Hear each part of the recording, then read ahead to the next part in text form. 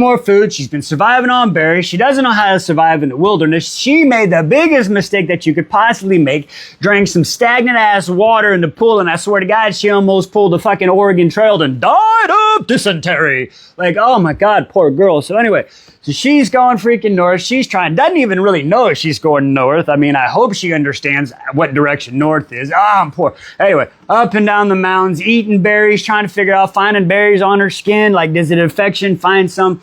Out of food, staying out of taverns, just hurting, right? And then she hears this big old and she's like, oh shit, she got to be all sneaky. So she's hiding and she realizes it's the yellow legs because she understands how the wyverns fly, but these aren't very good freaking flyers because she can tell the difference between if it was 1, 2, or 3 because they hide their numbers because she's smart because Manning and all them, right? So she knows she kind of sits back and watches them, does their thing, and then they leave and then she kind of bounces out. And then we go to fucking Lorcan. Why is Lorcan out and up in this bitch? Okay, well, I know why he's out, but why is he fucking... Anyway, we'll get to that in a second. So Lorcan is out here looking for fucking ward keys, right? So he's looking for these ward keys, thinking he's got one, thinking he needs another 2, and they're even talking about how when he finds these, each charge of the key to make a bigger gate and a ward open in the world and all this other madness. So he's out there. Now, while he's out there, at one point, he captures some yellow legs, does some of his, Lorcan stuff and the torture and finds out some information and does that. So he's doing that. He's looking for that stuff. And then he's all like hiding, right?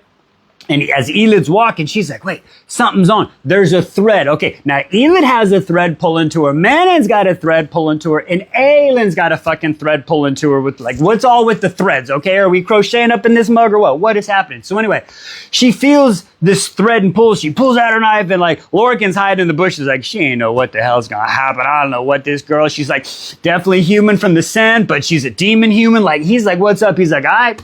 The hunt is on, figuring out what's up with this girl, right? So that was chapter 1. Chapter 2 is, okay, we go over to Aelin, and we're there. They're on their journey north to Orinthia, right? It's been freaking weeks. It's pouring down rain, and we're finding out how they got, Rowan puts bubbles over him. She keeps fire. We learn that I got that the defensive perimeters. If somebody comes in, the little girl, Evie, and the dog, Fleetfoot, they go inside the fire. She puts fire around her where nobody can touch them, but the fire will burn them on the outside. They got the thing. Roman's all being, he's flying around, doing all this stuff, right?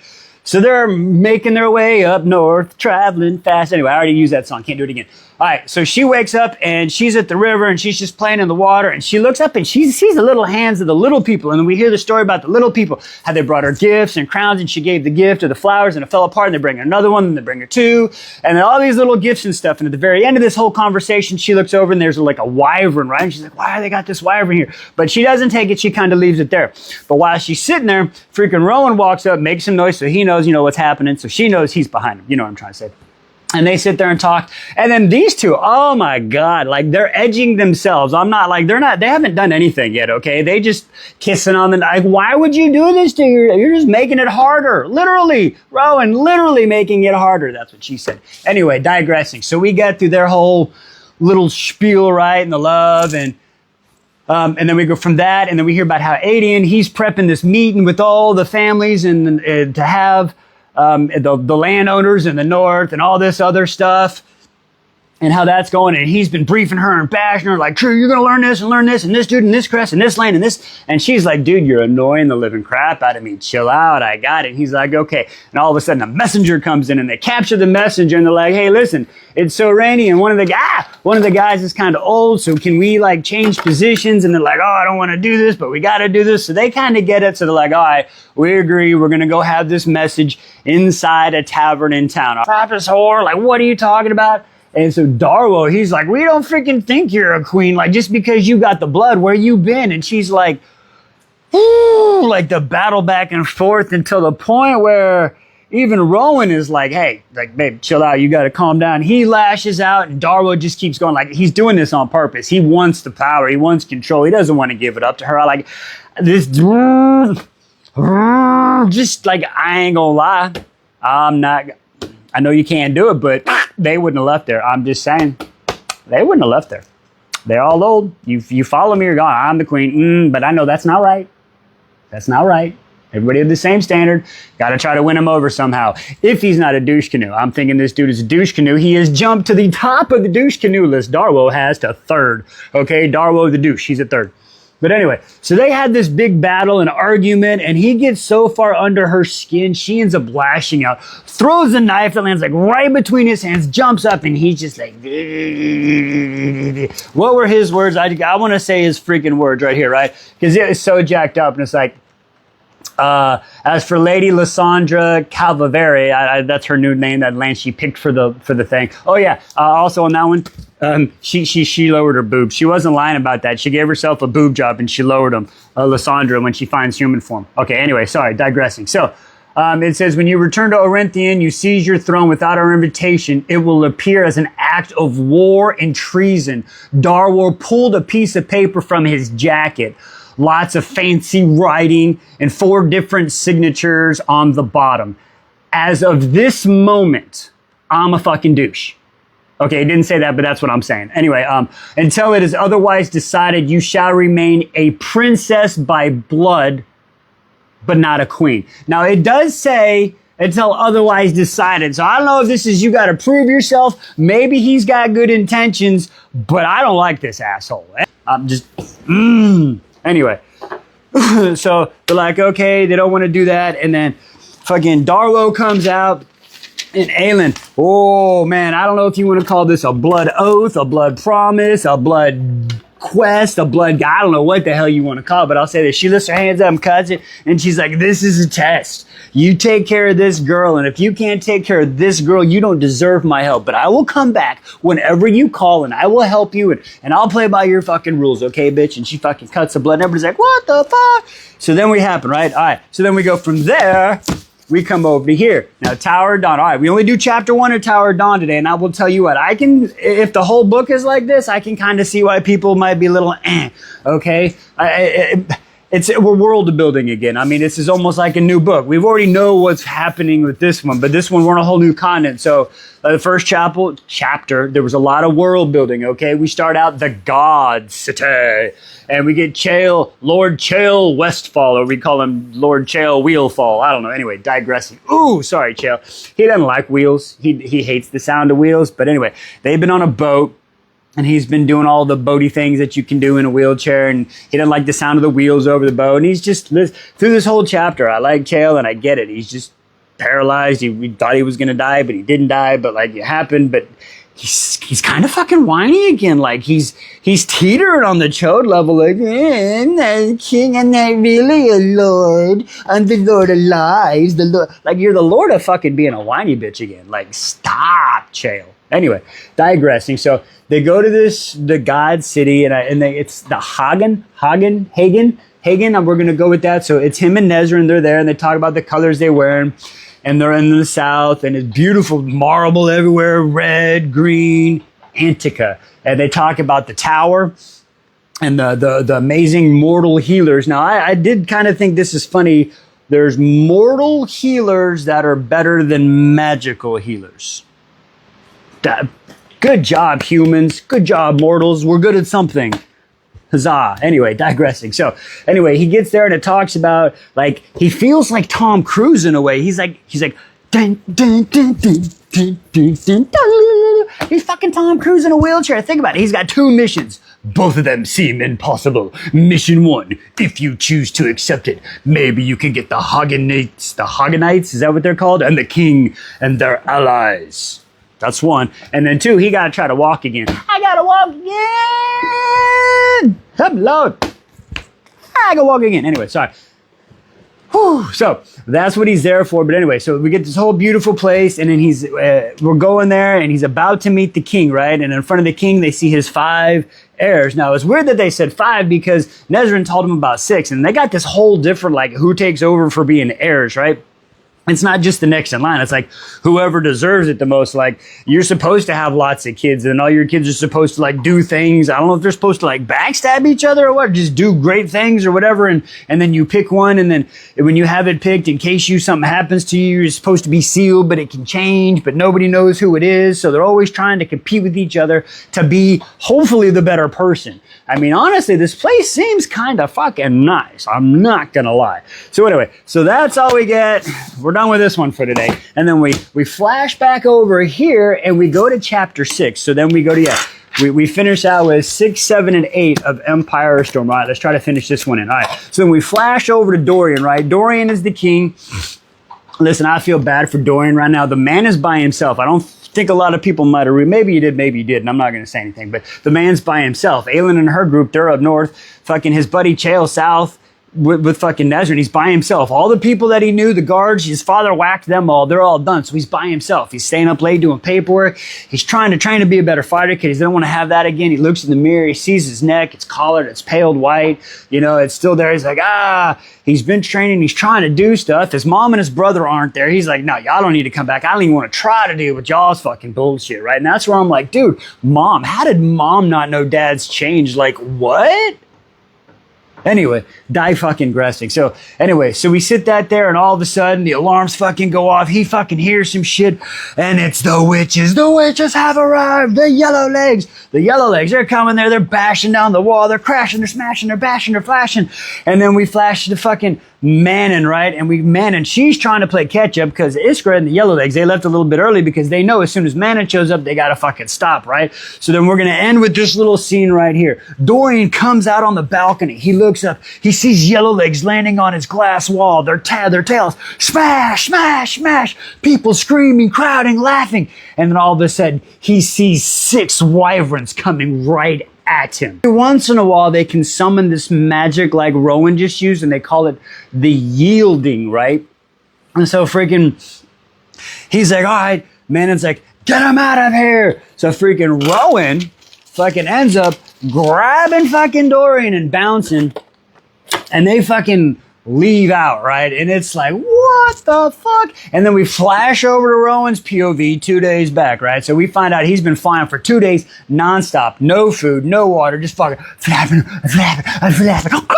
just trying to fucking get there, right? So he fucking gets there. He sees all of this shit, fucking kind of like helps them all escape, right? And he's like, how do we get fucking out of here, right?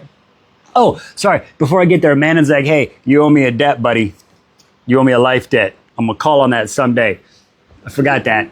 So yeah, but then he just kind of saved her life then too. So are the life debts paid? I meant to ask that question earlier, but anyway, okay, digressing. So then he's like, yeah, we can go this way. So they're going down in the sewers. They go through the old tunnels and they're talking about it. He's like, hey, do you trust her? And he's like, well, you know about the whole encounter that we had. And he kind of saw, and he's like, all right, but I wouldn't fucking trust her. And he's like, yeah, okay, cool. So they go down there and they find this freaking boat. So they're down in there and they're like, hey, I don't think that boat can hold all of us. It's all rotted out. He's like, don't worry, it's just for you. And he's like, what? So Rowan puts Dorian in the boat, right? And he puts his cloak over him, and then he puts his magic bubble over him to seal all the smell and scent in, and the arrows can't hurt him. And then he kind of pushes him off, and then he fucking flies out, right? And he's flying above him, and he's kind of making sure that Dorian gets out. So Dorian almost got killed by freaking yellow legs. Aelin's got no fucking homeland again. She just gets home. She's not allowed to come into fucking home. Chode is just like, oh, I'm so sad. Like, you see why I picked Don't Stop Believing now, right? Everybody's got to have some fucking belief right now. Holy crap, it's very down. But anyway, so he's kind of walking out, but then again, Rowan, he's doing the whole poor me thing too now. Like, everybody is, I get it. You got to bring, oh my God. But anyway, he's like, man, Aelin, she might have to like accept marriage, like to join for the unity and the power for her to become queen. But if she picks me, then that could destroy the whole thing. And this brings this whole thing to an end. And it's just like, oh my God, the world is so sad. Everybody's so sad. Why are we bringing them? What is Sarah about to do to us? Because if she's making everybody have this much doubt already, I'm scared for what is about to happen. Now, Nezrin goes to her room, and we don't see her for the rest of the day. Like, I guess she just in her. So she goes there. Now, Chael goes to his room. Now, in his room, he's got a servant. Now, the servant's there to help him because he's in a wheelchair to help him with the bath. But apparently, that servant's also there to give more than just a bath. I guess, like, happy endings come with their service, too, because she's even like, what, you don't like me? He's like, oh, no, you're good. I just want a bath. Like, I don't need that. She's like, offended. Like, okay, I get it. That was kind of weird. But so anyway, so they go through the whole, I got a garbage truck coming. Hang on, pause. Okay, sorry, the truck's on. So, where were we?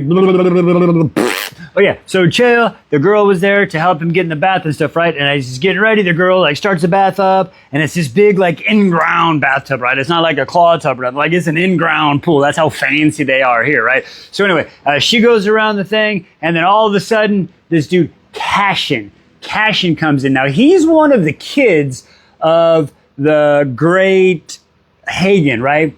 Now, if I am correct, I might be wrong. I'm really bad with names again, but he's one of the sons, and he's like the soldier son. He doesn't like the politics. He hangs out with the soldiers, like he lives with them. He doesn't like BS. He is like a fucking, he would just give him the blunt truth, tell him what he needs to do, and he's gonna fucking do that. So anyway, so he comes in here because this guy's got suspicions that there are some freaking spies in the court, that freaking, the fucking, God dang it, my brain's farting today. The head of the douche canoe council, fucking Earwax. God, I couldn't think of his name. So Earwax has sent fucking people down there, and they got spies in there. And like, they're saying that Tumlin, the one that decided to take a leap out the window, the younger sibling, like they had like split personality disorder or some issues, right? But even though that they had those issues, that wasn't something that they did. So it's really out of whack. And he's like, listen, we've invited you to dinner. We want you to sit at our table every single night. I'm coming to you, give this information because, hey, I need your eyes. I want your eyes outside because everybody on the inside, we look like this, right? So somebody gives that different perspective, and he's like, cool. And Chael's like, okay, cool. Hey, I kind of respect it. Like, maybe we can help each other out here. I can show you that I'm good. You help me, I help you. Maybe this leads to something in the future, right? It's diplomatic relations. It's good shit. All right. Anyway, so he fucking bounces out and leaves. Chael's going to get in the bath. He's like, I can do this, instead of just asking for help. So he gets undressed and gets out of his knickers and does the whole flippity floppity thing. And he manages to get in the bath. And then once he's in the bath, the girl sits there and he takes his drawers off. And then Chael gets him a nice bath. All right. And then from there, we flip to Empire of Storm. Ooh, hopefully I can fit this in. If not, I'll have to break it down. But anyway. Only we get some Elid today, right? So Elid, she's up in the woods, right? She knows she's getting tracked. She doesn't know by who, but she knows she's getting fucking tracked. She's like, what the fuck? So she's trying to be smart and shit. She's backtracking, she's left tracking, she's right tracking, she's up tracking, she's down tracking, she's whirling around, she's trying to lose this shit. The problem is she's getting so fucking whoop-de-loop-de-now-loop or bounce. She doesn't know where she's at anymore. She's like, I'm lost. Her ankle hurts. She's out of food. She's like, Finally, she's like, screw it. I got to figure something out. She can't fight. She can't climb the tree. She can't get out. It's just, I don't know what to do. So she ends up going to the stream, right? And she goes to the stream. She's like, all right, I'm going to get some water. So she takes a canteen out. She opens it up. She's filling a canteen up. Glug, glug, glug, glug, glug, glug. And then she goes and she drops her cap right in the water. And she's like, oh, would anything just go right for me? And she's searching and she's looking for her cap. And right when she feels the cap, all of a sudden she hears like this, I understand, but she just embodies Manon and just like, what do you fucking want? We're here to hunt this. And she's like, I'm looking for this and you jacked up my mission and hurt my ankle. And this Ilkin is sitting here like falling for her, right? Because she's just giving it to him, acting like, man, I'm like, what are you doing? And all of a sudden the Ilkin is like, hey, wait, the person we're looking for had a jacked up ankle. And instead of freaking out and like, oh shit, what do I do? She just Manons the fuck out of this Ilkin thing, right? She's like, what did I say? You need to leave me alone. I am on a mission from the Dark Lord, or whatever she called the thing. And the thing is like, okay, and it like smells. But since she's got the jewel, and she's even like, look at the scar. Like she's showing like, oh, okay. So the fucking thing bounces out. She tricked it like, oh my God, Elid, bravo. Oh my girl. So anyway, so that fucking happens, and all of a sudden Lorcan comes fucking showing up. What? I guess Lorcan dealt with those things, okay? Yeah, I don't know what the fuck happened. I don't even remember. Let's see, you put the whole thing on, Lorcan came, and they ended up started talking. So let's see, Lorcan's, yeah. So anyway, he's like, what the hell? I think he dispatched them is what I'm going to say, is because he came over tired anyway. So Lorcan dispatched them, or at least most of them. And then he comes up her and he's like, what the heck? And she's like, oh, blah, blah, blah. So they start talking and chitter and chat. And he's like, all right, what's your story, girl? And then she's, telling him the story. And she's like, all right, what the heck? It's like little back and forth, the kind of feeling each other out. And then she takes off her boot, and Lorcan sees how mangled the foot is, right? The ankle. And he's like, oh shit, and that little girl was running. Okay, props to her. So he reaches in his bag and throws her some fucking, that healing medicine that he got from old, like, the Magic Lands up in Wendell, right? And she's like, all right, cool. Hey, answer for name. You tell me, I tell you. So she starts talking. She's like, hey, listen, I got to get something to Aelin, or not Aelin, she's like, to Selena Sidorthian because of a friend. And he's like, okay. And she's like, and then I'm going to go down and track Aelin Galthinius down. And he's like, why? She's like, because listen, man, she's a fucking fighter and she's been gone and now she's my queen and I want to go help for the cause. And he's like, he knows. He's like, oh shit. He knows the same, but he doesn't tell her. He's like, I don't have time for all those questions right now. But Lorcan's like, hey, we're going to do some shit. I'm going to protect you and you give me information because I got to know how Morath, this whole, she's like, okay, cool, fair bet. So they make a deal and they start going out, right? All right, so then we go for there. That's Empire of the Storm today. And then we flash back to Tower of Dawn. All right, I got like 4 minutes. See if I can get this done. 3 minutes, okay. So then we go to Tower of Dawn, right? Oh my God, okay. Y'all are gonna, what is her name? I butchered it in Assassin's Blade. I call her Yenri, or is it Renee? Okay, I'm gonna go with Yenri, okay? Just because I like Yenri better than Renee. For personal reasons, but anyway, digressing. So, Yenri, dude, she is back, and oh my God, Yenri, I wish Yenri was a real person that we could fucking put up on a wall and have every person, not just little girls, okay? I'm not saying little girls. I'm saying everybody needs to fucking, if that was a real fucking thing, people need to study that drive and motivation, because in the 2 years since her and Selena Saldorthian were in the fucking little back alley of fucking Inish, when Selena Saldorthian gave her that message in the brooch and fucking said the world needs more healers and that whole fucking thing, in the 2 years.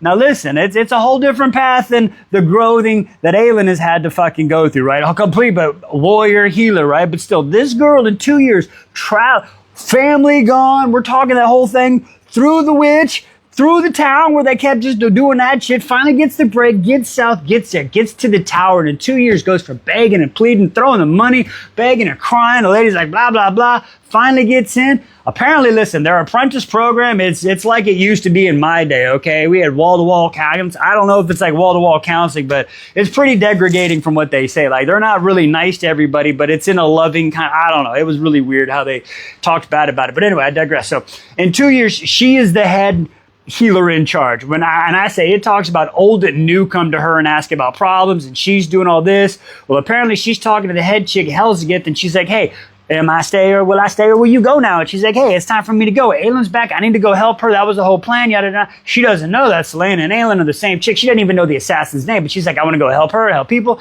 And she's like, hey, but before you do that, think about this. Will you heal Chael Westfall? She's like, who is he? Oh, he's the new king. No, I ain't fucking touching that asshole. Why? Because he did this and this and this and this and this and this whole list of why she can't. And I mean, get it, those people. She's like, he took the orders, even blah, blah, blah.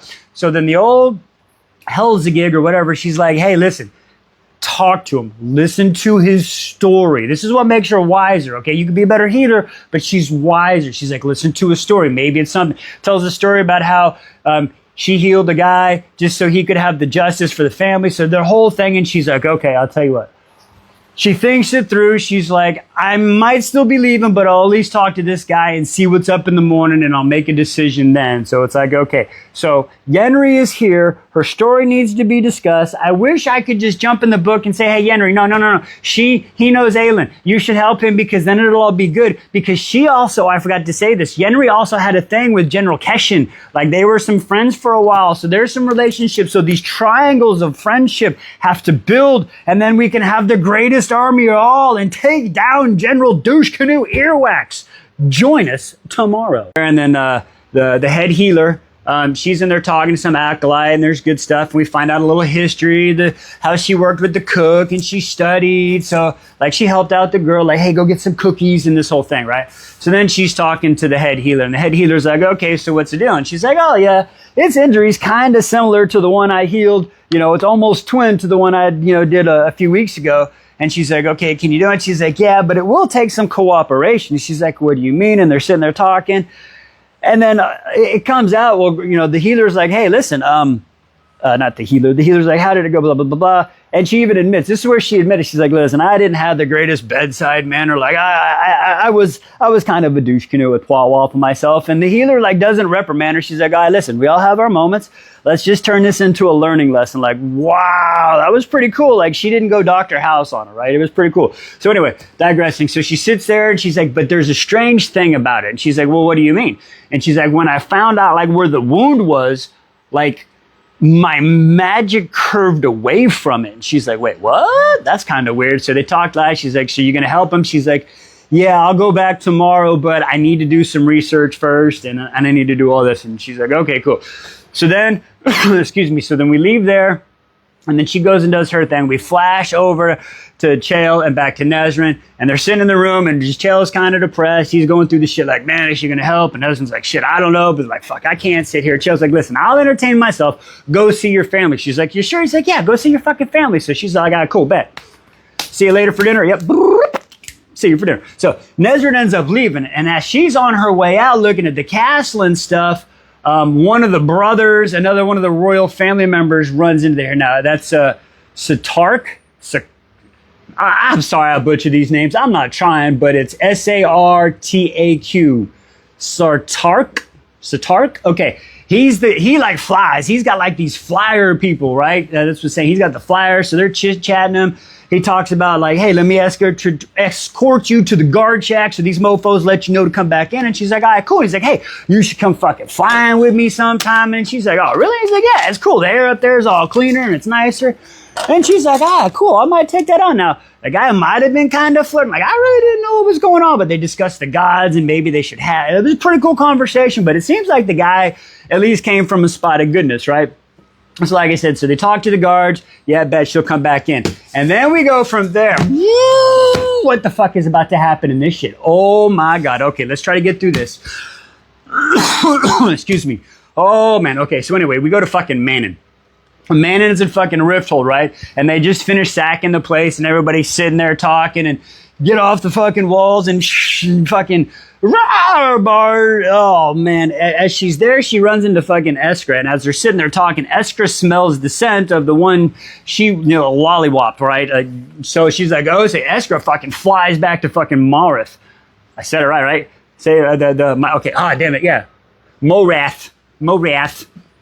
Yeah, I said like Mike Tyson, Morath. So she takes off to fucking Morath, right? And Iskra does, and she gets there, and so anyway, Manon finishes at fucking Rifthold and does all that shit, and she's like, 13, let's fly. So she fucking flies, and they land at fucking Maroth at the right spots, and bam, and they come down, and they're walking in, and they're all sitting here talking, and she's barking out orders, and she's like, fuck, what's gonna happen, the lies, and she's like, ooh, boy.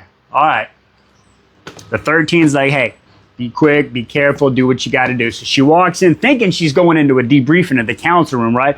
She walks up in this mug and everybody's fucking lined up. The 3 matrons are there. The seconds are all there. The rest of the 13 go there. So it's only freaking Manon and Astern. Remember, Astern's back to the second, right? So she's in there and all of a sudden she's like, she sees the 3 matrons. Not fucking earwax in there. And she's like, wait, what the hell? And she's like, ah, shit, son. Nope. This ain't a debriefing. This is a trial. I'm going to stop it there because I need to talk about this. Join us for part 2. I'm going to go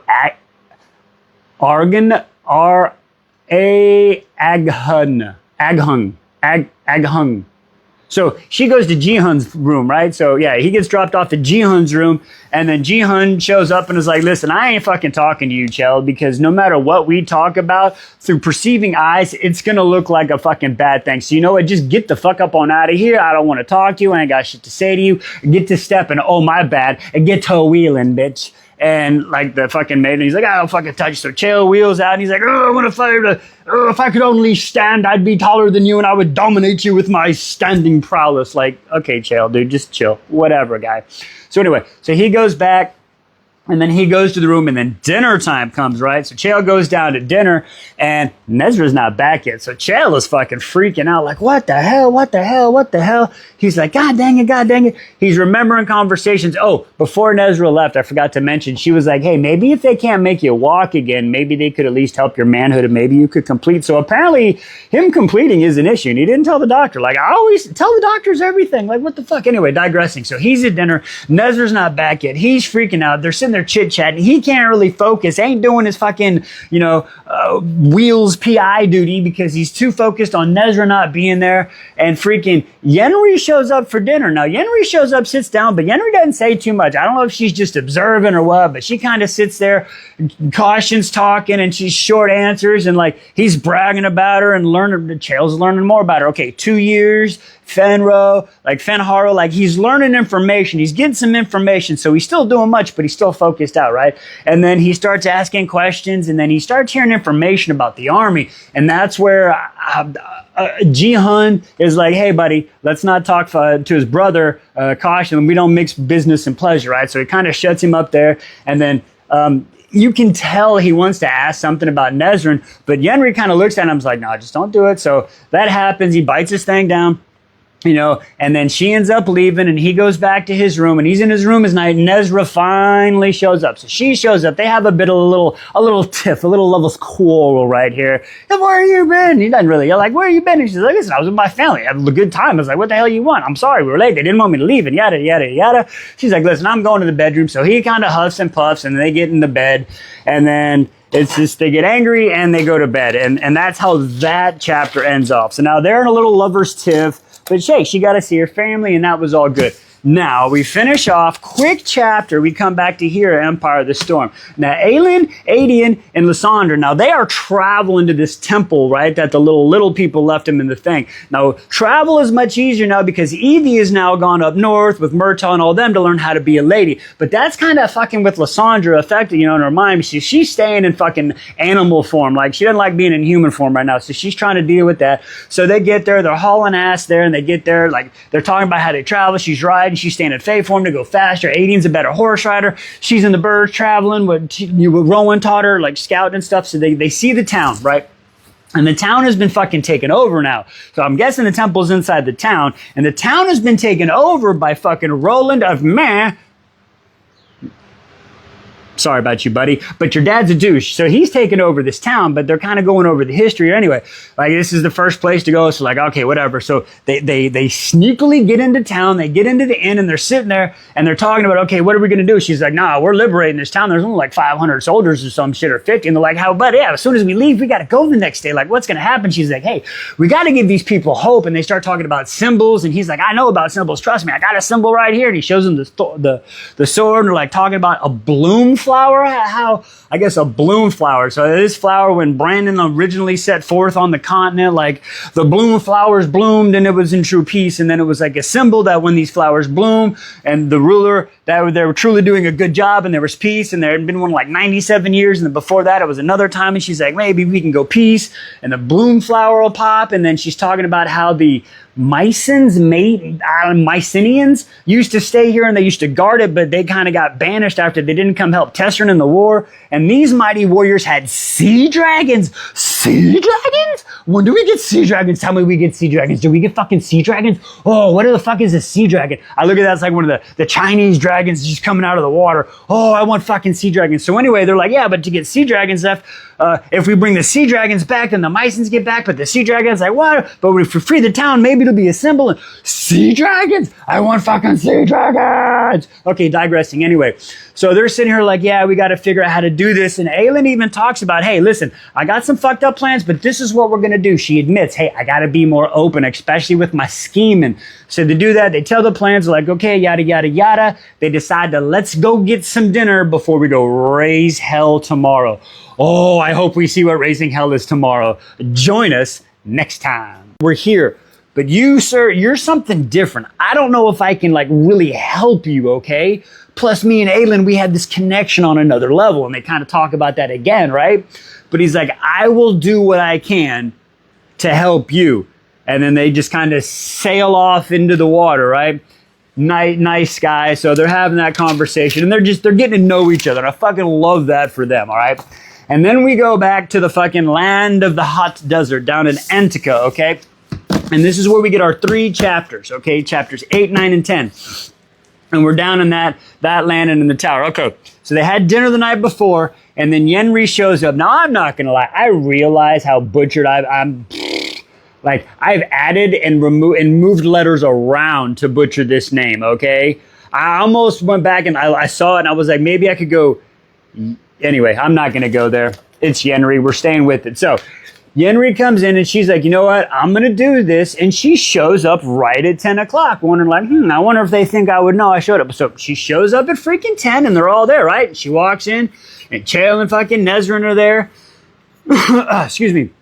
So they walk in there and they start having a chit chat and Nezrin's like, hey, do you need me to help with anything? And she's like, no, listen, really, this is between me and him. He's got to get through this. I'm going to assist him. Now, this whole conversation as they're doing this, both Chael and Yenri, they're very careful with their words, okay? I've noticed that. And the author actually makes sure she shows us how they're both careful with the words, okay? But before we do that, so Nezrin is like, hey, I'm just going to go hang out with my family. You sure you don't need help? Yeah, cool. So she bounces out.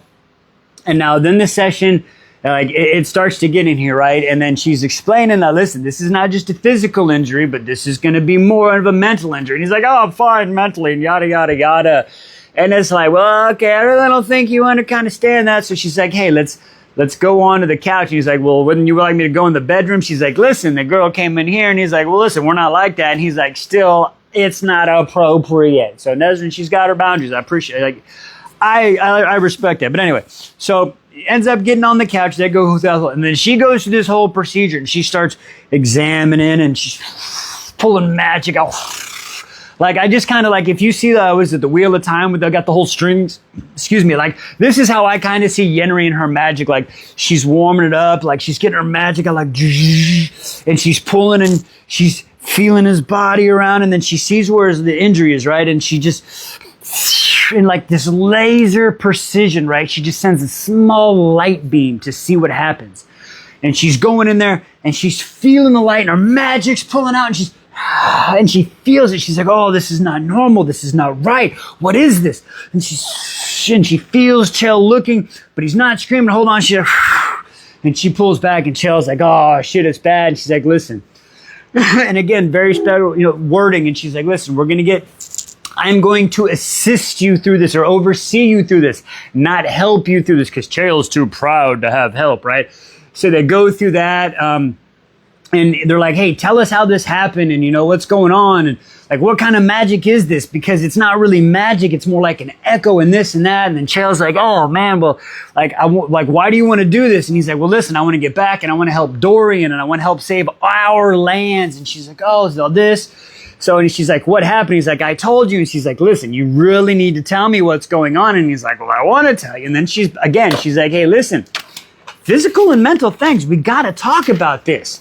And then he's like, listen, I've told you everything. And she's kind of seen him now, okay? And then she's like, all right, cool. So she walks over to her little thing and she gets some oils out and she starts rubbing it on her hands and she starts working his muscles. And she's like, listen, it's a whole body thing. You got atrophy in your legs. She's running down his legs and they're talking about that, but we can work this back out. Exercise, I'll oversee you, I'll work it. And as she's rubbing out like this knot on his shoulder, she's like, tell me what you know. Tell me what you know. That's what she whispered to him, right? And I'm going to leave it off there. Join us for part 2. So they're kind of talking and there's jokes back and forth. Nezrin even cracks the jokes that has people kind of fucking laughing and shit, which causes the eldest brother, the one who's supposed to possibly be the heir, like, what are y'all fucking talking about down there? Like, just being all weird and fucking snappy, like stupid as fuck. So then they all kind of do that, and then that conversations get eyed, and they just, the dinner kind of ends off from there, right? And that's how it ends. And then we go to a midnight storm, and we got Yenri. Yenri's in the fucking library. Now, this scene reminded me of the Never-Ending Story when he's up in the attic, and he's reading the book, and the thunderstorms are going, because she's down there, and she talked to some girl named Norsha. Now, Norsha, I guess she's like the library version of Yenri, right? Like, she knows all this stuff. She's been like to school to learn how to like research and read and shit. Like, they have a working relationship. That's about it. Had to bug her during dinner, kind of pissed her off. But anyway, so they're looking for books and scrolls and all this stuff. And they're reading these books and scrolls, and they find this one book called The Song of the Beginning. The Song of the Beginning, but she couldn't read it. So the beginning, the Song of the Beginning.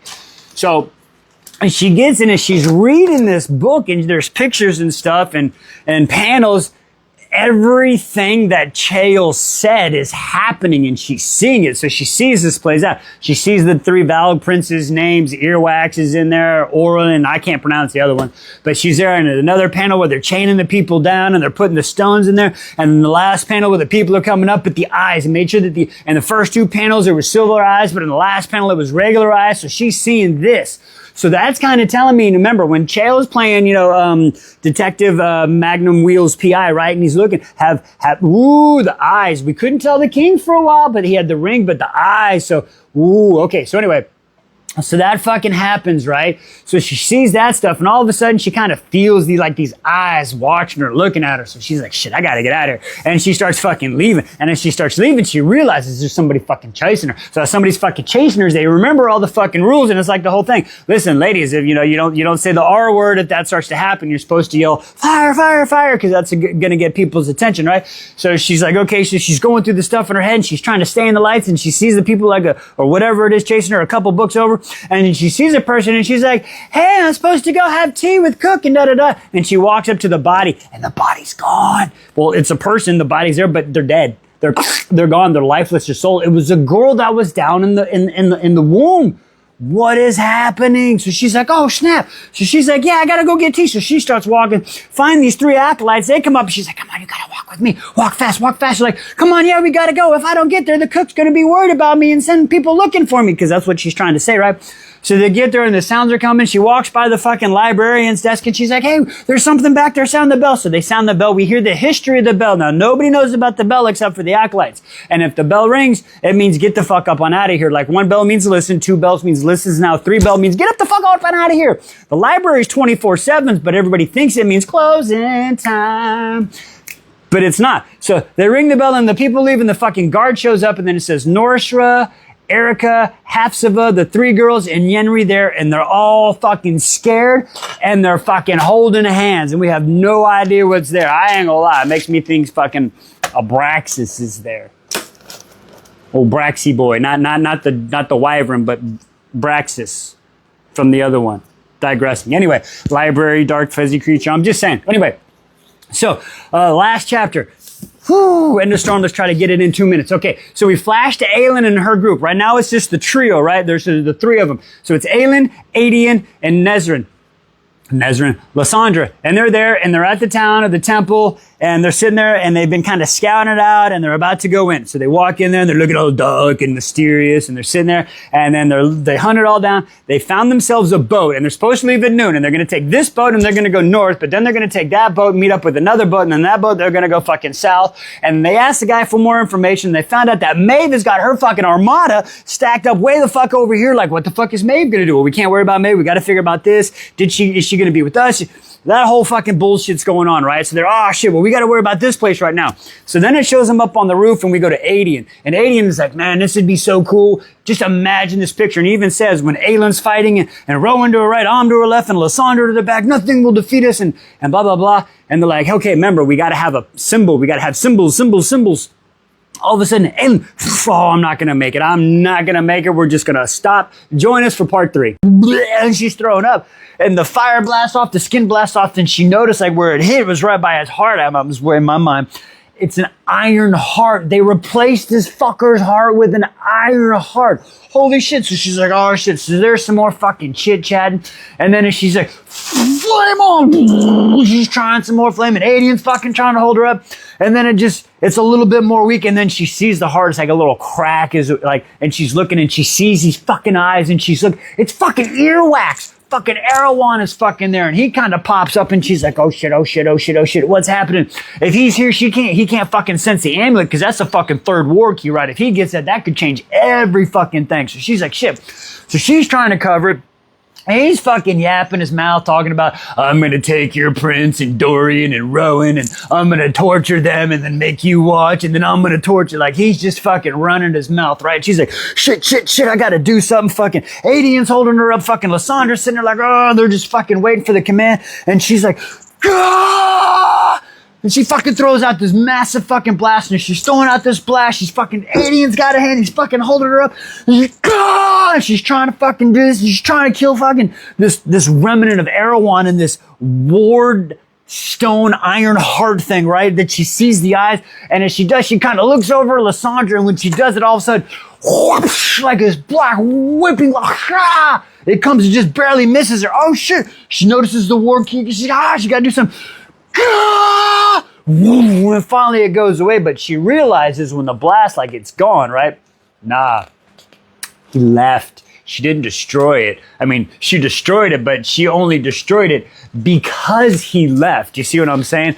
That was the only thing. And then she looks down and she realizes when he did the whiplash, it missed her by mere inches. Like just it just should have been here. If it would have been here, he would have found, but just missed it, but it didn't hit her. But there's still the energy and the tendrils, and she feels all this, and they're like, what the fuck? And she's like, okay, this is what we got to do. We got to go find Rowan and fucking Dorian. We're changing fucking plans. We got to leave now.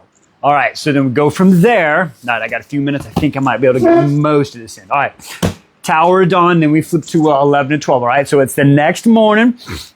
And Yenri, she's running a little bit late, okay? So as she's running freaking late because they expected her to be there at 10 o'clock, even though she didn't say what time she'd be there, it's just, you kind of assume. So she's not there. Nezra ends up leaving because she's going to go meet Sitark and ride the Rook, right? Remember I forgot to talk about that in the last video, but that's how it ended. Like there was an eye conversation with her and Chael. She's going to go talk with Sitark, right? So she bounces out to go do that. He's sitting there waiting, and Chael's like, well, if I'm going to sit here, I might as well do something helpful. She said exercises. So he does what exercises that he can kind of do, right? And he's working himself up in a sweat. And then finally at like noonish or so, Yenri shows up, and as she walks in, she comes over the back, puts her bag down, looks at Chael all sweaty, like, oh, okay, this dude's fucking working. She's eyeing this. Okay, even I don't have to be here, he will do things. So she kind of notices that. And then she turns to Kadaja, and she says, hey, he's got a rash on his legs because you put some oil in the bath. I need you to go get me this, and this, like mint, eucalypt, or whatever. Go down to the kitchen. Don't tell nobody what it's for. Now, this is kind of like a double thing. And he's like, what the hell? I didn't know I got no rashes and stuff. And she's like, really, you don't? But, you know, I need some privacy. We got to talk, right? And he's like, okay. And he's like, well, they could tell things. But listen, if people find out you have a rash, then we know it came from her and she's yapping shit out. You see what I'm saying? But I also told her that it was kind of her fault and she doesn't want people to think she's jacking up. So it's kind of like a layered thing, right? So anyway, so she leaves, so they start freaking talking.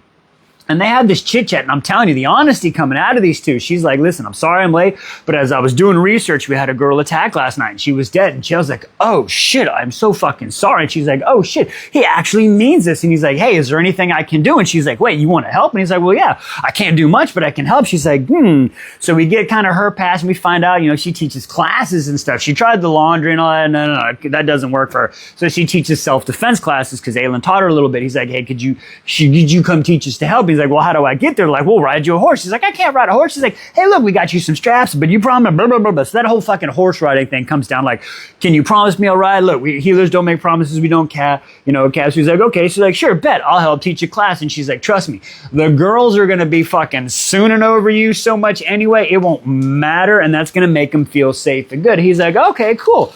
And then she's like, all right, well, let's get started on the treatment. And we're going to pause there. Join us for part 2.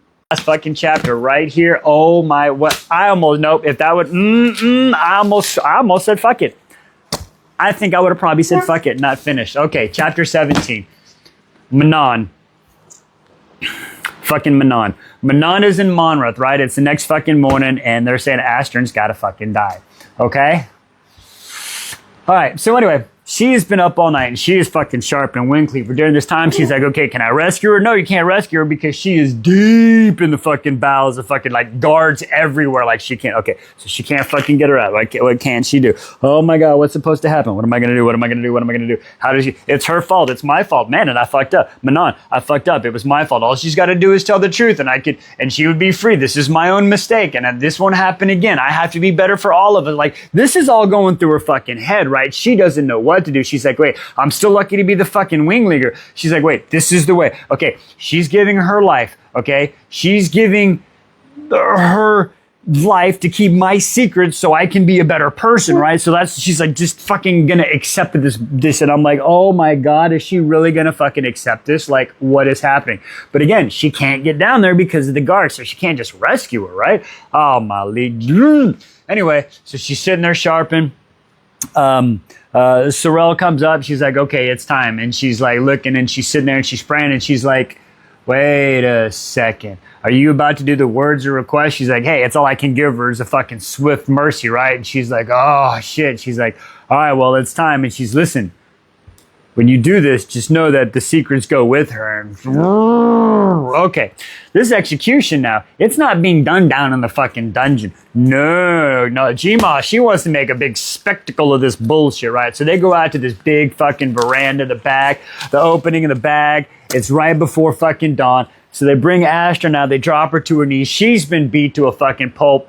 The 13 are kind of arched around her, right? So I see like, she's here, like Manon's here, the 13 around her, Gma and the other matrons, and everybody's here. This is where you can see the sun rising. And so anyway, so they're there and they're like, yeah, we beat her 3 hits for the 4 centuries. So it's supposed to be 12 hits, but she got beat down worse than that. You can tell. And Manon looks at her and Astra's like, just know they had to chain me down to beat me. Oh, and Manon is like, she's getting blood boiling. I had chills on my spine. I was getting so fucking mad. And then Iskrik or whatever that stupid bitch's name is that see you next Tuesday. Yeah, she was like, I whipped you so good. Well, that made fucking Manon fucking even more pissed. And then all of a sudden they're like, Grandmama's like, blood for blood, line up, get your claws ready, girls. And then it all starts happening, and all of a sudden, Manon goes, I invoke the right of execution. And everybody goes, oh. And Manon is like, yeah. And Grandma's about to say something before that happens. Fucking Cassandra Blueblood, the mother of Petra, is like, you know, you saved my daughter. Yes, you've earned the right and blah, blah, blah, blah, blah, blah, blah. So she fucking jumps in and saves that, right? So now we're sitting there and she's got it in front. And so again, it's the 1 and then the 13 and she's sitting there.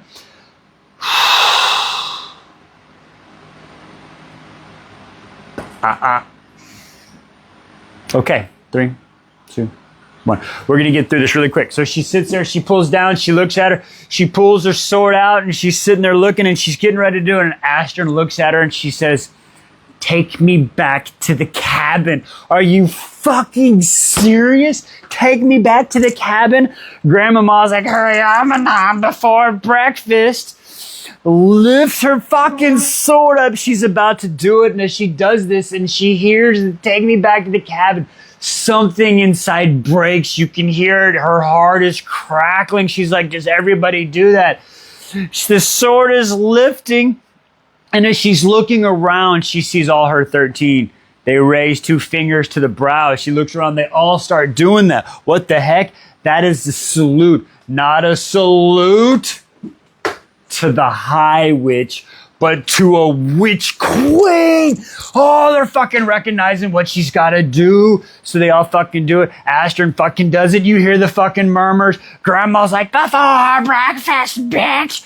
And fucking Manon in her last fucking order, she looks at her. Run! Oh, she fucking cuts off Grandma's fucking face, you stupid bitch. I hope you die. Join us tomorrow. Bitch. Like, what the fuck? Like, all I'm picturing right now is almost like a scene from freaking what is it? Empire Strikes Back, where it's Luke, I am your father. Where fucking Luke is sitting there and he's like, no, and he's finding out the truth. And then what does she do? Guess what? Just like fucking Luke, he yeets his ass down the fucking big old thing. She deletes herself down the fucking veranda's like, hey, being dead's better than them healing me back and giving me the fucking earwax to do whatever the fuck they want to do, right? She's smart. She's like, fuck it. She fucking drops down. She's just fucking, no. Just letting it be. What are we? Fucking Abraxas, baby! He fucking flies down. She sees this. She fucking reaches out, claws at Abraxas. He fucking eats the pain. I got you, Mom. Fucking little flip up to the back. She's on the neck. Wings open. Fucking come flying out of the fucking thing. Oh, I'm like, sweet Jesus, they're free. And they're like, 2 shadows coming up. I'm like, oh no, the fucking shit. Wait, they're her shadows, so we're good. I'm like, ooh. All right, she got an escort home, right? Oh, just when I think it's safe to get back in the sky. No, they're fucking getting chased by 6 fucking yellow beaks. Fucking Manon's like, split up, take 2. And they're like, no, we got to protect you. And she's like, go now. So they fucking split off. Of course, they fucking split up. And listen, I am not a fan of Tom Cruise and Scientology. I'm sorry. I just think that shit's all weird. But anyway, this man, he's the inspiration for this next scene, or fucking Luke Skywalker, right? I don't know. Take it how you fucking will. But they are fucking flying like Luke in his X-Wing. And they drop down in this fucking ravine. Maybe like old Iron Eagle back in the day. There you go. You remember that movie if you're old like me. Anyway, so she goes and she's like, oh, there's a canyon we train in. So she fucking goes and she's trying to hold her blood all in. It's fucking coming out. She's getting fucking pale. She fucking just lets go of the reins, holds on like a Brox, just take us home, baby. And he fucking starts flying, and as they get into this fucking ravine, you hear a big old she fucking looks back and just, there's a red mist of splatter where the fucking wyvern and the yellow beak just couldn't make it. Just, well, the other one, they're pretty fucking good. So they're fucking catching up. She's just trying to hold on. There's a big fucking cliff. She sees fucking daggers or braxes.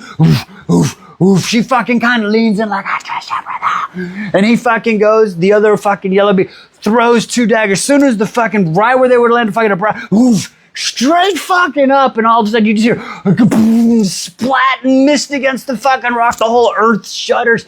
Fucking Abraxas is straight up like fucking 90 G's. I don't know if you fucking feet and hands scraping against the wall. She's free. It's quiet. She gets up into the clouds, hand on her gut, and fade to black. And that's how that fucking chapter ended. Holy shit balls, Batman. I'm going to end it there because we go to the next 4 chapters. We're Tower of Dawn, so we're going to put that in one video. Join us then. In minutes late, right? But anyway, Chael, he down in the courtyard, already got started. He trying to get on the horse right now. Chael, this is where Chael's got some, I get it, Chael, I get it. I understand. You got the pride thing. You don't want to ask people for help. You got to do it yourself. I get it.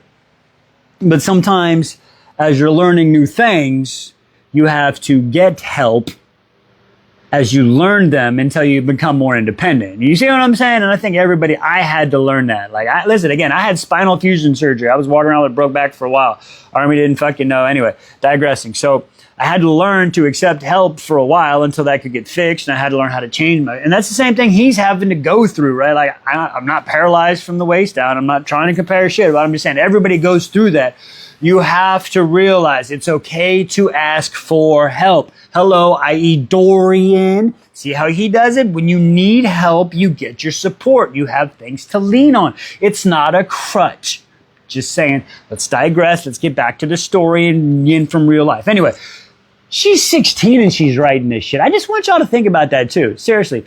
The author, Sarah J. Maas, wrote all this shit when she's 16, 17. Life fucking lessons. I am almost 50 years old and shit I'm trying to teach my kids. Just saying, digressing. Anyway, so Chael gets on the fucking horse, right? Now, the guards help him. He's kind of like, but anyway, he does it. And she's like, hey, there's like a ramp. We built you this ramp instead of you trying to lift. And he's like, hey, there might not be that ramp. And I get it, but still, start there, work your way there, Chael. But anyway, typical dude, digressing. So they do the ride to the tower, right? Now, they get to the tower. And there's some conversation, but they get to the tower and there's all these ladies are there. And Chael goes through and he teaches this class. Now, what he fails to realize, and I get it, Chael ends up having this thing where he starts to feel like he is a guinea pig. He's being poked and prodded because as they come in here, she's like, oh, look at this strap. And she's using it as a teaching moment because of the injury, but she didn't really run it by him first. So he's just, but Chael is, man, he doesn't say shit. He lets all the girls, like, you know, all the healers come poke and prod and help him down. I think that at one point they almost dropped him on his face. It says his nose is like 6 inches from the ground. So I think they saved him. I don't know, but they get him in the chair. He comes over and they're like, oh, da, da, da, and they're all swooning over him. And so he starts to give this lesson. He's like, okay, well, what do you know? And she's like, oh, we know about eye gouging and popping. And he's like, what the hell? What the heck? And all this other crap, like eye gouging. He's like, well, do you know about this? Oh, yeah, first lesson. What about that? Oh, first lesson. Don't be the first lesson. He's like, okay. So he's like, okay, eye gouging, knees to the nuts, don't be moved. And they're like, yeah, seriously. Okay, well, damn. So he's like, I'll tell you what, I'll teach you how to flip a dude over in a little bit. Okay, so he explains the moves and it gives very detail how he's very kind and generous with these girls and he doesn't let them take a step extra. I would compare it to if you Okay, maybe spoilers ahead. Sorry, actor software. Cassian is teaching the Valkyries, right? He's very kind and gentle and do this, correct this, like, you know. So the girls get that. They're flipping the guards. The guards love it because they're getting all the attention from the girls. Plus, they get some wine and stuff. It's really cool and shit back. So anyway, so the lessons are done. It's time to go back. And she's like, so you want to go here or there? And he's like, let's go back there. Silent fucking walk all the way back. And that happens. And then, as they're walking in, they get to the fucking, back to the palace. They get in, fucking Yenri takes off walking like, why the fuck is this dude mad? Why ain't he talking? She runs into fucking Cassian and they fucking kind of talk. And we find out that Cassian like really likes her. Now she likes Cassian, but nothing more than just friends. Like it's just not there. And then he's like, hey, I'll sorry, extra guards at the tower because this. And she's like, all right, cool, appreciate it. And then bounces off. Dorian catches up and she's like, oh, what the hell, you caught up? And then they get to the room. Where you want to go? He's like, oh, I'm in the bedroom. She's like, no. He's like, listen, I'm going to be in pain. I'm going to be on my fucking bed. So she's like, dude, what did I do to you? Like, what the fuck? And he's like, listen, you made me feel like a guinea pig. I didn't know I was going to be poked and prodded. That's not what I'm about. And she's like, oh shit, like it's a valid crash out. Like don't get it twisted. It is a valid crash out. You don't want to be poked and prodded, but you also have to understand from a different perspective. Yes, she went about it the wrong way. She even admits this. She hasn't been on her best behavior the last few days. Her hair's fucked up. She's not eating. She's going through some shit. She's processing just like this, you too. So she's like, you know what? So they're going through. He's opening. He was like, hey, tell me your history. I'll tell you mine. She's like, no. Finally, she's like, okay, you know what? She's like, I have some issues because, you know, the Adarlan people burned my mother alive. And then as she does that, she places the hand on the back and then she starts fucking going and the woo. Okay, again, the echo, it's like avoided, pulls her in. The first time she was going directly at it. And then this time she decided to go up to this top, right? And as she's up there, she hears screams and not on the outside, but on the inside. So she follows the screams and the light takes her. It's like water. It's smoothing through. She hears a light. She sees Marith. She sees all these things. She sees the past, Chael's traumas, leaving the father, the mother, all these things. Dorn just scream. Flashlight comes down. They're screaming. Chael screams, looks over. She's got blood coming out of her nose and her ear. He's like, are you okay? And so she's like, yeah. She figured it out. She's like, the story, I'm not going to finish it. Hang on. So she figured out there's a starlight. She's telling the story. And she goes through this. They're pulling the blood. He's like, are you okay? And so they're like, yeah, it's your story. And he's like, hey, listen, you know, I felt like this Dorian is free. I couldn't do this. I couldn't do that. And as he's telling her the story and she's drying their blood, looks down and his toes start to wiggle. Join us tomorrow. Pay extra money. So they're sitting there and they go through the search. They pay him the money and then they finally get on, right? And we find out the head chick, her name is Nikki. And they made sure that we know that Nikki and Elid both have this whole idea of like a new world and a whole hope and this conversation that they're having, right? And Lorcan is just sitting here. He's like, man, I am so old. I have seen how men do this. And y'all, the shit ain't changing. There's no hope. There's no changing. Trust me, I know. Old fucking Lorcan's got the mentality of some boomers. Anyway, I'm going to digress on that one. I don't want to offend nobody, but let's get back into it. Okay, then we go to Tower of Dawn. Now, Tower of Dawn was a very quick chapter. It was a Nezran chapter. I like that. We got a little break from Chael, okay? I need a little break from Chael. He's doing good. He's doing okay. He's got some toe wiggle now, okay? Remember that. All right. So now he goes to Nezran, right? Now she's out visiting her aunt and uncle. She goes by, she stops, and they're like, hey, let's eat. Now, I don't know if this is like where they got this from, but I tell you what, when I did my time in the Eastern Bloc of Europe and we had to go meet with the old people there and they ever brought, like, we had a guard shack one time that was on a dude's farmland. And anytime that dude came out, we had to open the gate to his own land. It was so weird. But he brought us coffee. We were told, man, if he brings you coffee, you better drink it because it's an insult. So we always had to drink the food. And then when we went over to the sandbox in the desert and stuff, and we were over there, anytime we met with the tribal leaders and stuff, man, we'd be full, but we always had, whoa. Anyway, digressing. So she goes to the house, right? And they're like, oh, are you ready to eat? And she's like, oh, I'm so full. Oh, I could definitely eat, but they've already had food. So anyway, she's about to go through it, talking about the cooks and how their cook's better than the palace. And then the uncle's like, don't say that. There's eyes and ears everywhere. Next thing you know, they'll take our cook. And they're having that whole spiel. And then the uncle and aunt are like, oh, we love that you're here, and your father, how he is, and they're comparing the uncle to the father. Like the uncle's just the uncle's skinnier because dad sells pastries, and they're talking about that whole stuff. And then she's like, okay, listen, I really came here because I need to talk to y'all as the kids are in school because I don't want to scare them, right? But listen, at the tower, there was a very bad death, right? And the way it's looking like, I don't know if it's true, I can't confirm or deny, but I just want to fill y'all in, right? She's like, the death looks like what we've been dealing with up in the north. Now, she didn't tell him that she'd been down in the sewers, down in the ditches, in the trenches fighting these mofos. No. She's just like, so blah, blah, blah. They're like, okay. And they're like, yeah, we'll hire some extra guards. And like, she gives all the information she can, leaves out the Val King, earwax, king, door, like it leaves that part out, right? But she does that, good old OPSEC stuff, operational security, like, hey, so hire some extra guards, and like, okay, yeah, we'll do that. And then they're sitting there and they're eating some food, and they're like, ooh, it's so good. And they're like, hey, when are you gonna come by and bring your friend? And she's like, oh yeah, Chael. Hey, now that they got him a horse and this brace and stuff to ride the horses, and he's feeling a little better, maybe I'll see him. I'd really love for him to meet you. And they're like, bitch, please, no, fuck him. No. We talking about the prince. What's up with you and the prince? Like, what the heck? Auntie and Uncle just joined a freaking Rowan and surreal tea party, like with tea party for four, Nesrin's family. What? Why y'all spilling the juice like that? Like, I guess everybody knows they saw her flying in the morning, heard about her down in the dirt trenches in the sewers with him. What's up? Yeah, bring her by, let the kids meet him. The kids would love to bring her prince. So what do you say? Like, oh, snap. And then, so she kind of goes through that like, oh shit, an embarrassment. And then the aunt makes the chapter ends off with this whole very like, I wasn't like really saying you're working for alliances, but she did make the comment, the rooks, which are the flappy birds that they fly, right? The rooks will not fear the wyverns. So they're kind of already hearing about the shit that's happening, right? So that's really pretty freaking cool. Hey, you gotta love it when the fucking aunt and uncle support you, right? Hey, what can I say? Anyway, we're gonna stop there. Join us for part 2 because this shit gets good. Waiting for you upstairs, or Rolf's waiting for you upstairs. And like, wait, what? And you're like, yeah, he knows you've been coming. Get on up there. And they're like, what the hell? And he's like, yeah. So they walk up there, right?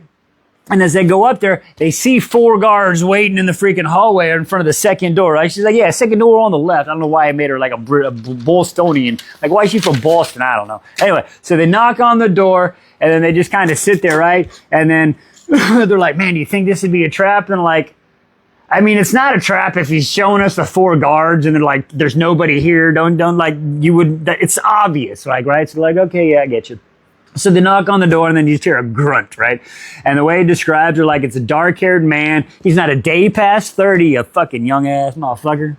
Anyway, he's lounging in his old red velvet chair, feet up on the desk, covered with papers, right? So they walk in there and they do that whole dick swinging, playing game, diplomatic, where nobody talks because he who talks first is the loser or some shit.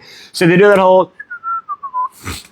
And then finally, they start fucking talking and they chit-chat and... I will tell you what, this conversation was handled like actual adults. They didn't bicker back and forth. He was like, hey, you need to talk about this. So they talk about, hey, the Valg. They talk about the Duke and Erewhon and how Erewhon is really the Duke and the King, and he's now declared himself the King.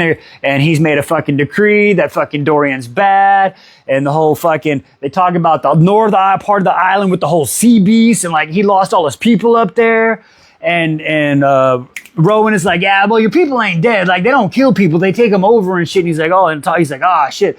So, like, they have a whole fucking conversation, like grown-ass adults just passing information.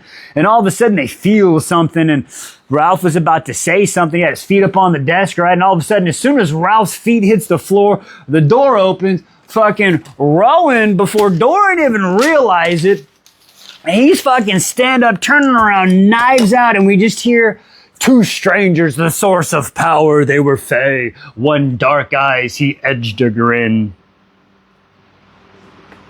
I don't know how they edge a grin. Okay? And then he's like, I liked you with long hair better. And Rowan gets pissed and fucking shoots a dart at him. Like, what? Like, within 1 inch of his ears, like less than an ear, right? And then we find out it's fucking Gavril. Oh, shit. Now, what do we know about Gavril now? That's Adian's dad, yeah? And then it's Fenry. Okay, Fenry.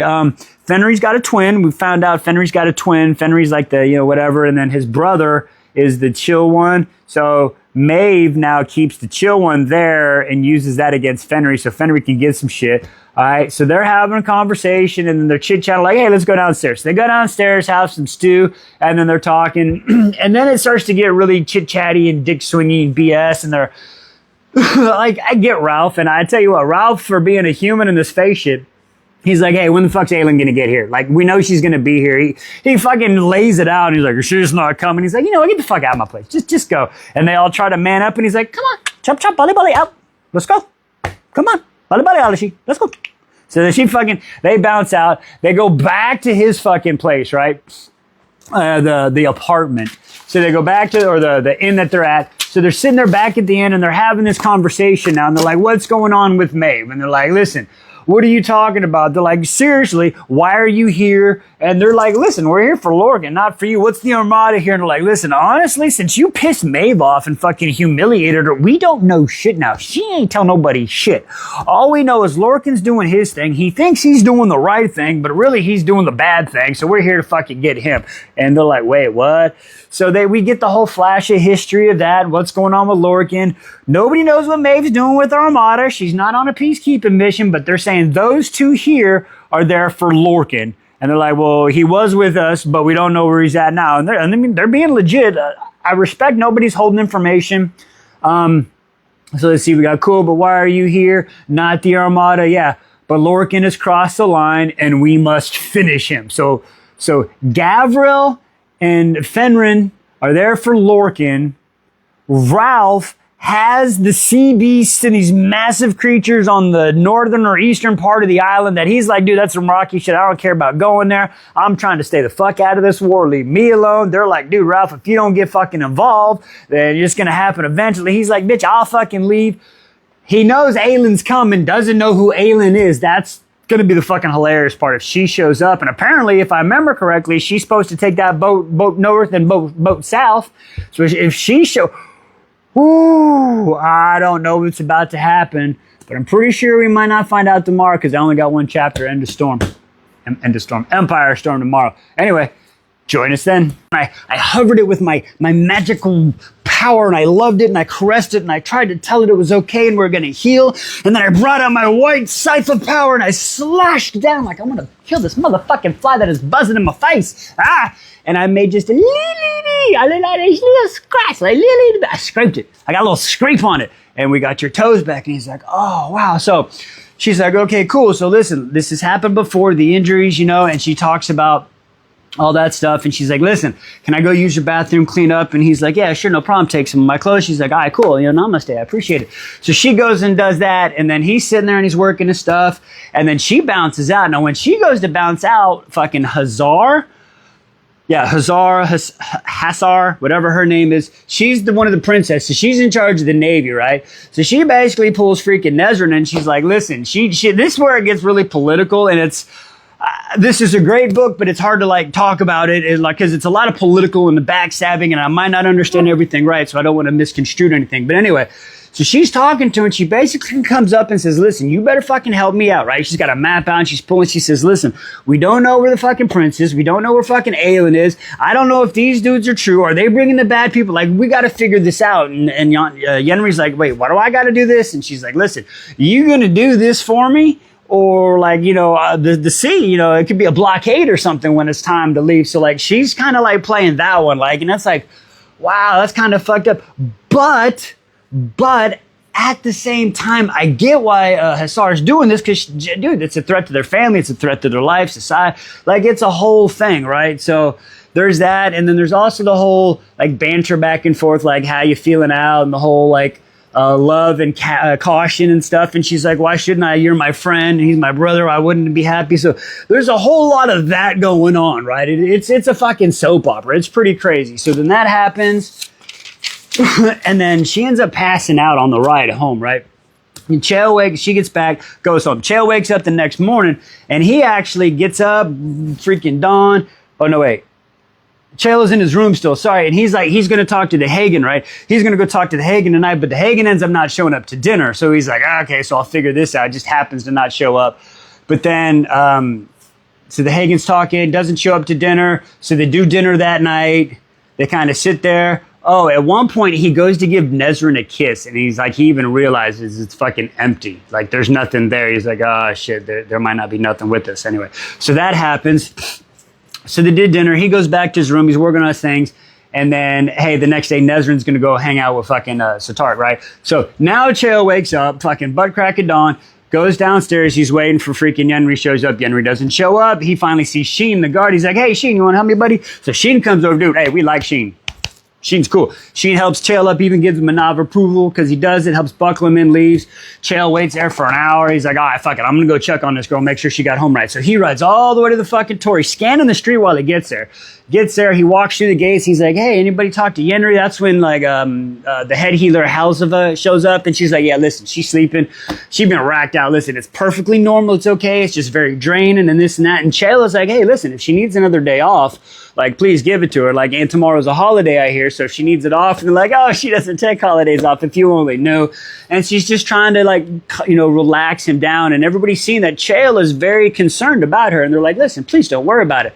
So then he offers to escort Halsifa around and stuff. And then they have a conversation. Everybody comes up and talking and chatting. And everybody's just kind of feeling everybody out, right? Getting a load for Chael. And then ends up leaving. He comes back the next morning.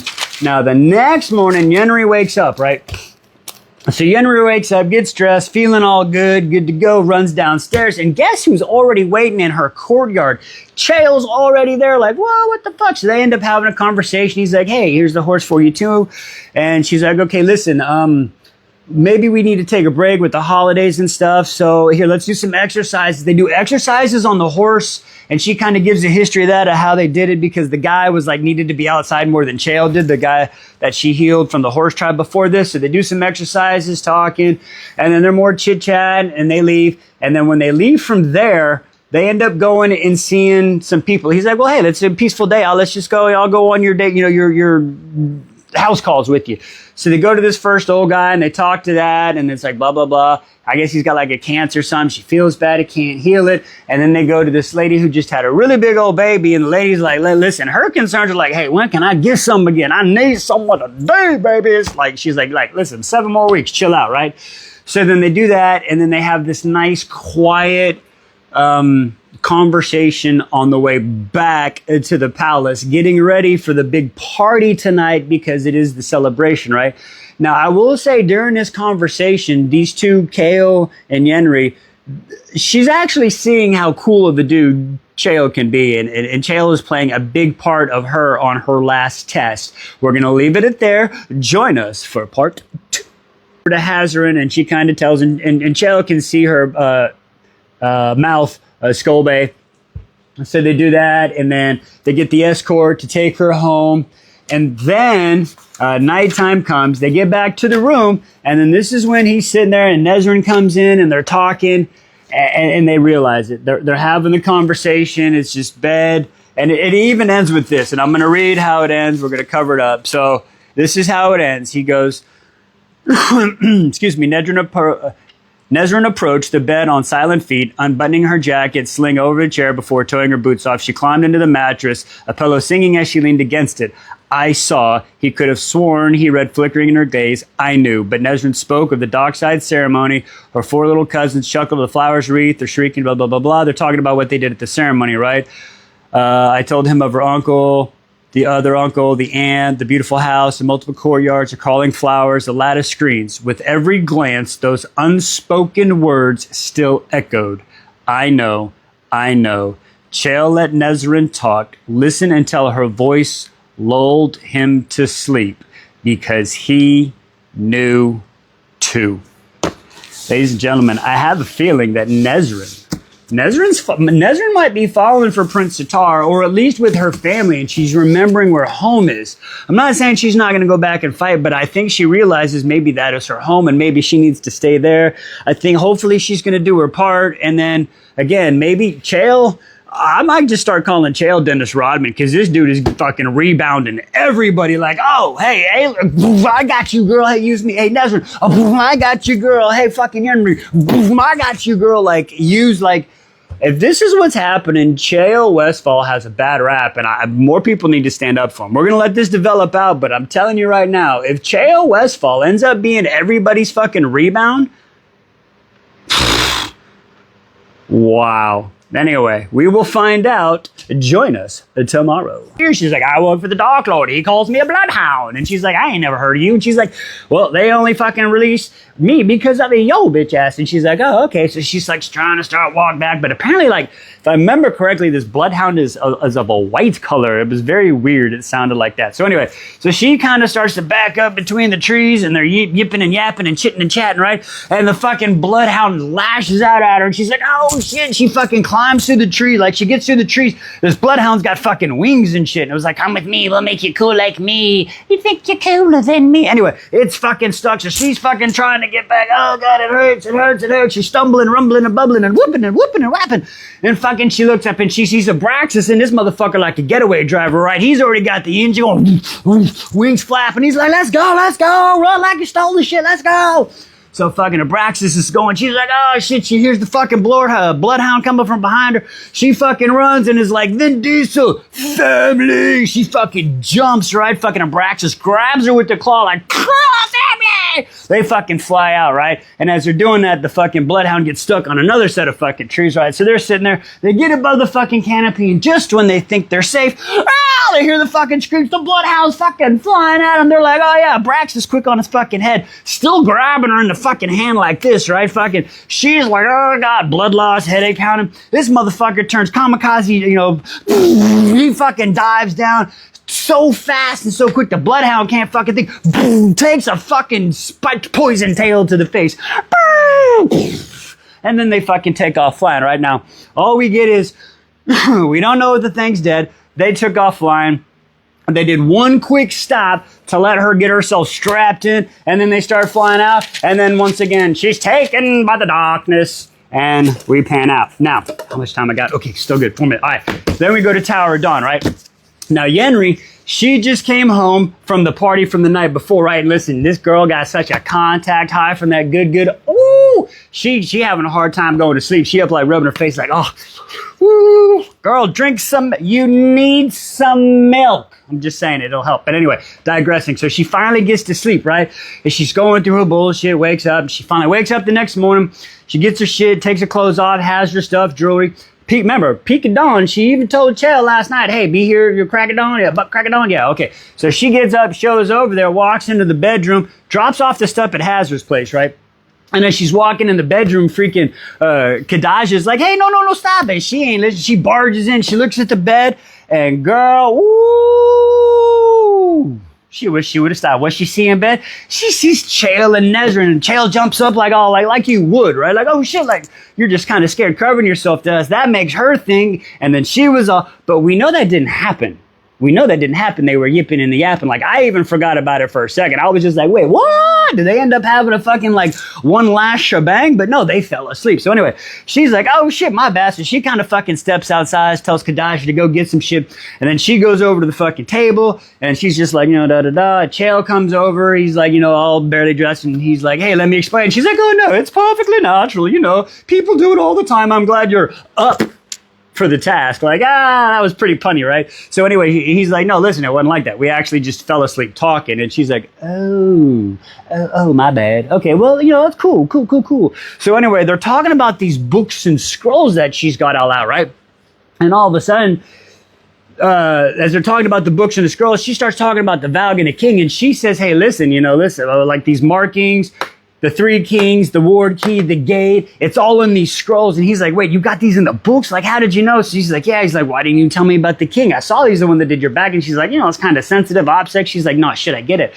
So wait a second. They're like, oh shit, somebody's coming this scroll. Let's hide it. So they tug it up, put it in his boot. I don't know if it's going to come back to bite him in the ass later, but then they hide it. So then they're sitting there going through this, and they're talking about a tour of the library. Maybe they could talk down there over the tour to get some better shit, right? So they do that. So they're like, shit, man, this shit better, we got to think this shit out, right? what about the kings? And she's like, what do you mean about the 3 kings? And he's like, well, yeah, well, you're talking about Erewhon, but what about the other 2? And he's like, well, I think they might be banished or dead. She's like, bitch, this matters. Banished or dead, there's a big difference. If they're dead, you ain't got to worry about them. But if they're banished, they could just be fucking waiting, and Earwax is going to fucking release them. So this like, oh, shit. Okay, I'm going to leave it there. We got 2 chapters left. Join us for part 2. Grab a bite to eat, thinking she's just going to say no, but to his shock, she says yes. And that's how we left off Tower of Dawn. Listen, I'm going to tell you this right now. Chael is... Too many people hate on Chael. I know I hated on Chael earlier, but it was fucking deserved. Chael is doing the fucking best he can, and I am sorry. I honestly think Chael, I'm going to call this motherfucker a springboard, okay? Because it seems like every woman, and I don't mean this in a bad way, like everybody's got to play their role, and it's a good thing, because it seems he can take it. But Chael is the motherfucking springboard for everybody fucking working through their shit, trying to help him get through his shit, right? It's just like, I don't know, but then after they get done with Chael, everybody seems to fucking do good. Like, what the hell? Anyway, digressing. Okay, then we get to chapter 26, End of Storms, right? So we go back to Skull Spay. So it says it's been 2 weeks. So it's been 2 weeks since the last time we were there. So anyway, 2 weeks. It's been 2 weeks. They've been sitting there. They've been eating, chilling. He's been training. Dorian has been training in his magic. He's been going out to a field. He's been trying to do stuff. Rowan has been he's been a real dude, man. Like on days where Dorian has bad sleeps, nightmares, night terrors, and sweats, he doesn't let the cadre come by. He's like, nah, y'all get the fuck out of here today. We want to deal with your bitch asses. But on days where he does good, he's like, yeah, come by. They've been helping him train. So he's trying to protect him and helping this guy out, and I like it. So they're going through all this stuff, they're eating, and finally after 2 weeks, they're sitting there having some fucking dinner, and Dorian's like, dude, I am so tired of waiting for fucking Ralph, because they've been waiting 2 weeks to have a meeting with fucking Ralph, right? So fucking Rowan's like, yeah, you know what, hey, go and give me some paper. So he writes down his fucking note, a message, takes it away, and about 3 hours later, all of a sudden, it's like, hey, they're having a meeting with Ralph. Like, what the fuck did he say, right? So anyway, the 2 other cadres show up, fucking Gavril and Fenrir, Fenrir, right? Fenrir. Anyway, so they show up. So all 4 of them show up. Apparently, if what I read right. Wow, that was a tongue twister. Rowan wrote a letter saying we have information, and then Ralph sent that back, but there was really no information or some shit. Like, I don't. Anyway, so as they walk in the fucking door, they talk about how Ralph's in this blue outfit and this and that and the other. And all of a sudden, ladies and gentlemen, boys and girls, children of all ages, Wise and Hobbs on TikTok proudly presents to you one half of the future conquerors of the world, Aelin Galfinius. Sitting in this motherfucker's chair with her hands behind her back and her feet up, and all black, looking like the boss ass fire breathing bitch queen she is. I'm sorry, I'm gonna give her that one.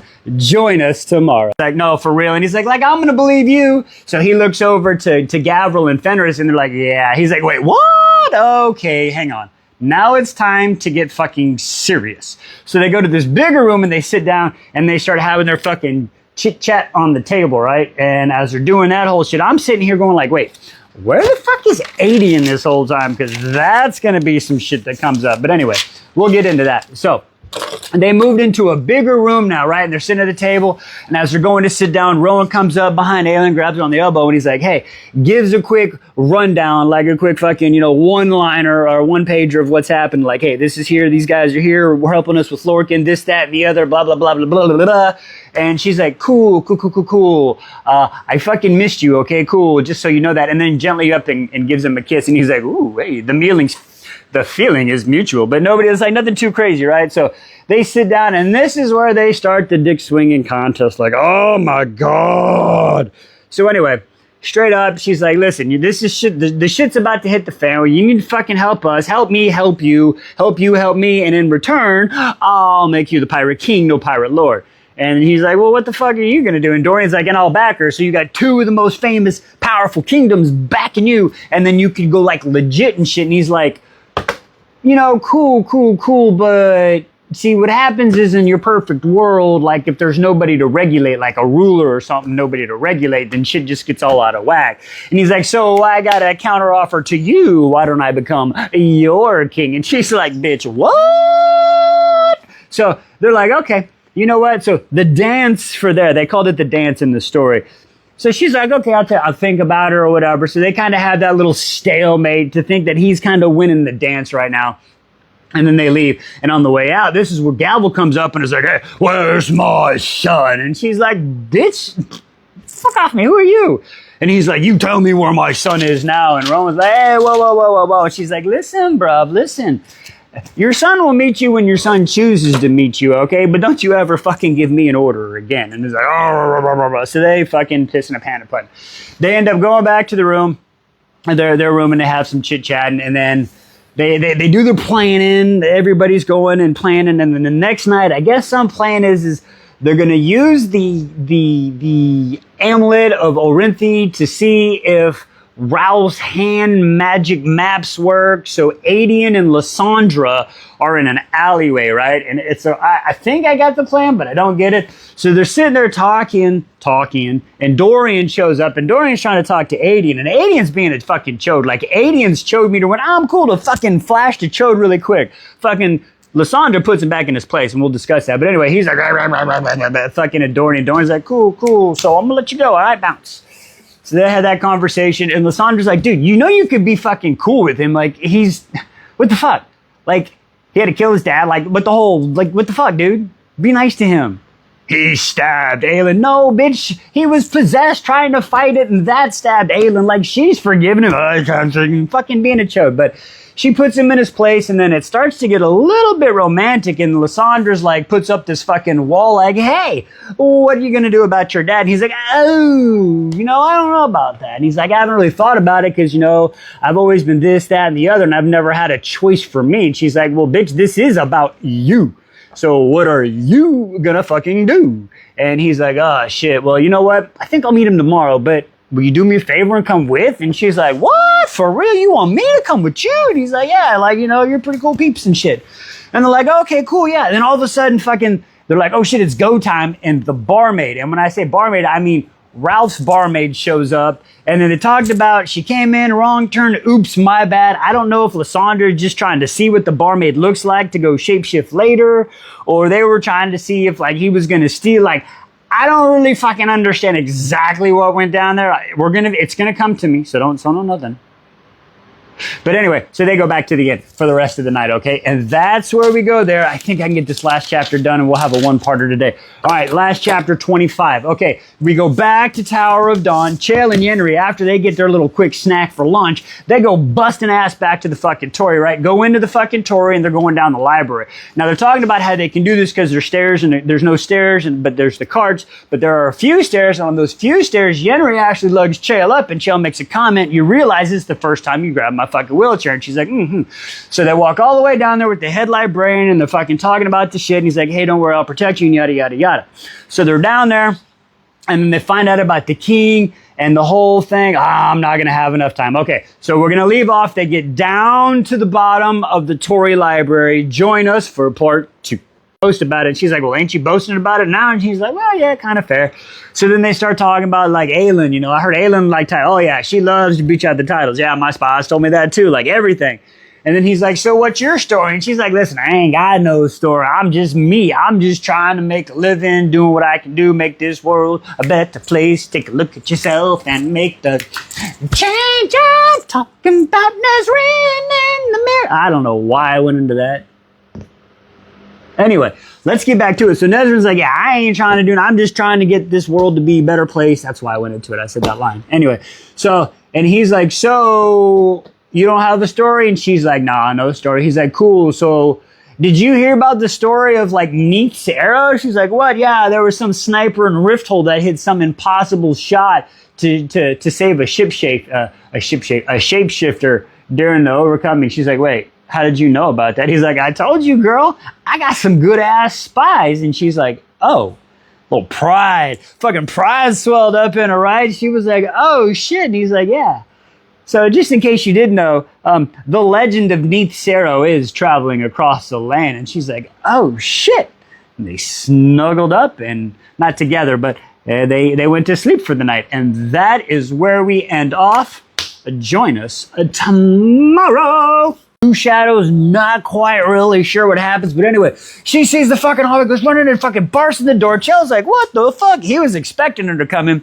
She's like slamming the fucking door, starts locking it. Fucking get in the room, get in the room. He's like, what the fuck are you talking about? Get in the fucking room. Well, doesn't curse, but you know, get in the room. So he fucking wheels his happy ass over in the room. She fucking comes in, they lock the fucking door, and they hear the outside door, and they're fucking, and then all of a sudden they get to the fucking Chell's room, and they put it, she's trying to, Chell can't do shit. So she puts some shit in front of the door. Oh shit, the big glass, we can't get out there. Da, da, da, da, da, da. And all of a sudden, all Yenner hears is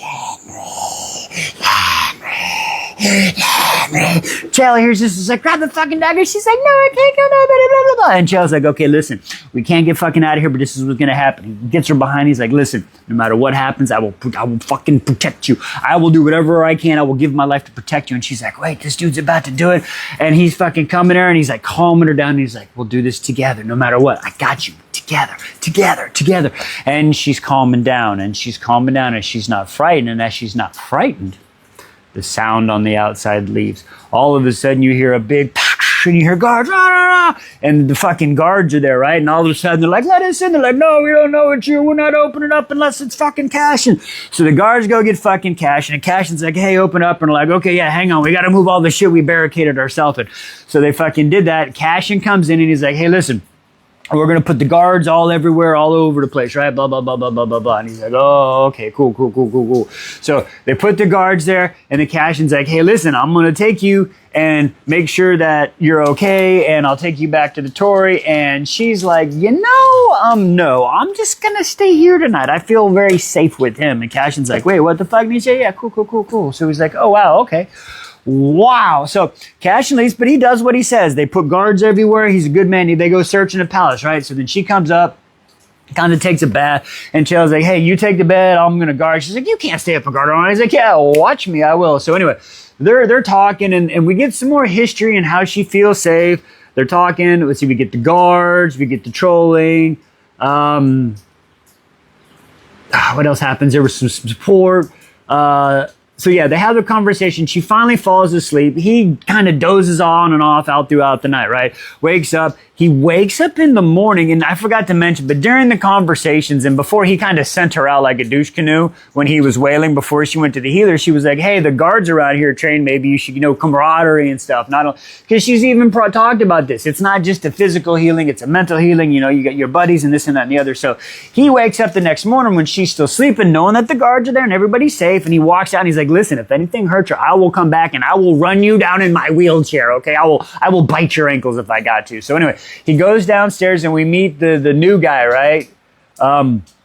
Some sword trainer. He's like the Brillo, right? But he's like, hey, put it back in. He's like, hey, listen, I used to train here. Will you help me? And some of the guards are like, oh shit, we know him. So this dude trains like all morning long. He trains and he trains and he trains and he's getting good, right? So after he does that, he feels good. None of the guards, like the guards are, hey, good job. Like nobody fucking mocks him when he can't do shit. They're like training him in new movements. So it's really good for fucking Chell. Like that's all that shit. So after that happens, he goes back to the room. They have like another 6-hour session in the darkness, right? They're fighting.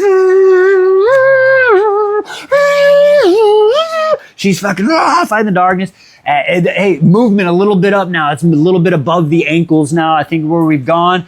And then they rack out. And then the next, this happens day after day. He wakes up every morning, goes down and trains with the guards. So Chael's in a rhythm now. He's found his fucking groove. Let's go, buddy. I like to see it happen. He's kind of getting over everything, right? Let's see. No, we're just going to end it there. Join us for part 2. He's like, what the fuck? So they do all that stuff, right? And then they talk about how she's cold and it's raining. The eagle takes care of them. It's super cold. Yeah, she didn't do that. And then we arrive at the Taven Mountains. Now, the Taven Mountains to me is like a scene from fucking like Avatar where they show all the bird flyer things up in the high and they got their, imagine like big pillars and nests of of just birds and steps going between them and ropes up and climbing, evacuate. Like, it's just crazy. Apparently this clan is the largest clan, but every clan says they're the largest and the oldest clan. It's more of an insult to say my clan's older than yours than it is to slap somebody's mama, apparently. I don't fucking know. These people are weird. But anyway, digressing. So they get there, we talk about that, and then we meet... Wow, what is the chick? I'm trying to remember the girl's name. Broda.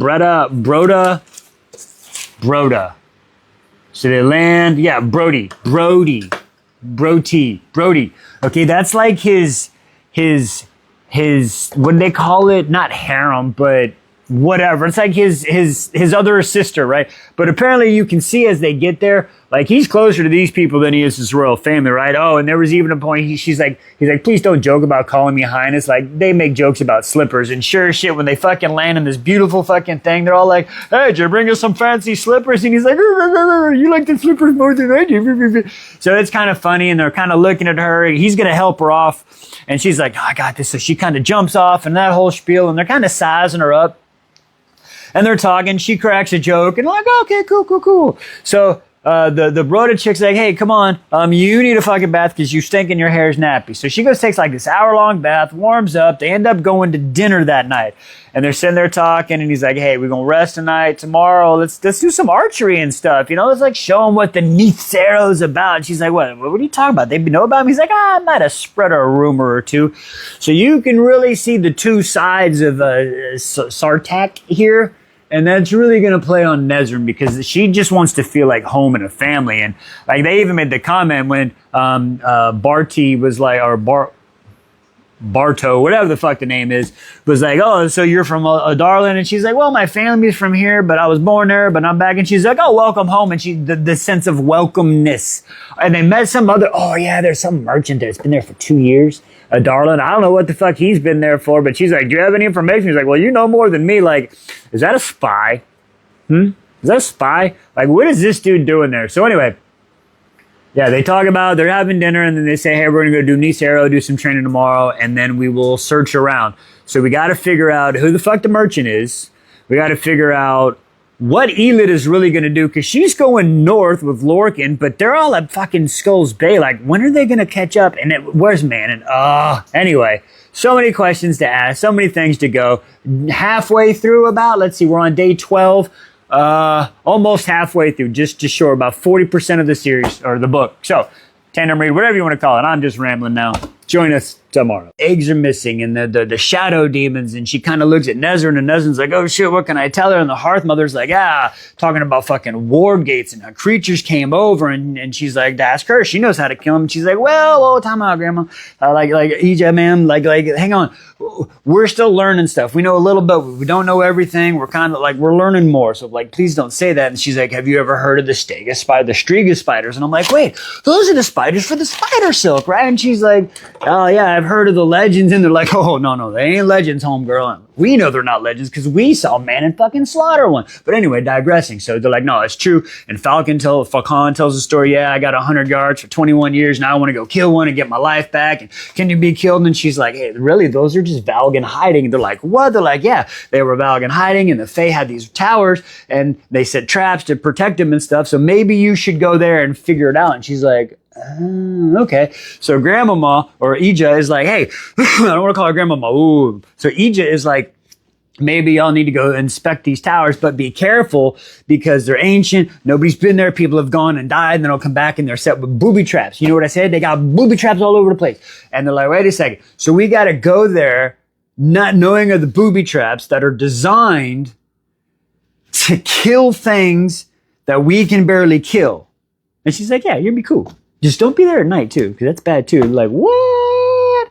Okay, so that's what's happening. Oh yeah, and then she's also like, hey, go tell people there's a storm a-coming. So they told people of the storm, that there's a storm coming. Oh, and Ija is also a storyteller like the guy in Mistward. I don't remember his name right now, but she's a storyteller. She's got legends. So Ija's all cool. Ija likes fucking Nezrin. It's kind of like a little feel-up session right on that too. So that was really cool. All right, and then from there, we go to Empire of Storm. All right, from Empire of Storm, we go over to freaking fucking Skull Bay, right? Now we start out with Skull Bay and we hear how they use the trickery with Rolf's map, and the alley was so long that only one person would know to go there, and yada, yada, yada. So they know that the map works and Ralph can do that, right? So they're cool. So they talk about how to go back to the room.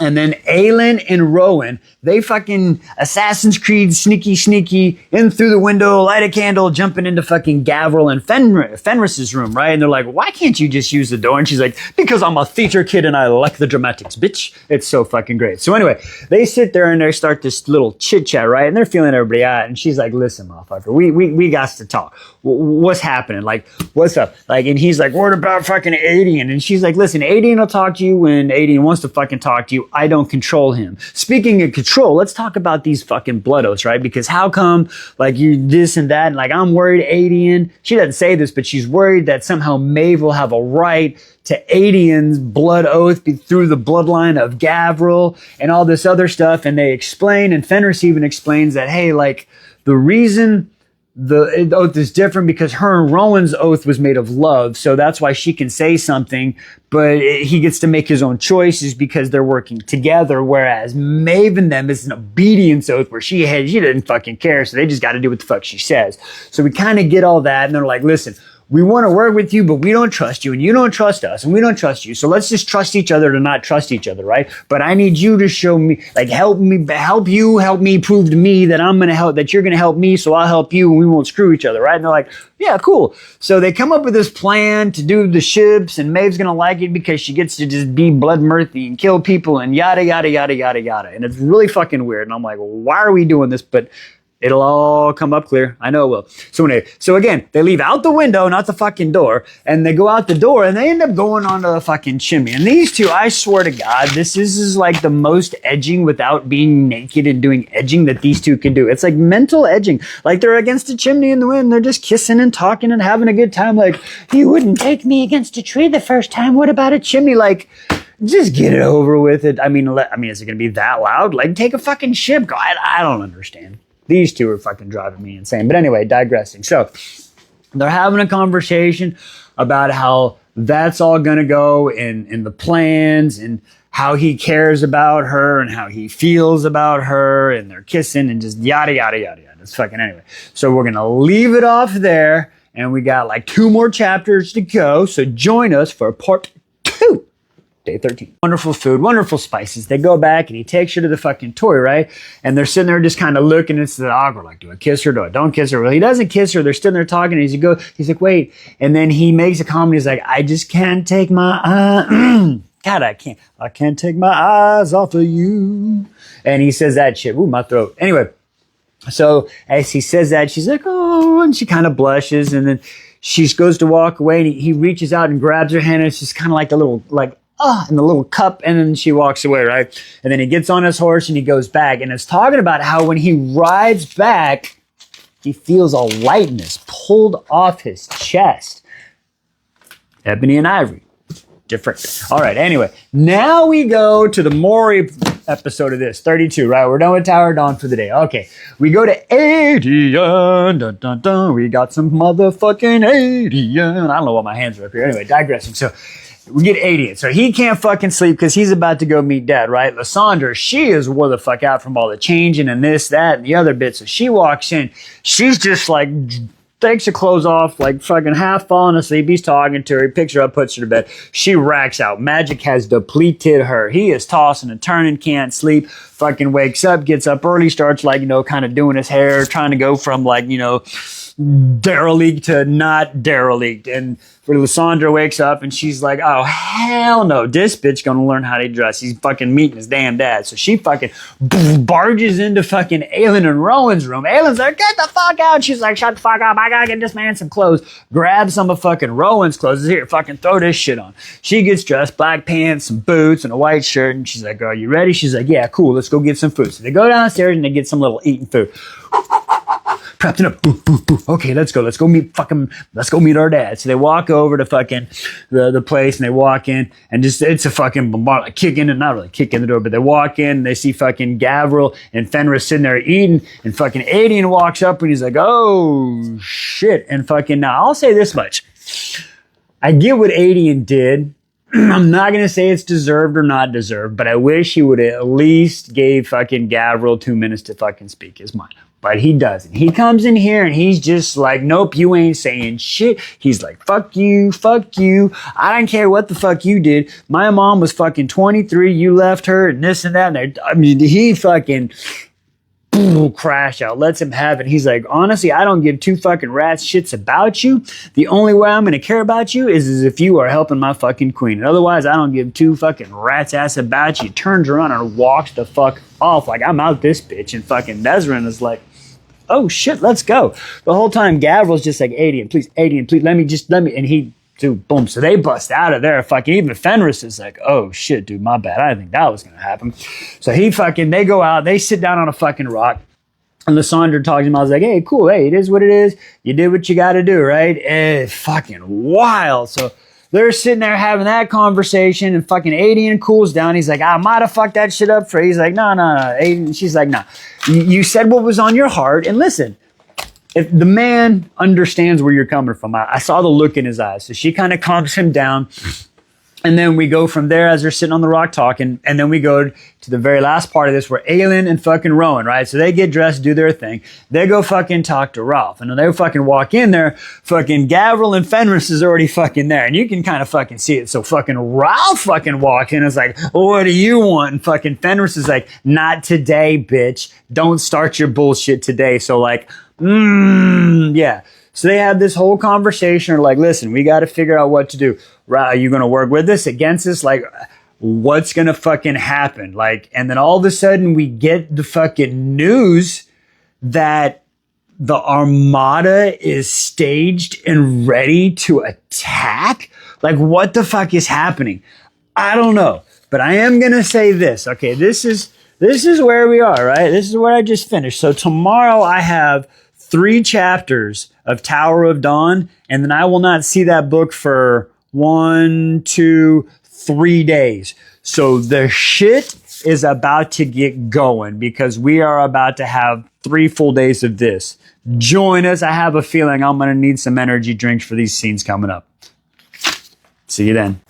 Is it just because like the metal weakens and the rust and stuff? Anyway, okay, digressing back to the story. So and they find this, so she puts this face sword on, and then they're looking for other stuff, and then there's some writing on this little thing, and they're like, do you know what this means? And I don't know what the fuck it means, and all of a sudden they hear this, it means, look up. And all of a sudden they fucking look up, and there is this biggest fucking spider. Like, take a mix from the Lord of the Rings spider with the Witcher spider with like a Black Widow and just kind of like mold them together because the venom coming from the teeth.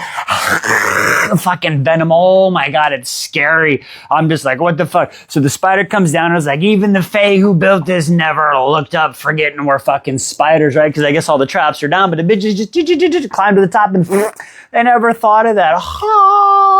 That even shows some smart people forget everything. So anyway, digressing. So they're like, oh shit. So they start fighting this and the fucking spider goes to fucking lash out at Nezrin. She pulls out her fucking bow. She fucking shoots and already pulls out another fucking shot. But the spider's so fucking quick. It was going at its eye. It fucking moved. It was right in his fucking abdomen.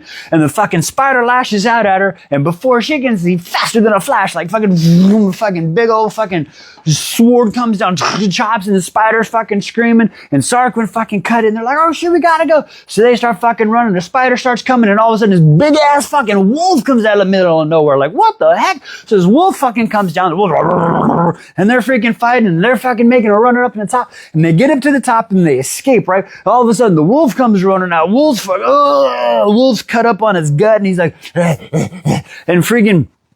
And then the spider comes seconds out later, and then all of a sudden, the rook, I can't remember, Adronian or whatever it is, the rook comes up and like, and then fucking picks it up and flips it over and starts just eating it and killing it. All of a sudden we find out the wolf is really Falcon is the merchant guy, man. Yeah. So he's a shapeshifter. Holy crap. So we didn't know that. So anyway, so we figure out about all that whole thing. They're like, what the heck? And she's like, get the bandages. And we find out he heard the messages. He followed them there. The bird that she saw earlier, that was actually him. He didn't know if the whole spider like web was like a hive mind. And if he killed this one, if he could get some of his life back. So he was just trying to go, and freaking Ija even knew about it. Like, what the fuck? So they're all mad. So they bandage him up, take him all the way back, right? They land and everybody's sitting there, and freaking Satark, he comes down and he goes straight to EJ, and he's chewing EJ out like he's somebody special now, right? And everybody's like, what the heck? And Bordy, she comes up to Nezra and is like, hey, what the heck's up? And Nezra's like, look, it's not my place to speak, right? And she's like, listen, if you don't tell me what's up, I'm going to start asking very specific and direct questions, and I'm going to get the answers. And she's like, damn, you like that, girl? She's like, yeah. She's like, all right, so listen, this is what's up. And she's like, oh, hell, what the hell, no. And then she goes, listen, the only reason that EJ is letting him fucking vent like this is because she feels guilty because she knew about it. So, okay, there we have that. So they come back. So he comes in. Sarkhan grabs her. He's like, what the heck? Da, da, da, da, da, da, da. We got to talk about the Valg and this and that and the other. And she's like, I don't know how to say it. Ward keys. And they started bringing that out. And how many? And she's like, listen, I really don't know. I know what you're talking about, but I don't know what's happening. So they're blah, blah, blah, blah, blah, blah. And then he goes, next time we go out, you're not coming with me. Or wait, no. Next time we go out, Falcon rides with me. And when he's healed up, we're going back out, and Falcon rides with me, and she's like, well, where do I ride? And she goes, well, you get to ride with Bordy.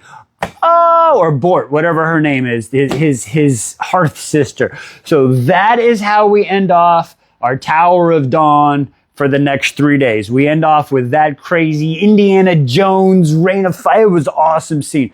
All right, join me, part 2, where we get Empire Storm. We're going to the other tower to fight with magic. Aelin, Rowan, Cadre, you're coming with me. Ralph, we're getting on the ship, right? So they get on their ship and they start patrolling out, and they got all the things and the people and the crews, and they're proud. Even the Cadre start getting on their fucking oaring out there.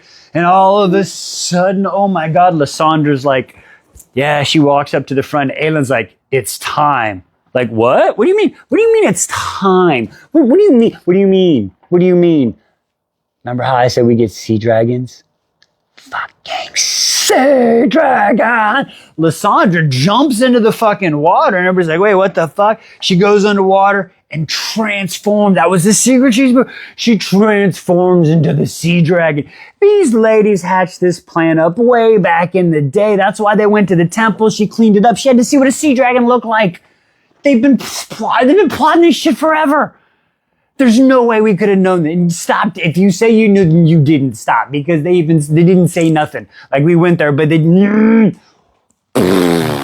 So anyway, she goes down, and all of a sudden, look at Sea Dragon's back, there come. People are getting quiet. Even fucking Ralph's like, what the hell? Oh my God, the shit's about to go down, I'm telling you. So they're talking about, okay, you're going to come and they get to this, and you're going to do this with the steel and the magic and the crossbow, and I'm going to go out here, and they've got these iron chains, and they make like a circle on this thing, and just, I don't know, it's going to be a fucking crazy battle. I'm telling you, it is going to be crazy. The fighting before the storm, right? So I don't even know what the full plans are. There's iron chains in a circle that people are not supposed to go in, because Rowan and her are going to do a lot of magical stuff, but they got to stay grounded and have what? That's how crazy they're going to go? Are we talking like big boy, little like a hero? Like, are we dropping the power of the sun on these Valg? Is that what she's about to do? I'm just saying, what is happening? What is about to happen? Oh, and then you want to know how this thing, I'm just going to read how epic this ending part sounds right here, right? It's just so great, because I got a lot. Okay, here we go. And it says, okay, remember, she's in sea dragon form. Listen to this crap. It's so fucking amazing.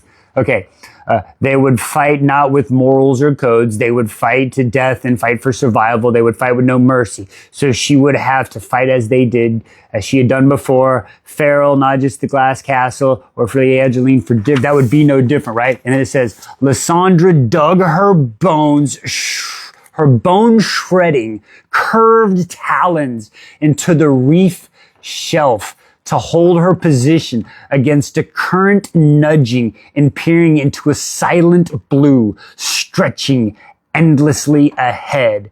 She began her death vigil, and that's how we end up. Like, I can't look at the next chapter because I don't want to know. Okay, but this is what we do know.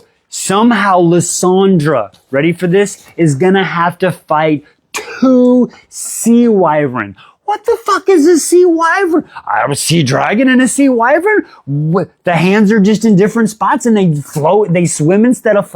What is about to happen right now? A whole Valg armada sea wyverns, sea dragons, stay with us, because I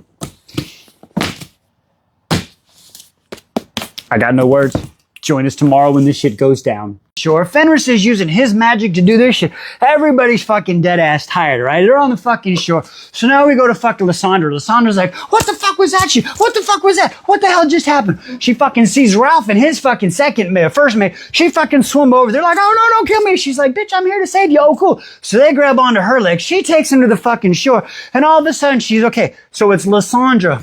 3 wyverns, 3 boats, right? Yeah, 3 wyverns and 3 boats. So she sees the fucking first wyvern, and it just, and she fucking beats out, she gets out one, and then she uses her tail, smashes the first boat. So the first boat is down. And she gets a fucking wyvern to fucking run and chase, and she kills that one. So then it's 2 ships and 1 fucking wyvern, right? And then they're fucking attacks, and fucking that wyvern ends up killing it. It's just fucking crazy how it happens. But then we find out the whole time as she's fighting these fucking wyverns and beating up these fucking ships, that was just a fucking distraction. See, apparently the wyverns, they use their fucking kids, really fucked up mind mentality, but you know, wyverns are very protective, like bears and shit. So they send their kids out there, so when you kill their kids, then it really pisses off the wyverns, right? She kills the 2 ships, and then she goes, oh, what the fuck is happening? This whole time, I'm not gonna lie, I'm like, if I lose fucking Lysandra, like I lost fucking Nene, I understand that everybody's on the table. It's like I told my kids, like when we watched fucking Endgame, just remember, everybody's on the table, okay? That's all I'm gonna say. Anyway, digressing. So, and she kills the wyvern, kills the ship, 2 ships, 1 wyvern, and then she ends up killing that, and then she sees the 2 big bodies and the ships, so they come fucking chasing after her, and as they're coming after her, they fucking see the big ones, and she's like, oh shit, what do we do? So she's fucking chasing these big ones, and they're trying to like kind of hurt her in the way, right? And then somehow there's like a, on your left, and she hears the big fucking scream, so she, oh shit, she gets the one,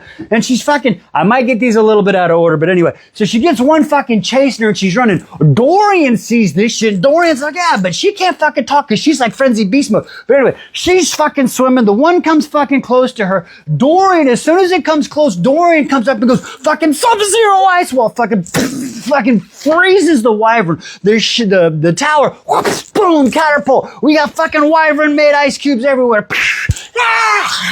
Everybody's fucking cheering. It's happy. Oh shit, what do we do? What do we do? Now the other one's fucking chasing her. Oh shit, they're fucking chasing. Now she's got 2 chasing her. She's like, shit, I don't know what the fuck to do. I don't know what the fuck to do. And all of a sudden she's like, oh shit, I got an idea. 2 ships, 2 wyvern. She fucking runs, and she's swimming. The other one's chasing her, getting closer. And she fucking swims up to the ship, jumps up, and she fucking like Shamu free willies on the ship, right? She's fucking flailing around, knocking over the mast, breaking everything, rolls into the fucking water. Right when she rolls into the water, the big fucking other sea rat jumps around, fucking impales himself on the fucking ship. Yeah, let's go. 2 down, 1 to go, and another ship's down, right? Oh shit, losing my thing. So she goes fucking swimming around. Well, the other fucking bull sea wyvern says, oh, you want to do that shit? I got you, motherfucker. It starts swimming, and it starts swimming towards the people on the fucking shore. It's gonna fucking engulf aliens. It fucking jumps up, and it's close. When it said with Forky with like 20 yards, 20 meters, fucking Lysandra, it don't matter, fucking just jumps up, fucking on the fucking side, rips it, fucking destroys it. Okay, boom, that one's fucking gone. 2 down, 1 more left, right? And then she comes fucking around, and there's just 1 more, and she kills that one, and she comes back, and they're fucking swimming around by the chain, and she's pulling her around, and this one's fucking coming and chasing her, right? And Adian's like, fuck, I don't know what to do. Wait, I know what I can do. Fucking Lysandra senses that, right? And she comes fucking swimming around, and the bull fucking does the whole, like, it's gonna go underneath like a shark and come up and attack her from the top, right? And she fucking swimming right by, after she came over here, she's fucking swimming right by, and she jumps up and does another fucking free willy move, and she fucking jumps up, and the bull comes right, and the Indian takes harpoon, fucking harpoon right through. They're fucking done. Let's go. Except Lysandra, she ain't got no strength. She gets to the fucking shore. Adian comes fucking running over. He fucking picks her up, but she is still in fucking beast feral form. Fucking scary madness. And she's like, no, Lysandra, you gotta be free, okay? He's like trying, he's not yelling at her. He's like, come on, you gotta be free. I love you. All these men are your heroes, but I love you, and I will one day make you my wife.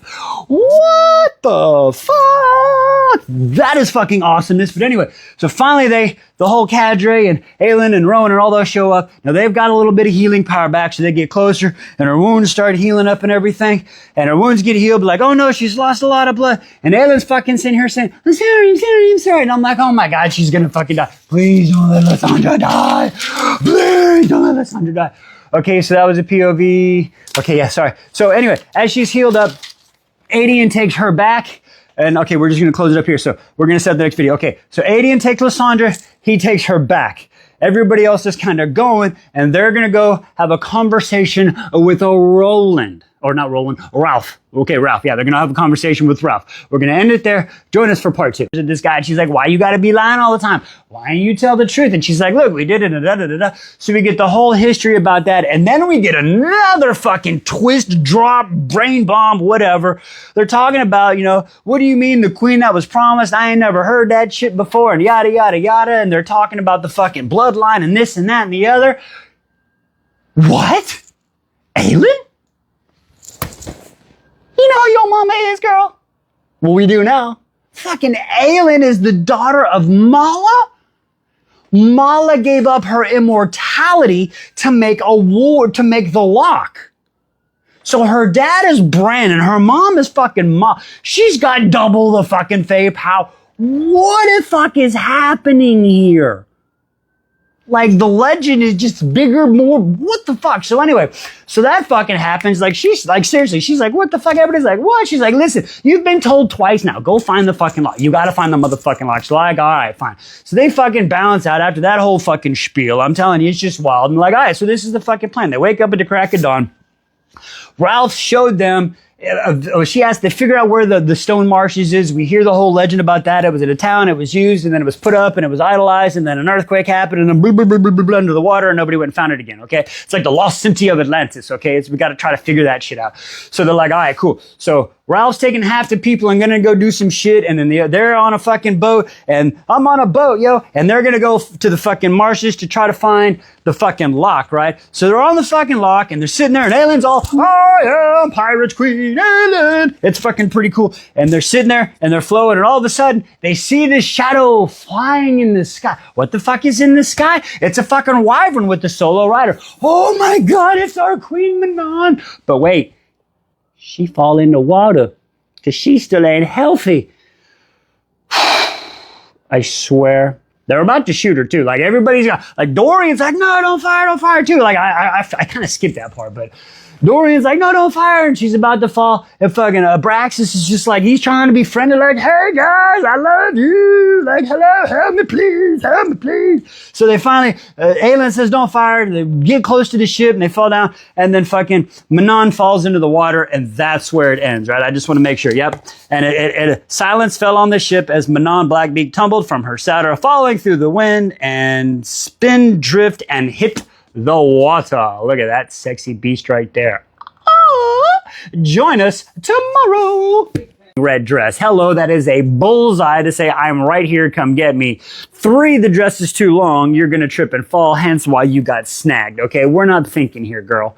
What are you going to do with your ankle 4? Like, the list of why you're not going to escape is getting longer than reasons why I divorced my ex-wife. Okay, like, what is happening? Anyway, digressing. So, as that shit goes on, he's like, we got to have a conversation here, Elid. And she's like, oh, so yeah, about that.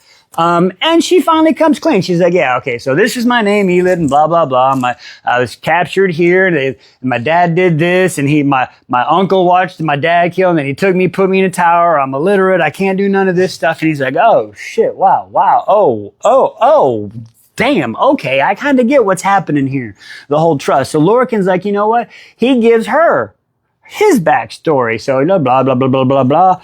So we talk about his whole fucking mission and goal and all that bullshit. And then how they agreed, after they have that, they agreed to keep each other's secrets, and the group's going to let them stay with each other just a little bit longer, even if it's just because they're fucking scared shitless. They don't want to do it, but they're like, yeah, stay with us. Okay. And then we're going to flash over to fucking Manon, right? So Manon's on the ship with Alien and her little group over there. So as Manon's on the ship, she fucking wakes up and she's like, oh shit, my fucking stomach. Cause like her guts are just, bleh. We'll talk about that in a second. Aelin does one of her little hello, Clarice, like a little fucking scare, like, bitch, why you gotta be so scary in the dark? Like, just, hello, fucking theater kids. Anyway, digressing. So she's like, listen, this is what's up. You're my prisoner. Your mount is on the deck. He's free to go whatever he wants. That is the coolest fucking mount ever. I don't know if you deserve that guy, but he definitely needs a raise because he's also a fucking nursemaid. Anyway, also he shits a lot, so you're gonna have to tell our people sorry about that. Anyway, digressing. So she's like, listen, these are the rules. You do what the fuck we say. You're my prisoner. If you lie to us, if you try to do anything, if you're mean to anybody, if you sneeze or fart and it offends me, got it? I don't care if you save my life, your life, we're even, okay? New time, new bill. Get it? Got it. Bingo, bango. Water's over there if you can reach it. I'm out this bitch. And she just like, what the fuck? So she leaves, tries to get some water, passes the fuck out, right? A couple days go by, Dorian fucking walks in, and Dorian kind of talks to her, and he's able to get a little bit of information out of her. He's like, hey, listen, so this is what happened. He's like, tell us what happened. And she's like, listen, all I remember is I was trying to free my sisters because they were going to kill my second. And I just bought them time. Once I swiped the sword at my fucking grandmama, my heirs, my titles, and this and that, it's all fucking gone. So I ain't got shit no more, okay? So I don't know what the fuck you want from me, but I ain't got shit. All I know is, do you know where my fucking 13 is at? And Dorian's like, nah, I don't know about your fucking 13 and any of that, but we'll see what we can do. And she's like, cool, bet. Listen, if you find my 13, my sword is yours, right? Like me and my peak. Because I ain't got shit, but I give you what I got. Just whatever. And Dorian's like, cool. Brings her some soup, right? She eats the soup. They keep having a conversation. And then she ends up going to sleep, racks out sleeping after we have that conversation right there. We're going to end this video right here because part 2, I want to stretch that one out so y'all get the full depths of what is happening. Anyway, join us, part 2 coming up. Okay. Aylin, night tremors, what is happening? Hot flashes, menopause, I don't know what's happening, but she wakes up and a burning ball, I could have done burning ball of fire. We're going down, down, down, because Aylin is a ball of fire. Anyway, Aylin is in a ball of motherfucking fire. Roman is like, Aylin, wake up, and she finally wakes up, and she's like, oh my God, did I hurt you? He's like, no, you didn't hurt me. You didn't hurt anybody. It was just around you. And he's like, you got to control that. She's like, I felt like I was fucking bottoming out or fucking burnout and this and that. He's like, no, you got to calm down. You got to chill out. We'll figure this out. We just got to relax. And they're talking back and forth, and they're really talking about the love. I mean, there's a little bit of edging going on, like little nibbling here and kissing and caressing, nothing crazy. But then they're fucking talking, and she's like, I love you so much. And he's like, I love you too. I just wish I had more to give you. I ain't got shit to give you. And she's like, listen, motherfucker, if you're going to be a prince, you need to be a prince. She's like, maybe you need to marry for fucking marriage. And she's like, okay, let me explain this to you. That's not really a good idea because that's going to take a long time to like work out. First, we got to find somebody that's worthy, 1, of me, and 2, has an army big enough that's going to do some shit, right? Okay. And then you got to plan it. Then you got to have it. And then you got to try. We don't have that time, brah. So guess what? Fuck that. I got you. I need you. I would have killed us all if you weren't here. You see what I'm saying? Flippity floppity boobity. Just fucking accept it. Okay. Boo ba ba. I fucking love you. And he's like, God damn it. I love you too. And then one of them, I don't remember who, but fucking one of them says, I'll always find a way back to you. Is that some foreshadowing for some bullshit? Is something about to fucking happen that I don't want to... I see shit like that, and then I keep hearing y'all, close the gates. See, y'all putting shit in my head. I feel like y'all gaslighting me into some major shit right now. Or you're possibly prepping me for probably the biggest tragedy I'm ever going to face, which is why I need the extra... See, okay, we're going to digress. We're going to talk about the last part of this chapter of 44. It's fucking Manon and fucking Dorian, right? So Dorian walks in. Manon's been sleeping. She's feeling better, patched up. And so he's pitching woo on her, right? Like, what the fuck? He's like, yeah, you're pretty hot and sexy and help me help you and then you can help me and just doing this. And she is like, wait, what is happening right now? And he's like, so are you here? Like, she's like, I am not fucking this. He's like, I don't give a shit. Like, they're talking all about that. Like, it's like, all right, whatever. So finally, I guess she gives in and she's like, if you want to, like, sure, but you got to do what I say. And he's like, yeah, sure, cool. And then he goes up to like kiss her, but then stops and then turns and leaves and teases her and walks out. Like, that's how it ends. Like dead ass. It's just like, here, I'm going to read the last part. It says, I said I'll do it. Manon took an inch of him. I suggest you listen. Male arrogance, or you're counting your death. Lowered his mouth to hers. Okay, feather-like graze, barely a whisper of a touch, intent, calculated, and unexpected to arch her into. Like, so he's teasing her. He's like, oh, cause he's like seeing how much she wants. Like, I get it. He's playing with her, but. It's like he kissed the corner of her mouth with this silken gentleness of the other corner. She didn't move, didn't even breathe, like every part of her body waiting to see what would happen next. Blah, blah, blah, blah, blah, blah, blah. Invisible fingers on her wrist vanished. The door unlatched, and that cocky grin returned as Dorian shrugged one shoulder and said, maybe another night? Manon almost bellowed as he slipped out the door and didn't return. Why? Why are we trying to... What? I don't get it. I mean, it's fucking what? But why? What is the end game on that one, fellas? Ladies? Again, I don't know how to read people like that, but what the fuck? Anyway, join us tomorrow.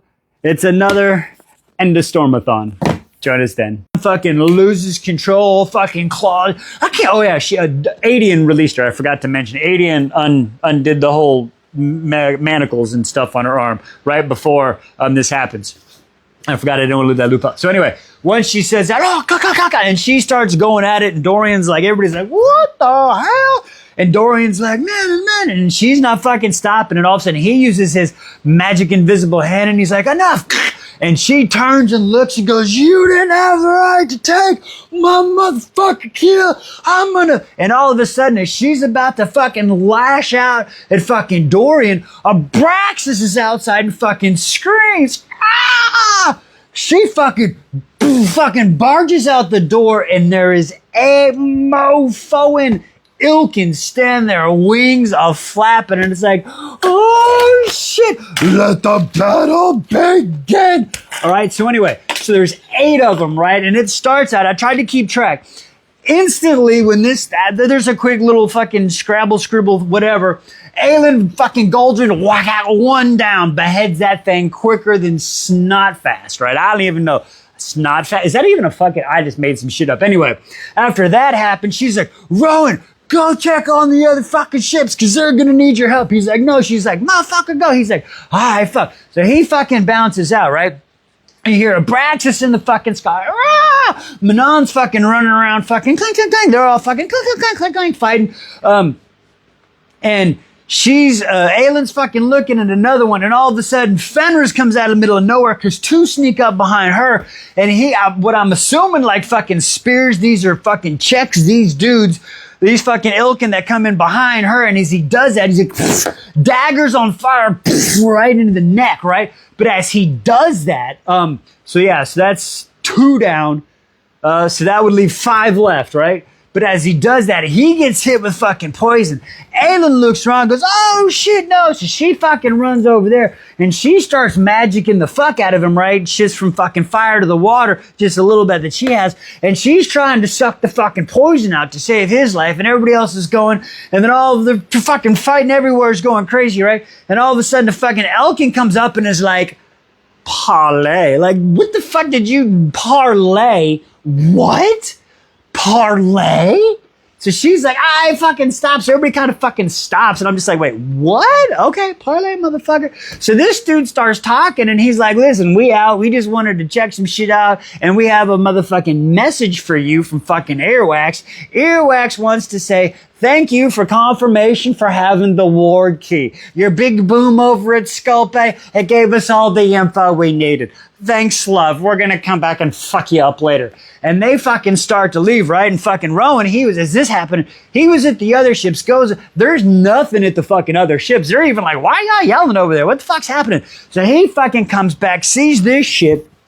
After that happens, sees this. The dude is like a big cloud starts they just start flying away, right? He looks down, and as he's coming back, he just like, where's fucking Aelin? Where's Aelin? He sees her down on the ground, drops a heartbeat, and then sees her over fucking, Fenris, and then he's like, oh, okay, cool, wait. And then they're like, okay, they're trying to do the whole shit. And then they're like, oh, look at the big cloud. And Roman's like, fuck this shit. He runs over, grabs a bow and a fucking arrow tipped with a certain thing. And he's like, and he's about to pull off a fucking Aelin back in fucking Assassin's Blade, right? He pulls like an 8,000 pound fucking compound strength bow, like I don't know how he pulls this back. It's talking about stretching. These motherfuckers start making bets. Oh, 5, he doesn't do it. And then she's like, well, I can't believe you're making bets at this time. Fucking 10, he fucking kills the bitch in one shot.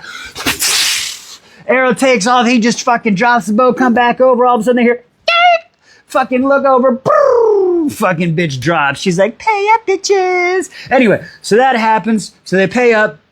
They get it back. We get the whole conversation. Okay, so this is where we get the whole combo where they're kind of coming together, right? And they're starting to talk eye to eye after they're getting him better. Fenris talks about like he doesn't want to be with Maeve. He wants out, but it's the fucking blood oath. But so we find out that about him.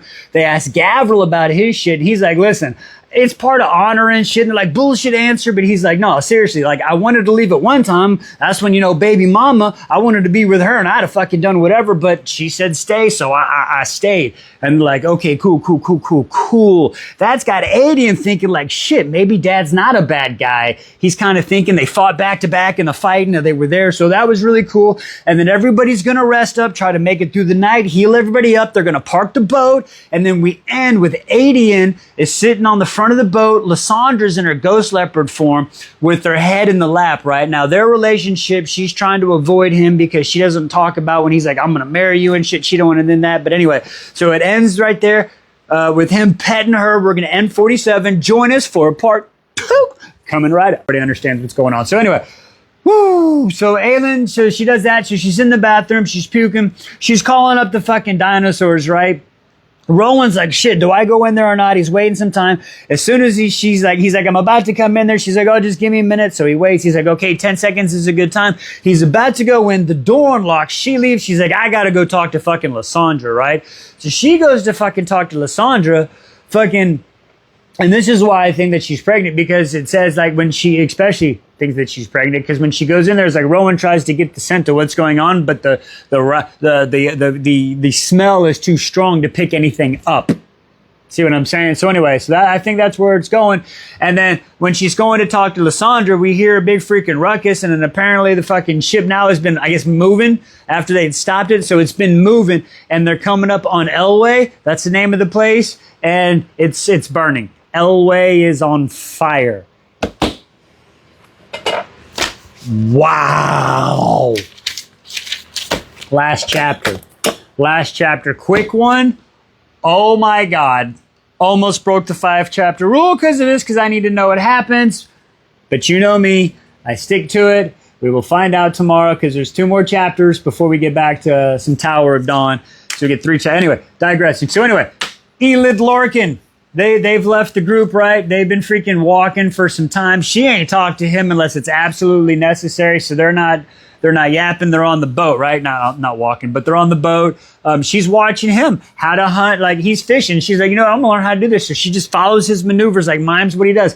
Catches a fish, but she's like me, like I'll fish all day long, but listen, I don't eat fish, so I'm not killing the fish, gutting the fish, or cleaning the fish, because I don't fucking eat fish, right? So she's the same way. She figures out how to catch a fish. She's like, I ain't doing that shit. So anyway, he does it for her, and they're having a conversation, and unfortunately, yeah, Elid has a visit from Aunt Flo. And I guess now that she's gotten more comfortable and she's been on this diet, I guess Aunt Flo and Mother Nature have come to visit her a little bit extra strong, right? So Aunt Flo's coming in strong. So she's like, hey, bud, listen, I really need some fucking supplies. And he's like, oh, okay. I tell you what, he handled it a lot better than freaking Dorian or Chael did back in freaking Throne of Glass or Crown of Midnight, whatever that happened, right? He's like, okay, cool, bet. We hit a town tonight. We'll be there. All right, cool. So they get into town. Now, this is town. Apparently, you pay extra. You be fucking anonymous, right? Right? That's what they fucking say. But apparently, nobody is fucking keeping their mouth and their word good. They're good to their word in this fucking place. So anyway, so they get there. Lorcan goes and finds supplies. He gets one hell of a deal, right? Gets them for half. Anyway, so he comes back. He's going to the boat, and he's like, wait a second. She should be back right now, right? She went and got her supplies, and then she wanted to go get a few new dresses. So he gets back, and he's like, Still not a strong scent. He's like, shit. Drops the fucking supplies off. He's going to fucking look for her. Now, she went and got her supplies, and like I said, she wanted some dresses, so she goes to this fucking inn, and they got some dresses, and she does this and that, and they're like, okay, cool. And then the lady's like, no, you really need to try them on to make sure they fit. Try them on to make sure they fit. Here, go into this room.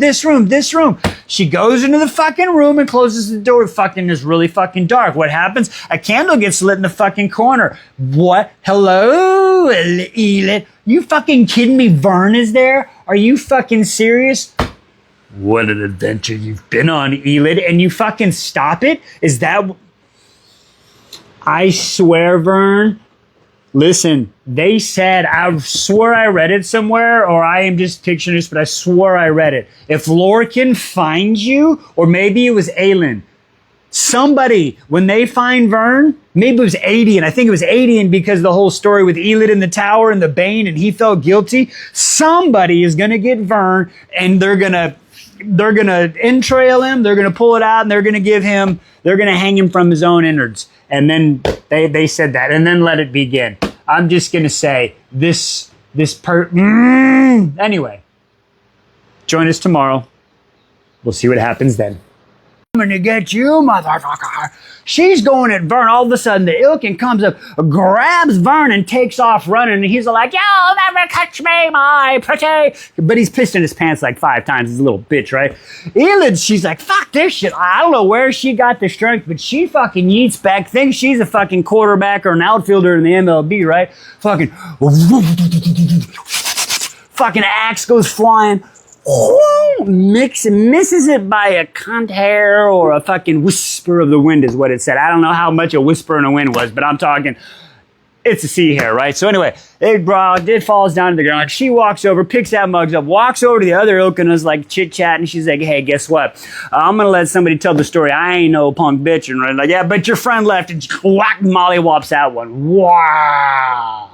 Holy shit balls, Batman. Anyway, Lorcan is rather fucking impressed. Picks her up and like one hand carries her all the way back to the boat. They get back on the freaking boat and he's got to reset her nose. Ooh, but he does it gently. It's very nice. Cleans her up. They're having talk, got some food. And she racks out, goes to sleep. When she wakes up the next day, she's got strips of linen and cloth for her feminine issue that she's having to deal with right now, right? Even says he donated his shirt, cleaned and dry and all this stuff. So Lorcan has turned into some fucking like a respectable kind of guy now. Like, okay, Lorcan, you're not too bad of a douche canoe. I will say that much. All right. So we go from there. Okay, no, we're still here. Now we go to 51 right now. So from here, excuse me. We got Aelin and her group. They're pulling into fucking Elway, right? The problem is Elway is on fire, but it's burning down the house. Like the whole place is burning. She can't leave the boat because it'll slow down time. So she's on the boat trying to use her magical powers to put out the flame. Rowan's flying over, putting out the flames he can on every single town that goes by. But people are like, oh, blah, blah, blah. So the rumors are that it was a dark cover and then all of a sudden they woke up with embers and it started out, nobody knew what it is. But now the rumor is that it's fucking Aelin doing this shit. And he's like, Rowan's like, no, that's not what's fucking happening. That's not what's fucking happening. So finally they end up trying to put all that stuff. Like she is wore out, like deep and so down in her magic water. She's like on the horse with the desert and a horse with no name. Like her lips are chapped. Her lips are brittle and chapped and water is not sufficing her. Like, as like you ate some hot sauce or something or, you know, one of them fire wings on whatever that show is. You can't burn it. Anyway, digressing. I'm getting too far off. So anyway, so she's tired, they're working, they finally get to the stone marshes, meet Rolf and all this other BS, and they're linking up and like, okay, we get the whole image of the stone marshes, and it's pretty crazy, brackish water, weeds, it's like a big fucking swamp-like type area. My mind went directly to freaking, Never-Ending Story where we lost Artax and stuff, you know, but that's where my mind went. It's kind of that kind of area, maybe not as like eerie, but it's still kind of like that. That's where we're at, right? So then they're there, and then as everybody's getting off the boat, this is where Manon has to go and talk to fucking Abraxas. It's like, hey boy, listen, you got to go. You can't be safe around here. It's not safe, so take out for 4 days. He's like, you know, and she's like, listen, got to go. So she's like, Now she's like, I hate these mugs right now because they're making me leave this guy. I've never been away, but it's a very touching story with her and Abraxas, and we love it. And so he finally bounces out after she's like, get out of here, get out of here. And then now she's over this crap, right, with her whole, she takes her red cloak and she cuts it up. She takes the strip off, and I believe she braided one strip in her hair, but then she gets rid of the rest of the cloak and she eats it overboard, right? And then she jumps down, and Aelin kind of looks at her, and they're all talking about how the red coat looks like some blood and stuff. And I guess that is like a sign of saying, okay, she's done with the past. This is the new. And they're all kind of doing this. And Aelin even makes a comment like, never forget the faces or something like that. And then they start their trip inland. And that's where we're going to end it here. Join us for part deuce. Bet. I'll sing a fucking song. I ain't no good, but I'm gonna sing a motherfucking song. She's like, okay, cool. So she starts singing this fucking song, and it's got people into tears, and they're like, oh shit! Like, it's that good of a song? Like, they're bringing her into tears. So that was really cool, and they did that, and then she sung another song, and then they talk about how the legend of the Neath's arrow grows, right? So then, finally, everybody's healed up, and then they even, at one point, before they go back out to check out these towers, right? They take her to this rook nest, and they talk about, hey, there's this rook here. It's ride or die. It had like a heart attack. Maybe you should take it out. And she's like, but we ain't got time, and this and that and the other.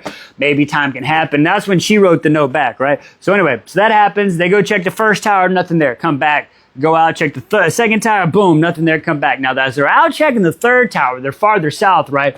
They're checking the tower, and they're talking about how they're kind of, well, not there, but Sartax, whatever the fuck, you know who I'm talking about, the fly dude, Tartar Sauce, okay, that's his name, Tartar Sauce. Tartar Sauce is out there freaking flying, and they're out there, and he doesn't like the shapeshifters because his mind is like, dude, their bones like shift and melt. Like, even Bort's been like asking like questions like, if you eat, like, does the food stay in your stomach? If you poop, like, do you poop again? Can you eat again? Like, if you eat full and you're a cat and then you change to a human, are you hungry? Like, what happens? And he's just like their bones melt and shift and shaped, and it's kind of icky, right? And he like goes down to a centipede, and he's like little crawling centipede, like, hey, everybody come this way. So anyway, as they're out there looking over this third freaking tower and stuff, some dudes fly in, and they're like the clan of flying chodes, right? They're like the douche canoe clan. And we find out that, I don't remember his name, but they're sitting there talking, like, Borg's trying to talk, and he's like, why are you even yapping? Like, you don't have shit to say, so shut up. Just being a douche canoe, right? But then all of a sudden, he talks about how he's missing some eggs, and then it gets super serious, and they're like, oh, okay, well, some shit's coming down. It's not really good. They're like, okay, we need to protect our people, and it got super serious, right? And then the dude kind of takes off, and then, like, Nesrin's like, what the fuck is that? Who is that guy? She's like, oh, that's just my fucking betrothed. What the fuck? Okay, that's kind of fucking weird. Anyway, digressing. Now, we come after that, we go back to Empire Storm, right? Now, this is where some shit's about to, whoo, I don't know. This might be maybe the third-ish kind of cliffhanger. I don't know. We'll see, but I tell you what. Anyway, 52 ended out strong. We go back to Lorcan and Elend, right? Now, Lorcan and Elend, they have been trying to find fucking Aelin now. The problem is they don't know where the fuck she's at. But Lorcan, this dude is using, like, his power is like it's powered by like the death or something. Like, it's very, very weird. I don't really full understand it, but this dude has like spidey death senses, right? I don't know. It's kind of like the compass. Like, if he thinks about what he wants, like, death will push him in that direction. Really weird. But anyway, he uses his spidey death senses to go west, north, south, east, leftist, rightist, takes a left turn at fucking Albuquerque, and they're all up in fucking Elway now, right? So they're down there, and they're doing this. They get up in the area, and they're in the stone fucking marshes, and it's fucking, they got bad feelings about this shit, but they're slowly making their way through the stone marshes, looking for Queen Aelin, the fire-breathing bitch. Da-na-na-na-na-na. Anyway, that was pretty bad too. Why do I do this to myself? So anyway, as they're sitting there looking, they stop finally on like the second or third night. They're still looking for her, using death to find her, ain't seen her yet. They stop in this little ruin, right? This little closed place. They ain't got no fire, but they're all cuddled up. And Elend is out in this mofo changing lives one at a time. She's already saying, let's be honest here. Let's be fucking honest about Elend. She helped free Caltani. She was one of the main factors in Manon doing what she's doing. And now she's breaking fucking Lorcan. Like, they're talking about this shit, right? So they're sitting there talking, and she's like, listen, Lorcan, I appreciate everything you've done with me. As she's all snuggled up on him, like, rubbing his face and blah, blah, blah. And she's like, hey, if you ever decide you're done with fucking Maeve, you can come stay with me. And oh, we even find out, like, apparently Lorcan is, like, infatuated, like loves Maeve. But Maeve's like, bitch, you ain't nothing. Like, he wanted to do Maeve. Like, what? That old what? For real? Anyway, digressing. Everybody's got his kinks, I guess. But anyway, she's like, nah. So Elid's like, listen, you can come stay with me in my place. And he's like, oh, blah, blah, blah, people. Well, she's like, well, if people don't fucking respect you, then they don't have to fucking live here. And listen, that's just, that offers, period. Fucking from 10 years from now, I don't care. Like, you my peeps, boy.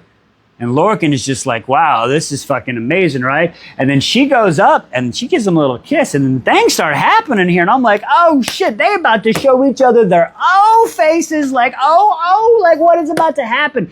And then all of a sudden, as they're in some deep kissing, Lorcan gets up and fucking turns around and fucking looks out, and there's just a fucking, like, a darkness of ilk and fucking army coming over. And he's like, we gots to go. And that's where we end off. Holy shit. Join me tomorrow. Obliterated her enemies, and what have you... What? Now, of course, as he says this, as soon as he says it, he's like, oh shit, I didn't mean it. And he didn't mean it at her. It's what he felt on himself, right? Like, he's projecting. Like, he did not mean that 100%. I know when he said it, I'm like, you didn't fucking mean that. He is projecting on himself, and that's why I mean it's a technique. But you got to be able to take that blunt. And he doesn't realize this at first, but as soon as he says it, he's like, she's backed away. But as he's saying this, he's so mad, he stood up, and then he's trying to walk towards her. Yes, that's right. She did this to get him so mad he wouldn't focus and pull away, and he fucking walks to her. And as he's doing this, he's like, please, I'm sorry. And she's taking a step back, and he kind of realizes, all of a sudden, their eyes fucking realizing, he's like, holy shit, but boom, they're back up against the wall, and they start kissing and caressing each other. What the fuck? Like, for real. She tricked him into fucking walking. Like, holy shnikes. Chell can walk, Chell can walk, Chell can walk. So anyway, so he's all fucking happy. That's great. And then Kadaji comes in with the supplies and stuff. So they sit there and they're like, okay, wow, talking. And she's like, tears in her eyes. He's like, please, I didn't mean it. She's like, I know. And they go through this, and whew, so they work their shit out. Chael is merciless, and she's like, it's cool, buddy, it's cool. Like, I mean, she's crying. They get through their kissing and stuff, and then he lays back down, starts working on the back, right? Okay, so boom, work on the back some more. Now it's been 3 days. Now they're going through it. I swear to God, I thought I pulled up freaking Crown of Midnight again, because the way that those two are acting is like how him and Selena did, right? When they first got together, like just kids in love, like, ooh, they're giggling. Like, he's training every morning, and she's helping the instructor say, train this part so he can stand. He's on a cane now. He's got a cane, and he's like Dr. House. He can, I'm fighting bad guys, but he's still not working it. He gets one with one training session. They go out. She likes things salty. I guess he's going to be happy when that one comes around, because, wow, she licks the salt off his neck. Wow, anyway, I'm going to digress on that one. Woo! So anyway, so that whole spiel goes down, right? So he's working his legs. He's getting better. This, that, and the other. He's on the cane. He's training. Now, the Crown of Midnight. Now, they're sitting there at dinner. Like I said, it's been a few days, so they're sitting there at dinner. And everybody's talking, and Yenri is like, hey, watch this, dude. And as they're sitting there talking, she's like, oh, yeah, I forgot to tell you, my birthday's coming up. And he's like, what? How old? 21. Oh, cool. Guess what I got him to do? What? She's been scheming in the back. She's been telling Hazar, she's like, yeah, my birthday be sucking. Maybe I could do something, maybe like to the resort. So they're going to take her to the resort. It's super hot and stuff, so that's really bad because they're going to the desert. So Yenri's got the reason to go out to the resort to go check the caves for the manuscripts of the shit that they're looking for, right? So she is still scheming. Like, she is the real one. And then they're sitting there talking, and Chel's like, listen, I don't know what to get you, but I'm going to try to find something and get for you. And then she makes a look in her eye, and she's like, hey, really, I got all that I need right here. Like, is this finally culminating? Are these two finally seeing how much they need each other? What they could do together? Like, if you look, everybody's got a pair. Everybody's got somebody, okay, that brings them up. I've realized this now. Aelin has got fucking Rowan. Fucking Dorian and Manon have something It's something there. It's grabbing. Now Chael, he's got something right here that is growing. Elid and Lorkid, it's a team. It is growing. They're gonna have to come together right now. Like, you see what I'm saying? Like, I love this shit. Join us for part 2 coming up. Okay. You know what?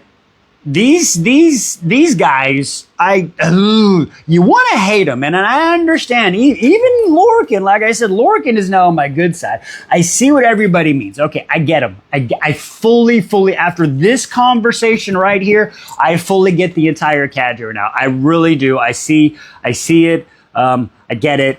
Okay, anyway, let's get into it. So they're talking, they're chit-chatting, and Fenris is the one making he makes the point of how Manon and Aelin are fucking tied. They're both queens they're both half-breed queens, and between the two of them, they control like 3/4 of the entire like population or what, like, you know what I'm trying to say, that whole conversation, right? And Rowan's like, yeah, okay, so yeah, maybe they do need to be together, they're destined, like fighting this whole thing, and then Maeve, and they're talking, and then all of a sudden the show of fucking respect comes out where Fenris looks at fucking Rowan and he's like, listen, we're gonna sit here and we're gonna fight, we're gonna do all we do, but listen, we're still fucking blood. Lorcan, we find out that when Lorcan bounced, she put some sadistic dude in charge, Kanan or whatever, and like he was it's like craziness, right? It's just wild. But Fenris is like, hey, listen, before that comes, you take care of me before I have to take care of you.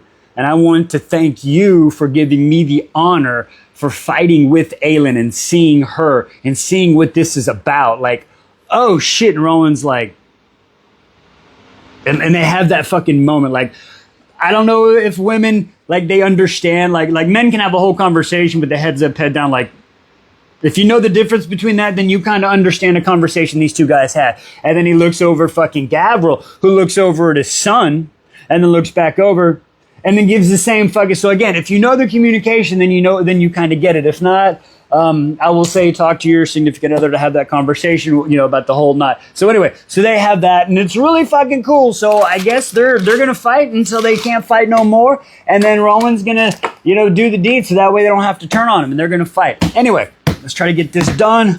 Back to Tower of Dawn 41. All right, we go to Nezrin and Tartar Sauce. Yep, sorry, that's his new name. I don't care, like it or not. It's Tartar Sauce. It's easier for me to say. So anyway, they've been flying around for 3 days. They have been planning. Okay, they've been planning, and they've been going, and they are going to go to this peak tower where they believe the hatchlings are, and the crazy spiders. They're the car. I'm gonna, the K word. Car. It's always italicized, like the car Halgolalas, or I don't know. Anyway, but it's the Strega spiders, right? So they're gonna go there because the spiders are taking the hatchlings, right? So. Now, they discussed for 3 days what to do. Now, Borti didn't get to go. She didn't go. She was pissed, but, they came up, said, you're the last bloodline, and blah, blah, blah, blah, blah. So it's only the 3 going.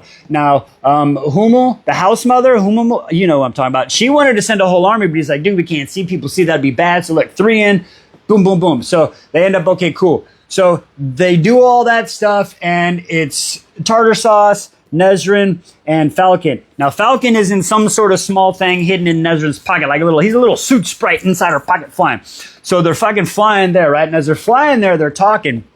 And here we get the history and the story of Borti. That's how you say her name. And her mom, and how Tartar Sauce, her mom was fighting off, and then they were about to surrender. And then I'm not going to say what happened because due to recent events. But anyway, so she was unfortunately taken out. And then that happened. So when he brought the body back, blah, blah, blah. And then we find the history of how her and his name's not Yenri, but it looks like Yenri. It's like Yaren. Yaren is his name, her betrothed. So we get the last 3 years at the races and how they do this stuff. And the second year at the race, and he dropped out and all this stuff. And they have this like love, hate, respect relationship where I don't know what fucking happened between them. So we kind of get that history and we get all that, right? And he talks about, hey, fighting and whatever. And she's like, why don't you marry? And he's like, yeah, I don't know if I will. So she's kind of pushing for questions. And all of a sudden they get to the peaks and it's just covered in spider webs, fucking massively fucking covered. So they do their scout. And as they're doing their scout, they hear, ah, ah, and they see a little fucking hatchling trying to escape, and they're like, oh shoot, we gotta go. So the fucking, the rook, fucking starts flying around, and he gives the rook fucking orders, and they go down, and Nezrin's got her bow pulled, and she's fucking looking, and he's fucking turning around, and they're scouting the sky for the spiders, and all of a sudden, as they come down, claws go to grab the little hatchling, Nezrin's like, no, stop, it's a trap, no. And as soon as the claws grab the little hatchling, spider webs, they capture in spider webs, and we leave off right there, and we've been cliffhangered by the 5-chapter rule again. What will happen? We don't know. Join us tomorrow. She's the trained one, and she's not going to just, because they're talking about like who gets to decide who goes back to Valg, the people, and it's like, listen, she's not going to make that decision likely, and it's just how it is. And they talk a little bit about her not being open, and like, listen, it's Aylin's biggest fucking problem. We've all said it, is she does not fucking communicate and drop shit on, and that's going to come to bite her later on. So anyway, so they're sitting there, right? And then that happens, and it's like, okay, cool. So then they get to the temple. It's midday. They're looking around. And of course, Rowan and Aylin, they're fucking, them and then their PDA. Like, I love it, but it's getting a little bit, you're in the fucking swamp. Can we get a room? Oh, wait, they want to get a room with a big bathtub and a big ass bed. That's all they're talking about. Like, Jesus Christ, can I get a break of y'all too? Holy crap. So anyway, as they're sitting there doing this, like they find the temple and they're working their way from the outside in. And all of a sudden, as they kind of get in there, Aylin, she's like, what's that? I feel death. I feel like the death of Lorcan. What the fuck? So she fucking goes out and up and looks out, and all of a sudden she sees the fucking black darkness of 500 fucking Ilkin. Are you shitting? 500? That's a whole fucking legion. That's like a battalion of fucking people. Wow. Okay. So anyway, so that fucking happens. Then we flash to fucking Lorcan and Elin, and they're running on the way to fucking Aylin and them, right?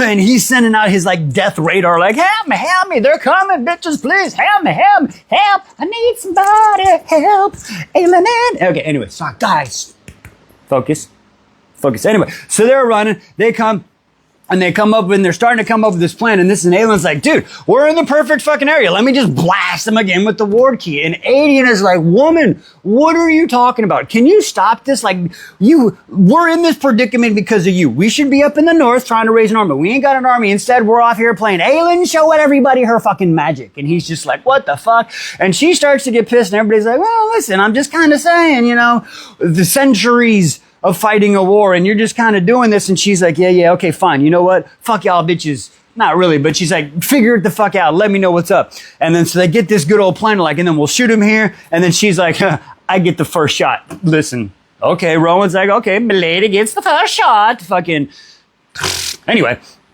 And so they all plan it out, and she's like, listen, one shot, okay. So she fucking starts walking out there, right? And again, we talked about the whole comms issues. So she walks fucking out there, and she goes out there, and everybody pulls in. Now their plan is they're gonna shoot him from the outside to bottleneck them all in, right? Make a trap, and then she's gonna Aylin blast the fuck out of him, right?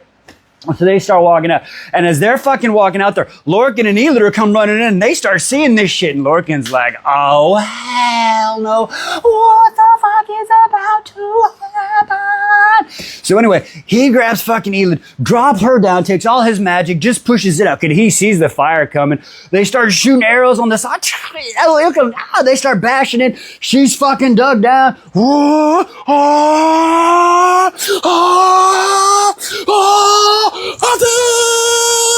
Like big ass fire.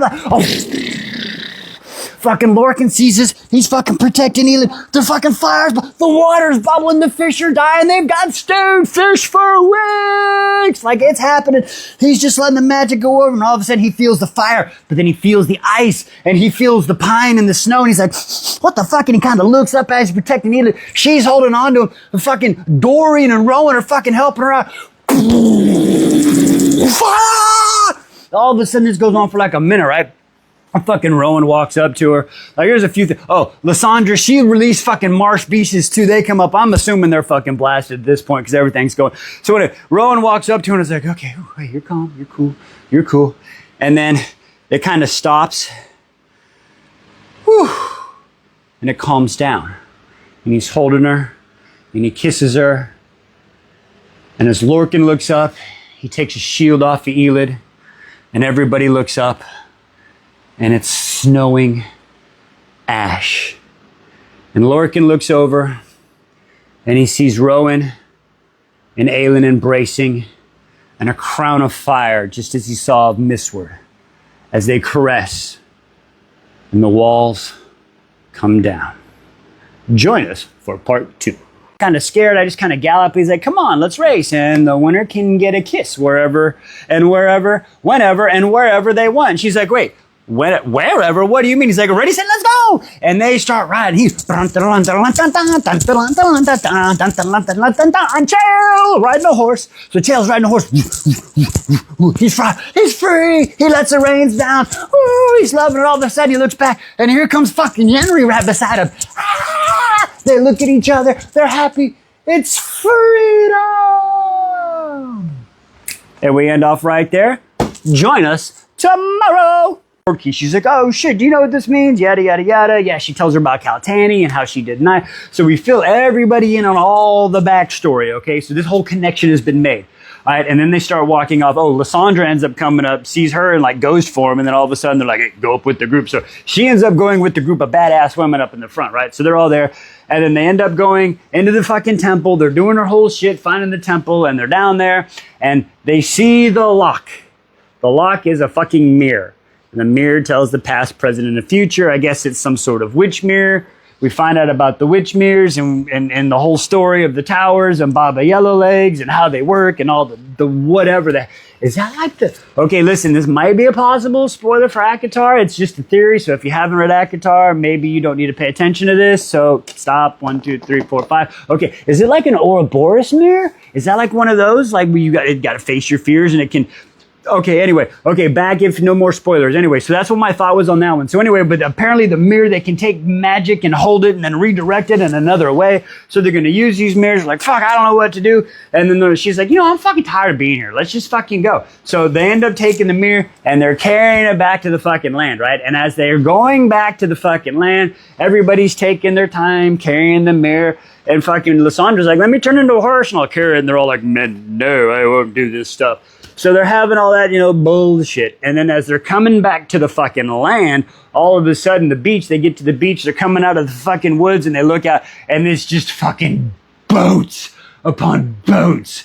Gray sails surrounding their ships. Like, oh my God, what the fuck? Apparently it's, I always going to say her name wrong. It's Melisandre. They think it's Melisandre's army. They're like, oh, hell no. And then they see like this little party of 20 people on the beach, right?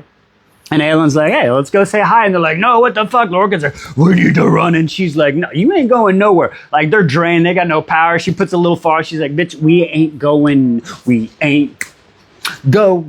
nowhere. Anyway, sorry. So they're like, no, let's just go say hi. Let's go fucking meet him. So they walk down there and they walk up.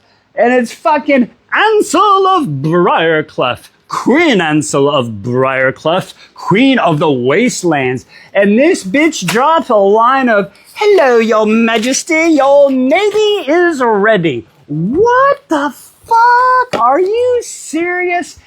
Ansel? Okay.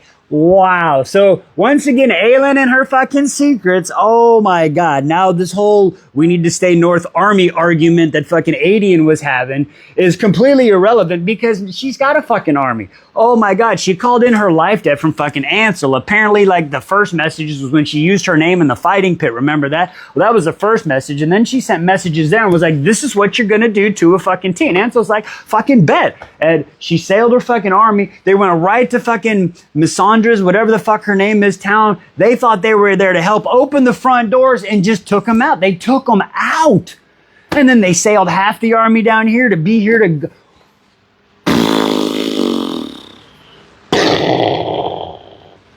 Fucking mind blown. Like seriously.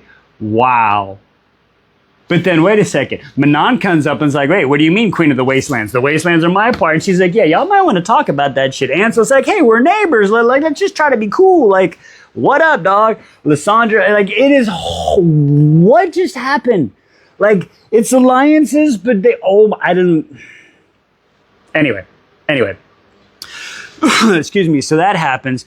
So then there's the whole, we get the whole, what's going on with fucking Lorcan and Elid, right? As they're sitting here doing this and everybody's kind of making their claim at Elid, Elid looks at Man and is like, no, because they're on the boat, right? She's like, I choose Lorcan. What? And she's like, all right, we'll talk about this shit later. But then, and now the reason I talk about that is because in the comments, it was like the whole, you know, theme of these types of stories, I guess, is like there's one guy out there for one woman that can change him. And Aelin and freaking Rowan, Lorcan and fucking Elid. We'll continue with another one in part 2 with fucking down there. The two, anyway, you see what I'm saying? And then now Lorcan and that. And then all of a sudden we add Adian and fucking Lysandra. So they're having this whole thing about Fae territorial and May territorial Fae bullshit. Like, she's the fire-breathing queen, but the males have territorial Fae bullshit. You know I'm going with that. But anyway, so we end up on the boat, and Adian and Lysandra are talking, and like, what is going on? And she's like trying to figure, he's like, listen, I don't know what's going on with us. And she's like, well, listen, before you do, you know about, he's like, I don't give a crap about your past. He's like, listen, I've been with both, like, who cares? Hopefully it's a conversation that everybody should have. Like, I don't give a fuck. You did what you did. I did what I did. And love is fucking love. Peace is fucking peace. As long as you're fucking happy, I don't give two shits. And she's like, he's like, so let's just start with this. And since that came up, I'll tell you what. Here's my past. And he lets her know. And he's like, let's just start out with this. Let's start out with honesty.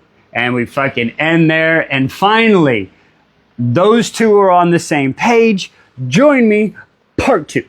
Or this, that, and the other, because she's at a high position. Y'all could fake her titles. And he's like, no, she's gonna fucking marry who she wants. And fucking, they're just like, they put her on the spot. The royal family does, right? They're like, well, who are you gonna marry? And she's just like, you know, this is my birthday. I want the conversation. So she fucking gets up, and Hazar says fucking some shit. And I'm not gonna lie, she a little drunk. She just decides to push fucking Hazar. And when she does, legs up in the air, and she splashes back into the fucking water, right?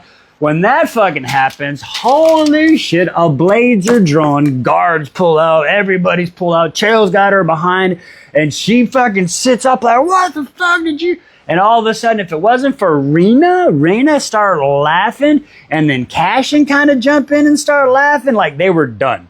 Like, it even says, like, that was their Christmas present to her, was saving her life for doing that, right? And then fucking, so Hazara, she fucking storms off, and they're like, you might want to leave before she comes back. And they're like, all right, bet. So they fucking leave. They go back to her room, and her and Chael are like, wow, what the hell? So they start freaking talking, right? Whew. So they're talking in her room or Chael's, I don't remember whose place it is, but they're sitting there talking, and they're asking questions, and Chael's like, oh, here, hey, this is for you. I didn't have time to wrap it. And he gives her, and it's this fucking locket, and it's got her initials on it, and she's looking, he's like, oh, wow, this is so pretty. And he's like, it's for whatever you have in your pockets. I hope I got the right size. And she's like, well, yes, you don't have to keep moving around. You can put it in the locket.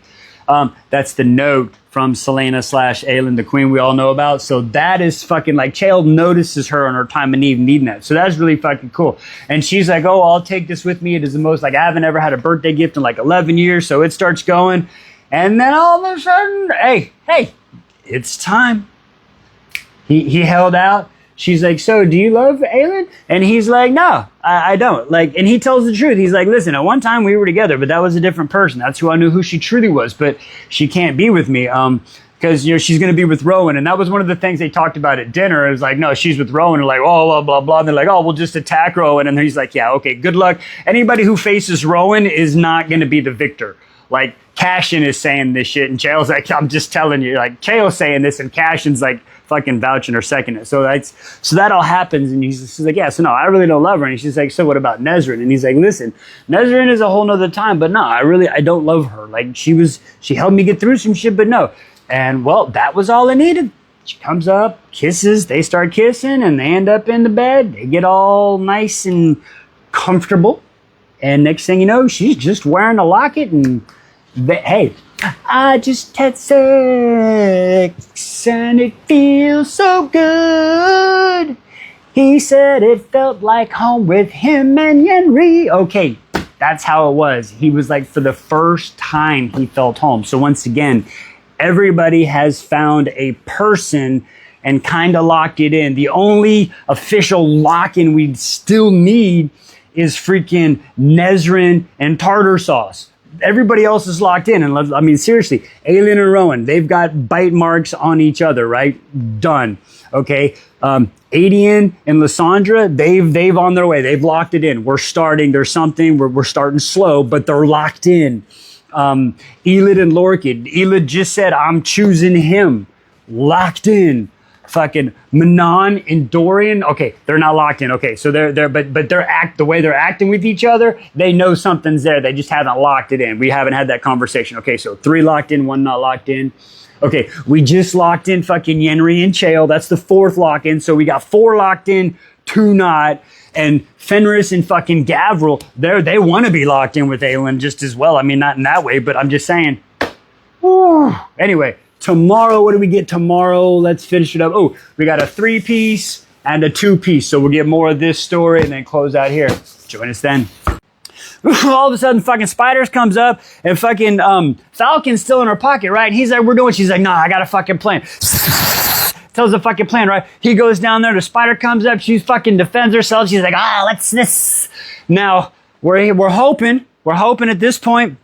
I see the way the Spider words something that they're going to go back alive. That's why she makes the plans. She gets fucking taken, goes back, wakes up a few minutes later. She's in a web of caves. It's not like an actual cave, but like they're in this big open area, but there's so many webs around. It's like kind of covering them, right? So she's sitting there. Falcon, he fucking wakes up. She's all bonded. He's in like a little like silk eating worm thing, like eating all the fucking silk, trying to get her out. She's like, oh, stop moving. She looks over. Tartar sauce is hanging upside down like a fucking dinner, right? He is fucking prepped like a Gordon Ramsay 5-star fucking meal, right? He's hanging up all webbed up, but she can see that the chest is still breathing. So we know he's alive, but he ain't fucking answering when she's shooting out and hollering out to him, right? So anyway, so the fucking Falcon's fucking trying to free her, right? And she's all this, and she hears the fucking click, and all of a sudden, oh shit, it's a fucking spider. Now they're describing this spider as fucking darkness. It's very dark. It's demon. It's shadowy. And she's like, hey, what's happening? And Falcon's like, hey, I need to buy some time, yo. And she's like, all right, I can get you some time. So she's fucking talking, and she's like, hey.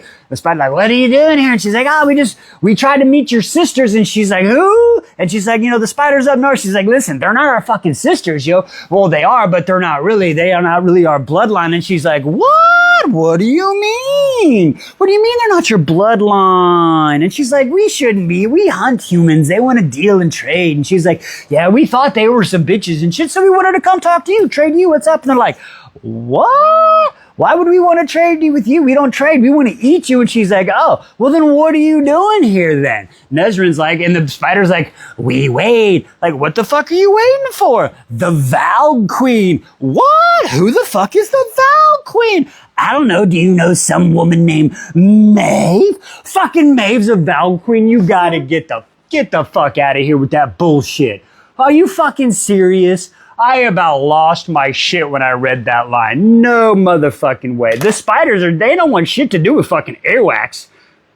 They're there for fucking Maeve. Are you fucking serious?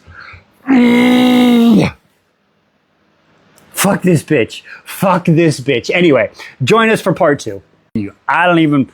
Wow. Okay. So that happens. Dorian leaves like, I'm not finished with you yet. And Manon's like, okay, yeah, watch how big my dick is, bitch. You don't touch me unless I tell you to.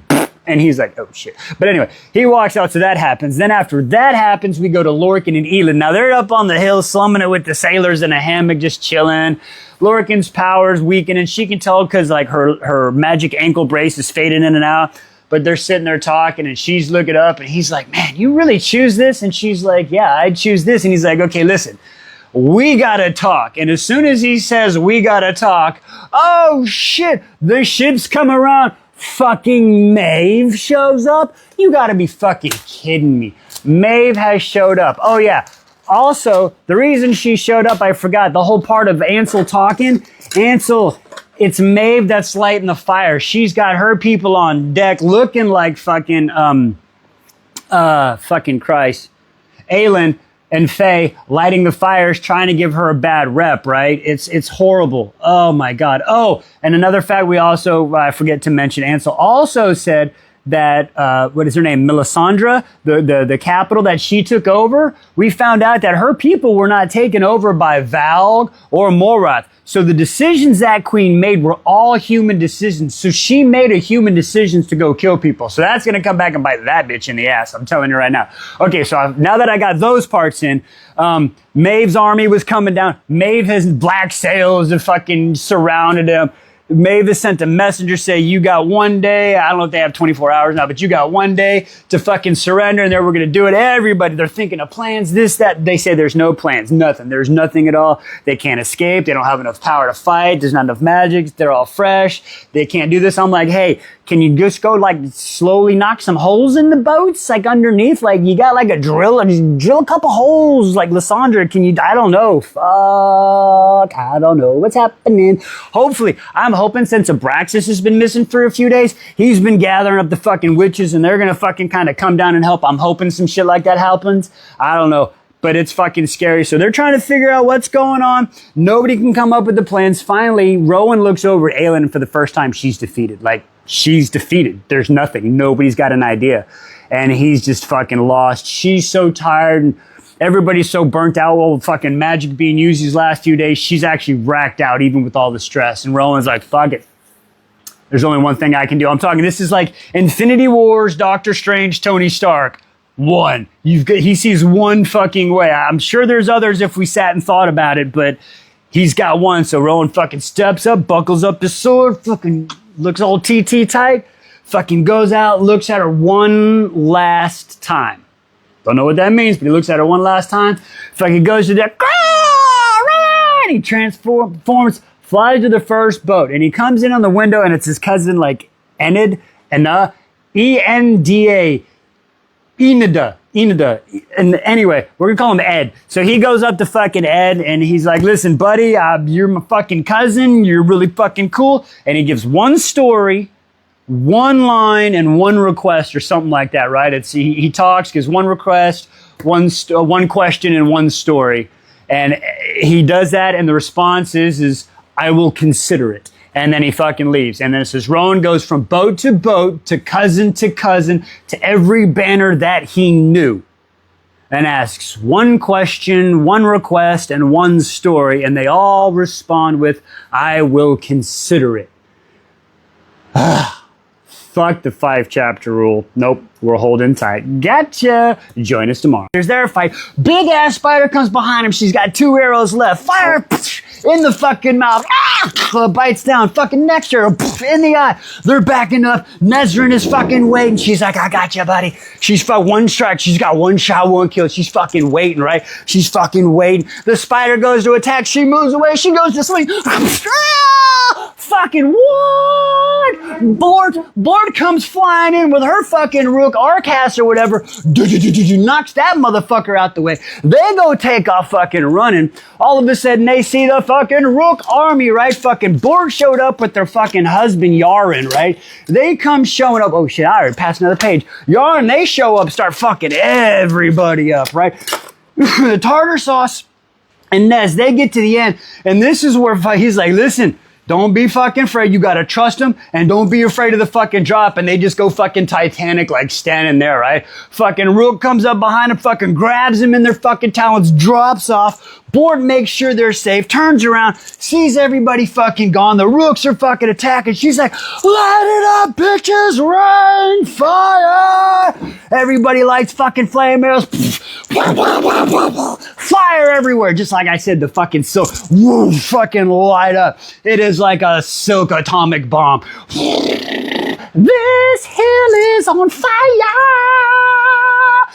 Oh man, so they fucking take off. On the ride home, Nez is looking at tartar sauce like, damn, this dude been through some shit. He cut his fucking hair. He's sexy as fuck. And he's looking at her like, shit, I can't believe I told her I loved her. Fuck, what's gonna happen, right? Whew. So they stare off and they go flying home, right? We're done with that one. Now we flash and we're in the fucking boats, right? So it's fucking nighttime. They're waiting for fucking dawn, and Maeve says she's gonna attack. Dorian comes into fucking Menandrum's like, hey, baby girl, you come with me. Hey, cover them boobs up too, because your chest is out, okay? So anyway, she covers it up. They go to fucking Aelin's room now.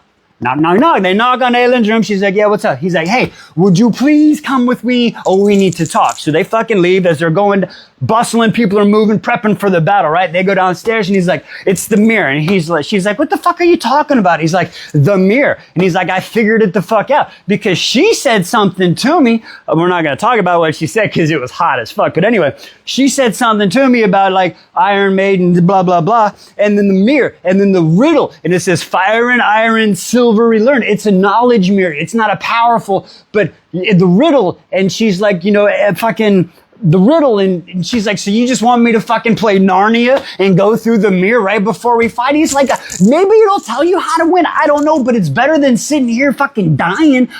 It's a plan. Who knows? Maybe you get there, come back. And she's like,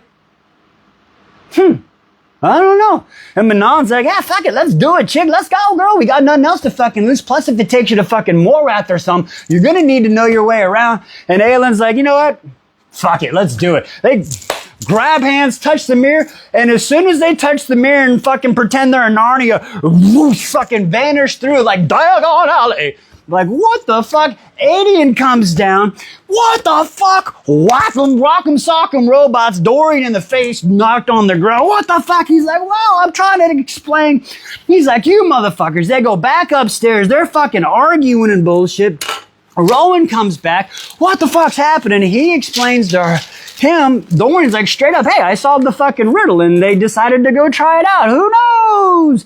And they run downstairs. They're checking over the mirror. They're scratching at it like fucking dumb men. Like, how mirror work? I don't understand. It's like they can't figure it out. Finally, Elid in her fucking rational thinking ass is like, it is what it is, guys. Let's fucking prep. Okay, you're right. So they start going through this shit. And then it comes down and dirty. The cadre and fucking Rowan, they had this conversation. What's going to happen? Like, we find out, listen, when they came to rescue him in Miss Ward, we find out how they got punished, and Roland's like, what the hell? Lorcan ordered him not. We get that whole backstory, and he's like, listen, fucking run. Elid's like, fucking run, Lorcan. I can't have it. And they're like, no. We're going to stay, and we're going to fight until we can't fight anymore, and then you know what's going to happen. Just be prepared. They're like, oh, shit. So they prep everybody up. They got shields. They've got all the cadre in the farthest back so they can fight the longest before Maeve fucking detects them, right? Aelin and Manon are fucking in Narnia through the mirror doing shit. Everybody's spread out. Lysandra's under the fucking water waiting to go. They're hoping the shields don't cover the bottom of the boats and she can wreak some havoc underneath. Oh, I don't know what's going to happen. The sun comes up. A little boat comes out. It's the messenger. He says, hey, what's up, bitches? You're giving up? And he's like, hey, Aylin's... Aelin Galathinius is not here. And the little courier's like, well, you tell Princess Aelin Galathinius. And he's like, bitch, it is Queen Aelin Galathinius. And anyway, she ain't on none of these boats and she ain't here. And the motherfucker's like, all right, bitches, you get ready for it. He fucking paddles his happy ass back. All of a sudden, the sun comes up. They look up. And then I just like picture 300 when that arrows... dark in the sky, the arrow is hit. Some of the boats have enough shields and others don't. And you hear screams. Join us tomorrow. Cool, well here, keep the scroll in there, safe for keeping. She's like, okay, bet. So she puts the scroll in there and they lock it up. Yen goes back down to her room and she's sitting there and she's like, all right, cool, you know what? I can't sleep. I got to get my mind right. So she's like, let me go somewhere where I feel safe and warm. I'm like, oh, she gonna go get her some chail. Nope, it's not some chail. She goes down to the womb, the spa, the natural spa. So she's sitting down in the womb and she's just relaxing and she looks up at her bell and she's looking at all these other, and then she kind of ring and she rings the bell. And then since it's so quiet and it's peaceful, she's ring. Ding, ding, ding, ding, ding, ding, ding. What the heck? She hears an echo. So she does it again. And she starts like echolocating with the bells and shit, right? So she goes and she rings the bells and she follows the sound and it goes down and down and down. And it's going down and down. And she keeps following. And as she's going down, she keeps hearing this enter where you fear. Like that keeps going through her head, right? So she's in the water. Ding! And she's going down and she's looking up. And finally she sees all these old bells in a very, very dark corner. She uses her magic to bring out a light. She's looking around and she looks up and she sees this bell that is so rusted and oxidized. She shines her light over it. She rubs her hand. Jaffa Towers. I was like, oh shit, is that her mom? No. This is 200 years old. This is her ancient bloodline, right? So she's looking at this, and all of a sudden, as she's feeling this, she's like, wait, I've never been alone. Even on my journeys, I've had someone with me. Everything. And all of a sudden, she feels this fucking strength and this power, and she's like, I fucking got it. I know what I gotta do. I don't know how looking at a rusted bell in the dark figured it out, but goddamn it, she figured this shit the fuck out. Oh my God. So she fucking rings the bell and takes off. She's fucking out this bitch. She is going, right? So that's where that happens. Boom.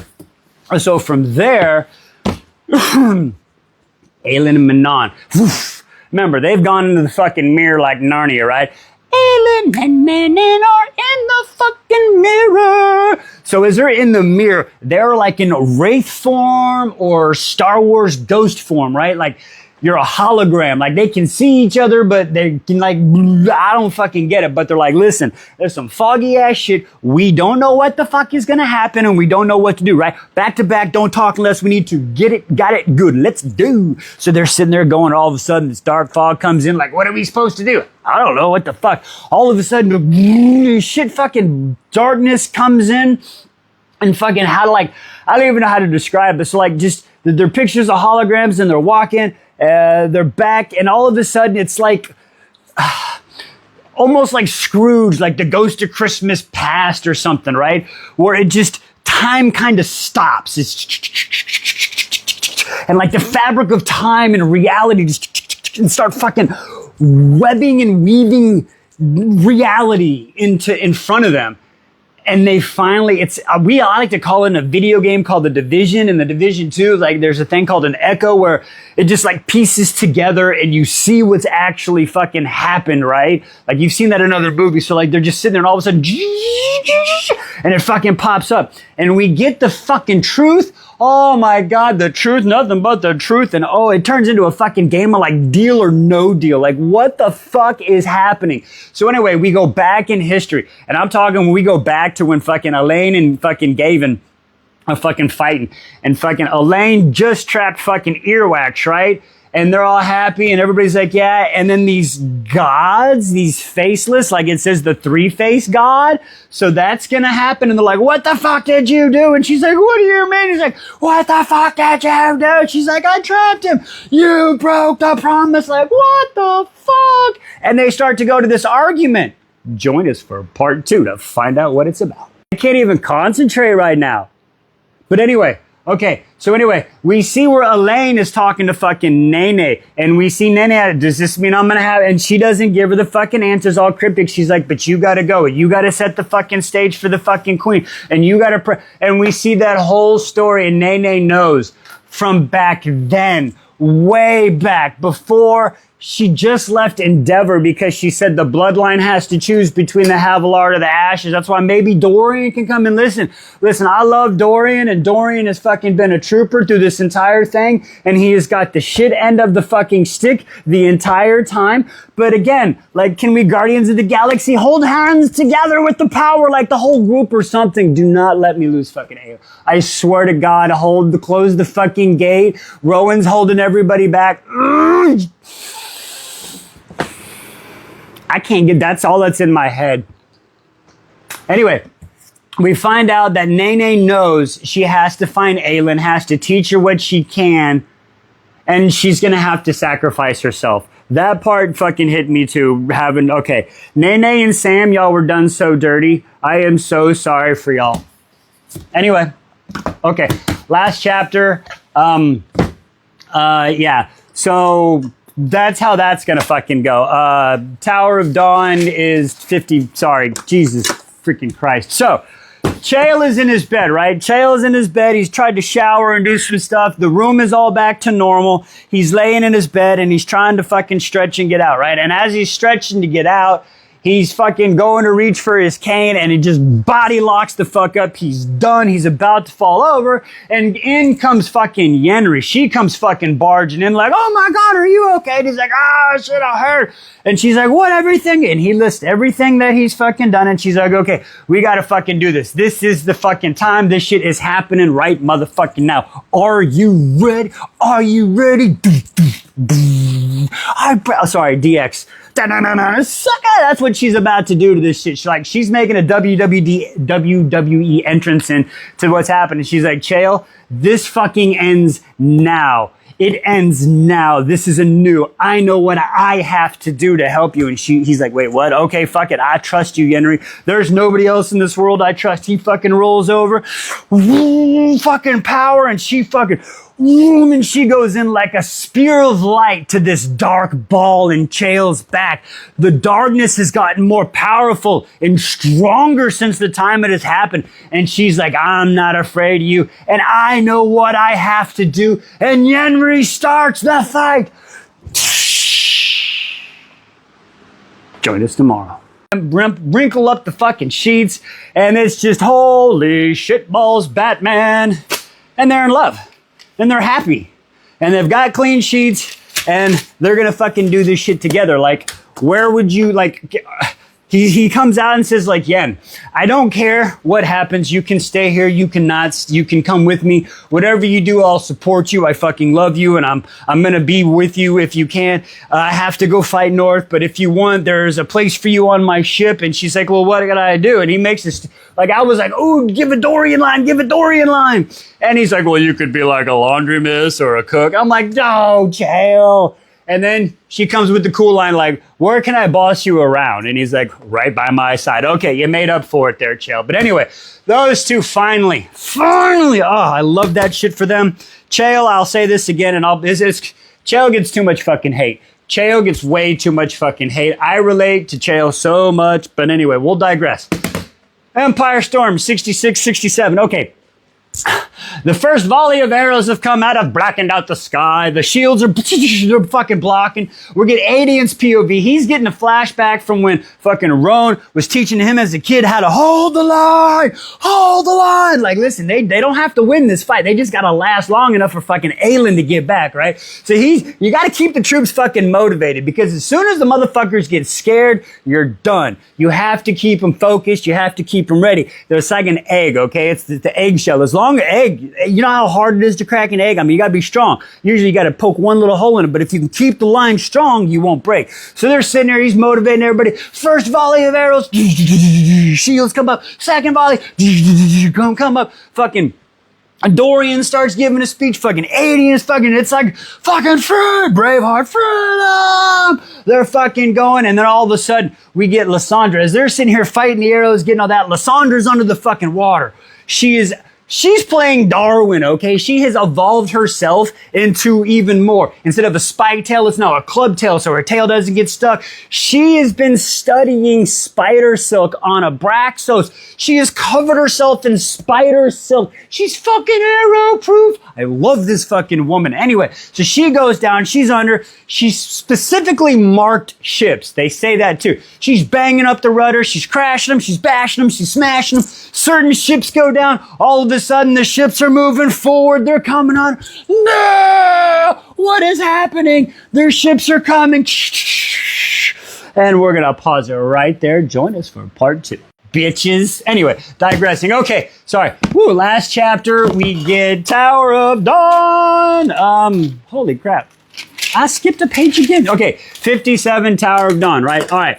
Now, on this one right here, we go back to Nez and Tartar Sauce, right? They have gotten back to the rook of where Tartar Sauce stays with his people with Bordy and Hulu, right? So they're all like, Hulu's pissed. Hulu mama, she is mad. Everybody gets back. Even Falcon survived. But Falcon's having a hard time because he's still in spider form and they're all trying to like, no, stop, it's the good guy. So anyway, they're all down.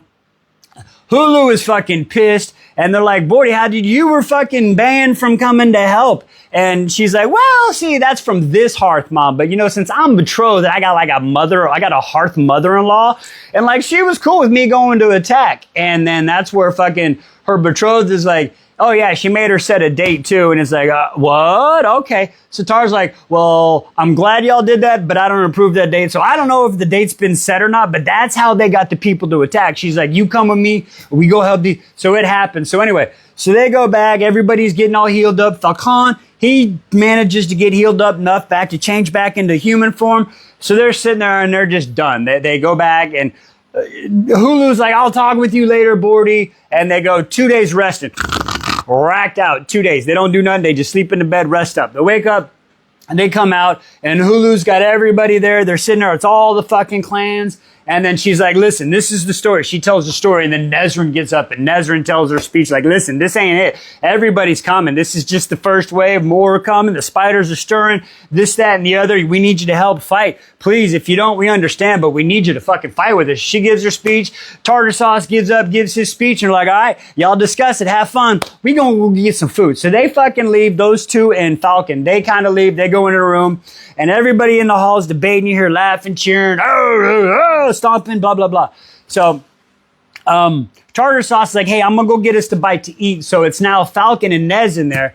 And then Falcon's like, man, I didn't think I'd survive. And Nez is like, hey, listen, I need to talk to you about something. Now, I'm not 100% sure, okay? Like, I could be wrong, but there is a possibility that I know who your niece is. And he tells the stories like the time fits, the age fits. The description of the person doesn't fit, but again, we kind of, the shapeshift, we learned how Lysandra had to change and then magic hit that one day. So we don't know what she looks like. He was talking about hair color, dark, light brown. So we got that. So he's like, oh shit, I might have family. He's like, well, fuck, hell yeah, I will come with you and fight. Because he didn't have a reason to go and fight. He's like, well, because she said, are you going to come fight with us? He's like, do you want me to fight with you? I got no reason. So I think he's going to go with him.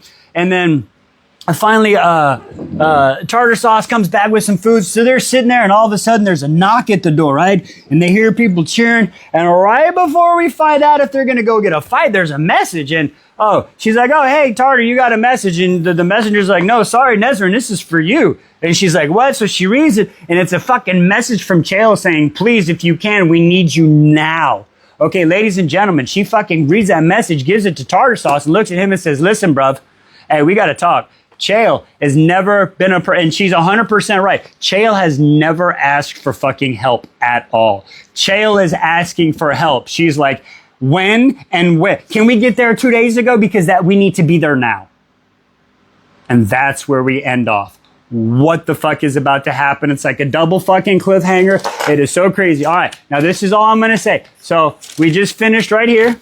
Okay. We just finished that one. Now look, it's solid blocks. So solid blocks. Technically, I could, if I chose to, I don't know, maybe. If I read 8 chapters tomorrow, I would finish this book. But I don't think I will. I don't know. Maybe I will, maybe I won't. Come back, find out tomorrow.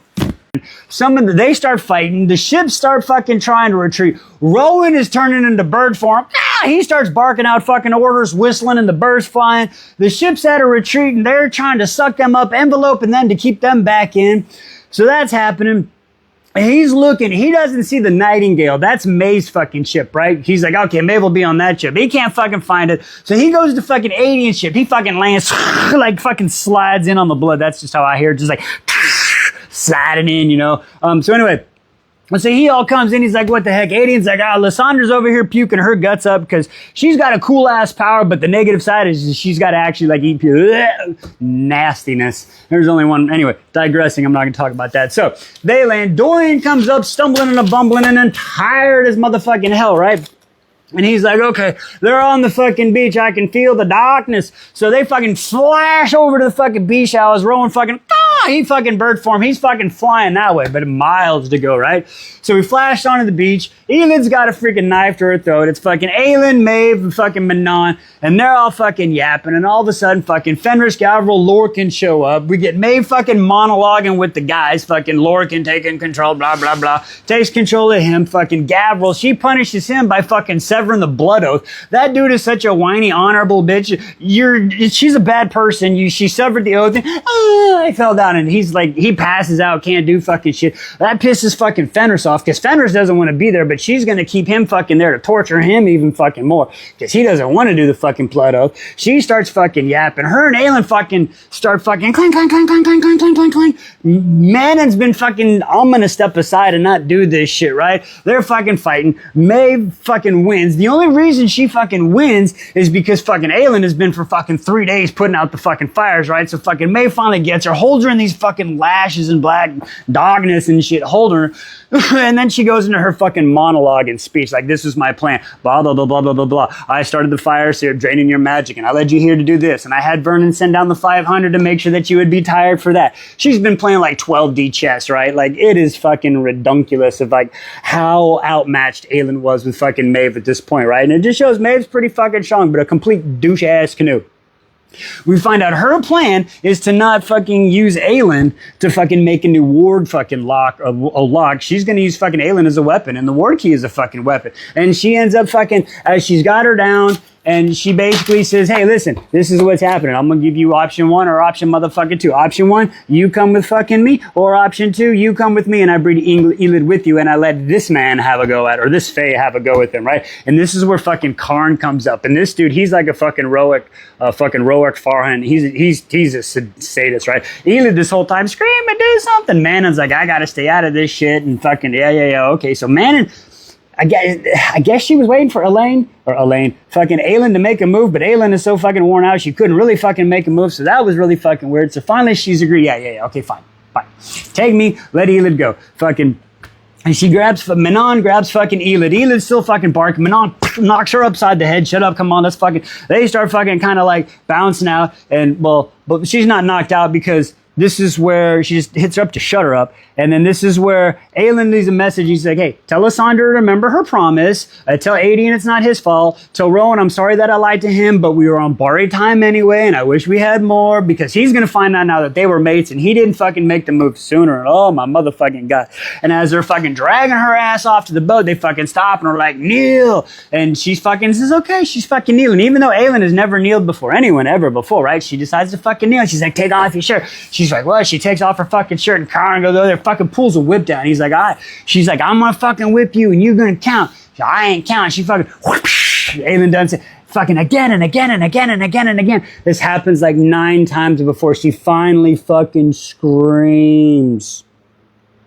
All of a sudden, the guards sense somebody start coming up. They're like, wait a second. I think Rowan and everybody, they're getting fucking closer. They can feel the power. The whip's fucking going off. Manon's knocked fucking Elid out and is like kind of fucking backing off. And they bring out this iron fucking coffin in chains in this iron mask so she can't heal herself.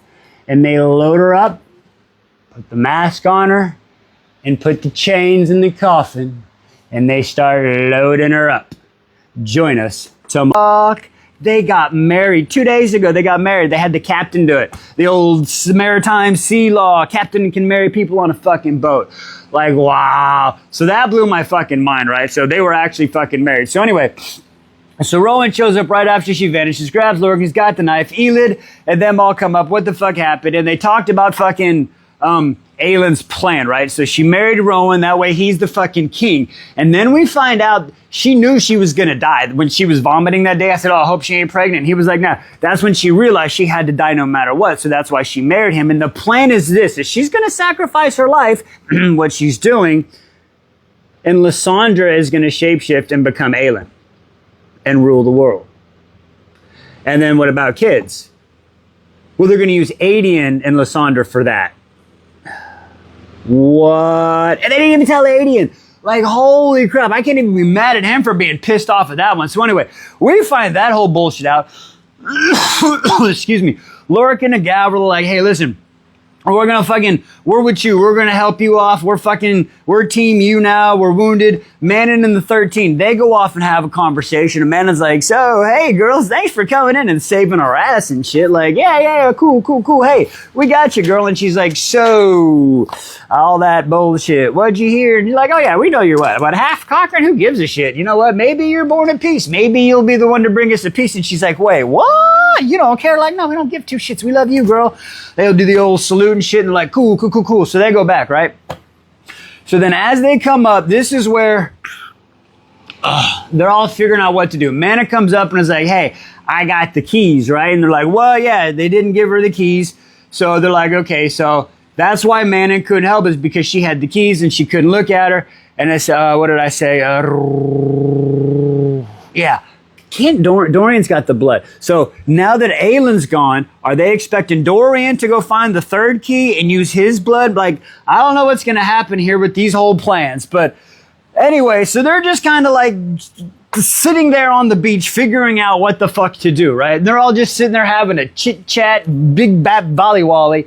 And then all of a sudden, as they're sitting there trying to figure out what to do, realizing all what happened with the plans and this, that, and the other, fucking all of a sudden you see fucking Ansel like kind of like straighten up like, oh shit, what the fuck? That causes Lysandra to fucking look up and go, hey Rowan, look over there. And we see this olive skinned man with this turquoise and gold core eyes show up, and fucking Aiden is like, Gallon? And they're like, fucking Gallon? Gallon Asherville of Wendell? And he's like, where is Aylin? I was told to meet her here. And he's like, wait, what the fuck? Yeah, he's like, hey, so I got a letter from her, and she was like, hey, remember fucking Evelyn and what the fuck, and remember what I did at Mistward for you people? It's time to return the favor, and you need to motherfucking fight. So he's like, hey, it was only sent to me, so I showed up. I'm here where I'm supposed to be, so I'm here. What's up with that shit? And all of a sudden, you fucking look over again, and some more boats show up, and it's like, what the heck? And these people come up, and it's the Desert Assassins. It's fucking Elias. It's fucking Elias with the Desert Assassins. And they're like, hey, we're all here to pay a fucking debt. And then Adian is like, oh shit, when I was bitching at her for not fucking getting an army, she been getting a fucking army the whole time. What the fuck? Like, oh my God, you've got to be shitting me. Again, I love Aylin, but her backdoor planning, it kills me. Can we please just, why couldn't they have showed up earlier? Anyway. So once again, so Aylin does that again, right? She doesn't fucking disappoint. They got all these people there. Now they're like, all we need to have fucking the last people is fucking Chael and Nezrin and that fucking army, and then we'll have all that we fucking need. So they're like, okay, so this is the plan. They're all there to see Aylin, right? But we know where fucking Aylin is. Whereas Aylin, she's in the box and they fucking bounced out. But they don't know that. So it's time to put the plan into effect. Lysandra comes over like, I am here. She's even learned Aylin's little secrety fucking grin that she does, right? Adian's pissed and Rowan's like, back the fuck up, bullsaw. I ain't even trying to. Back up, bitch. Just back up. I don't even know what I was going to go with there. So they're like, okay, fine. So they start talking and they come up with the plans. Now, as they're coming up all these plans, what they're going to decide to do, Aylin looks at Rowan and goes, my prince, I need you to find something for me in the north. That's the real Aylin. So he's going to take off and do that. The witches, they're going to go find more witches, right? But they're going to leave 2 wyverns and 2 witches with them to help guard the stuff, right? And then they're also taking Dorian and I believe Elid and maybe Lorcan too. Yeah, I think Lorcan. So Elid's pissed at Lorcan right now. I think that whole, I don't know, he's going to have to earn his fucking shit back. But anyway, so they're going to go look for more witches. Rowan's going to go look for the real Aylin, and then everybody else is fucking sailing fucking north, right? And that's where we're going to end off. That's where we end Empire of fucking Storm, right there. So I'm going to wait for review this one until I finish this one. Join us for part 2. Fucking 1. Holy shit. And Hazar's like, yeah, and guess what? What? She even wrote me a note earlier 2 weeks ago. What? No way. Chael's like, well, what did it say? And it's like, come fight for me. Chael's like, yeah, what did she offer you? And fucking Houseful looks up and goes, a better world. What? And that's how we end. So we've got 2 more days, 5 chapters apiece of Tower of Dawn, and then we will be done with the tandem read, and I will do an individual review after we're done of each book. I'm gonna wait until then because I've read it together, so I gotta review it together. Whew. I'll say this much. I get why that ended, but I am not. Of all the way the books ended, this is so far had me the most upset it is. But anyway, digressing. Join us tomorrow. Fucking old girl, the heel of the high, she's kind of like racked out unconscious. They go to get fucking Duva. They turn her over, and they turn her over. She goes to fucking attack, and Chael takes a fucking back shot from hell. Like, oh my God.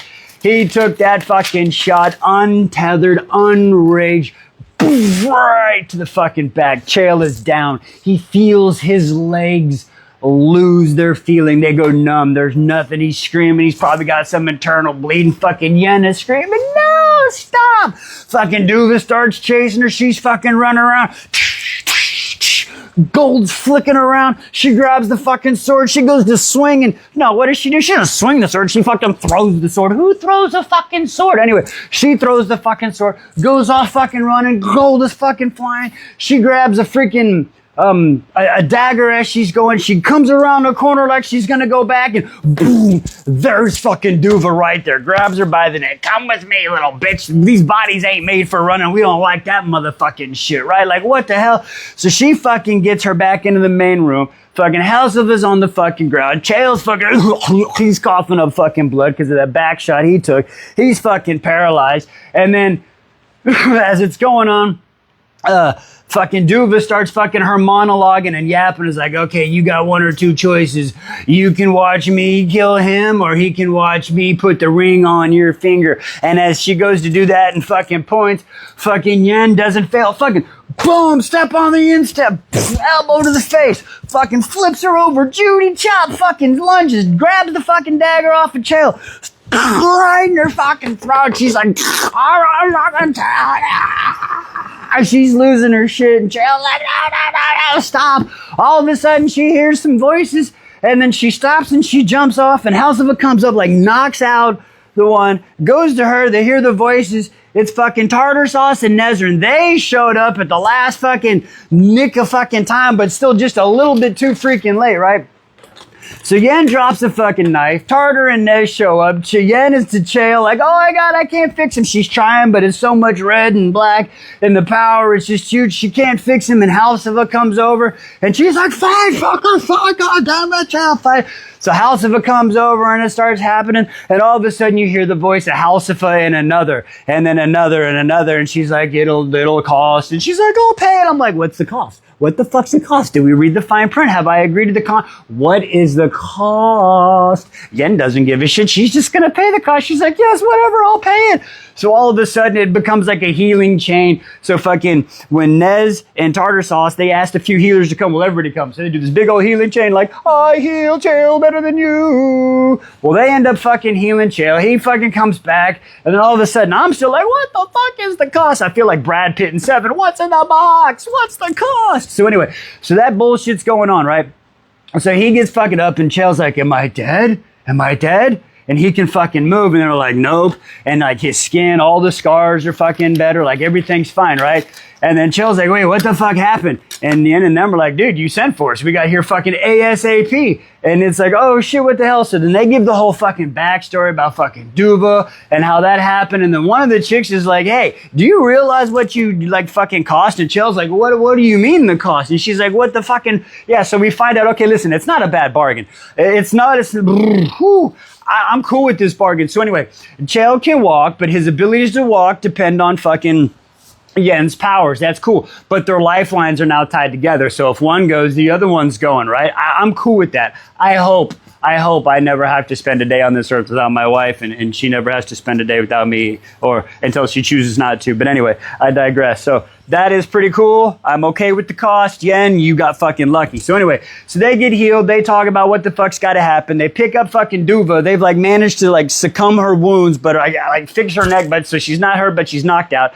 They take her back to fucking daddy fucking Hagen, right? And they walk up, and then all of a sudden, fucking yelling, and the old Agony dudes are fucking bullshitting. They're like, you didn't fucking notice, or you never paid attention, and fucking Cashin's jumping in like, motherfucker, and fucking Dad's like, fuck, I don't care.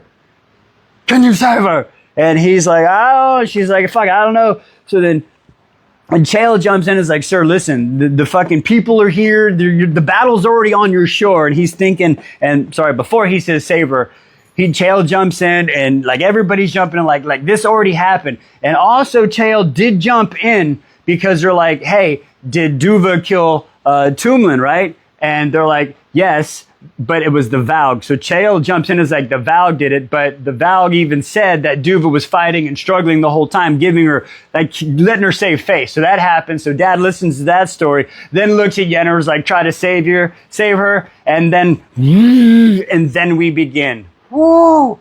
We finish tomorrow. Tower of Dawn, the final day, day 29. Join us then. We just got a letter. She snaps open the seal. What the fuck? She closes that shit up. She goes fucking, she sprints, she jumps on her bird. She goes fucking flying, lands right in front of Auntie and Unc's house, right? Like, sliding in on a fucking rook. Fucking people are like, what the hell? People fucking, door opens up. It's her fucking brother or her dad and her sister. They made it. They finally fucking made it. Hallelujah. Hallelujah. Hallelujah. Hallelujah. All right, so Nez has got her family. She really fucking needed that, right? Because Nez has not had very many fucking wins, right? So anyway, so she gets fucking that. Yeah, and then Dad comes out, and then old Tartar Sauce, he fucking comes down. Everybody's like, oh shit. Dude, they're all looking like, wait, you with the prince? What the hell? Like, yeah. So the prince, he fucking walks up, bows down, and Nezrin's at us like, hey, I heard you made it. Need to fucking welcome you here. And just, there's some going on. So anyway, they go have a conversation in an alley, right? And this is where we find out that Tartar Sauce went to talk to his dad. He's like, hey, listen, I love this girl and I'm going to be with this girl. And he says, you can't be with her. She a common girl. She ain't got no place. You can't be heir. He's like, well, I ain't trying to be heir. He's like, well, I'm fucking naming you heir and I'll walk in the fuck out. Like, what the fuck? So he's been named heir, but he says, I'm fighting this fucking war. Look, we can fix a problem if she just got no title, Dad. Let's fight the war and then fucking Aelin will give her land. She's got fucking land. It's fucking settled. Don't be a douche canoe. Anyway, so we find out, and he's like, I'm bringing my fucking peeps. And then they kind of do a kiss and we find out like the sister was listening. It's like, hey, Dad, they're doing the thing. And they're like, hey, listen, let's fucking go to war. Let's deal with the fucking war. And then we'll come back here at this land and we'll live here together. All right. So they're like, hell yeah, let's do that. And so then we do that, and then it's 2 weeks later, they're finally leaving up, they're on the fucking deck of the ship, everybody's packed up, ready to go. Cassian comes by, he says goodbye to Yen, he's like, hey listen, I know you're leaving and shit's happening, I'm really sorry what I said fucking all those years ago on the steps. And she's like, yeah, I am too, but you know what, the past is in the past, why can't we be friends, let's just be friends. So they're fucking friends, right? So they're cool now, whang! Bam. So they all fucking good to go and they fucking take off. I'm like, I don't know why they fucking took 2 weeks to leave, but they leave. So anyway, it ends off. They're on a motherfucking boat and they're heading fucking north, right? And we see Chael and fucking Yen and they're on this fucking boat and they're talking and they're going north and they're up by fucking Elway and all that bullshit. And they're yipping and they're yapping. Oh my God.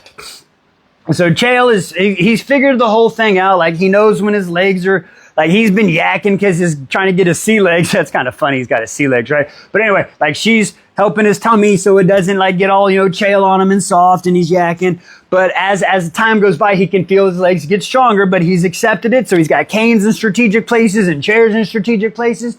They got his horse. They got her one of the little small horses, the Magi horses. Listen, we've got the healer of the high with fucking like 300 fucking healers. We've got 1,000 fucking rooks flying in the sky. We've got a Hazar in her fucking armada with 1,000 fucking ships, right? Yennery's favor to Dad or fucking King was like, hey, save my fucking people. And he's like, bet you got it. So they're going up north, 1,000 ships, 1,000 rooks, full men, full cavalry, and fucking Cassian's still loading some shit up. They're waiting for a few winter storm or something to go by, and he's coming up with a whole nother group of motherfucking people. They got a motherfucking army for days. Like, this army probably is like 3 times the size of what Aelin has. I have like no fucking doubt. So anyway, so they're sitting there, and then we see fucking Yen and fucking Chael on the little quarterdeck, and they're fucking looking out north and seeing this fucking land like, shit, this is about to happen. We find out those mugs got married. Let's go, Chael. So apparently, like, she was sitting in the garden one day, and he's like, fuck, I need to marry this girl. And fucking his legs was still working or whatever happened, because it was like 2.5 weeks ago. It was 2 weeks. So anyway, he fucking ran up and he's like, will you fucking marry me? And she tackled him in the water, and they went and got fucking married, and Halsifa did it, and they had a big ass fucking feast, and everybody was all fucking happy and cool. So he's like, hey, Lady Westfall, like, you're my wife. So anyway, so they're all happy and doing that bullshit, and then she's like talking about her locket. Like she only takes it off her bats, and she's like, man, maybe I need to change the locket because I'm not fucking Henry Towers anymore. I'm fucking Henry Westphal. And he's like, blah, blah, blah. So she takes out the note. She's like, I don't know if I need this anymore. And he's like, well, I don't know. Then she actually gives him the note. So fucking cool. Chael opens the note, reads it, and goes, you need to keep that. What? No, you need to keep that. I got a story to tell. What do you mean? I got a story to tell. She's like, well, I want to hear the story. It's like, well, you're going to need to sit down for this story. She's like, ooh, those are the good kind of stories. And they go and they're kind of kissing and loving and hugging. And then it's like, come on, let me sit down over lunch and tell you the story. She's like, it better be a good story. And he's like, trust, babe. It is a great story, my love. And then that happens. So they're sailing off to go catch up to Aelin and the group. And then we get the very last part called Fireheart. And this, you fucked up my happy ending with this little stupid chapter. Aelin's in the fucking box. She's in the box. She's got the mask on. They're blowing smoke in her face. They can't see shit. They finally open up the box. She's still got her mask on. They pull her out, and it's fucking Maeve going, are you ready to begin? What the fuck? We could have ended on a happy, but no, you got to go throw that in. Anyway, look out for my reviews for these two books. And get ready, because we are starting Kingdom of Ash. Join us.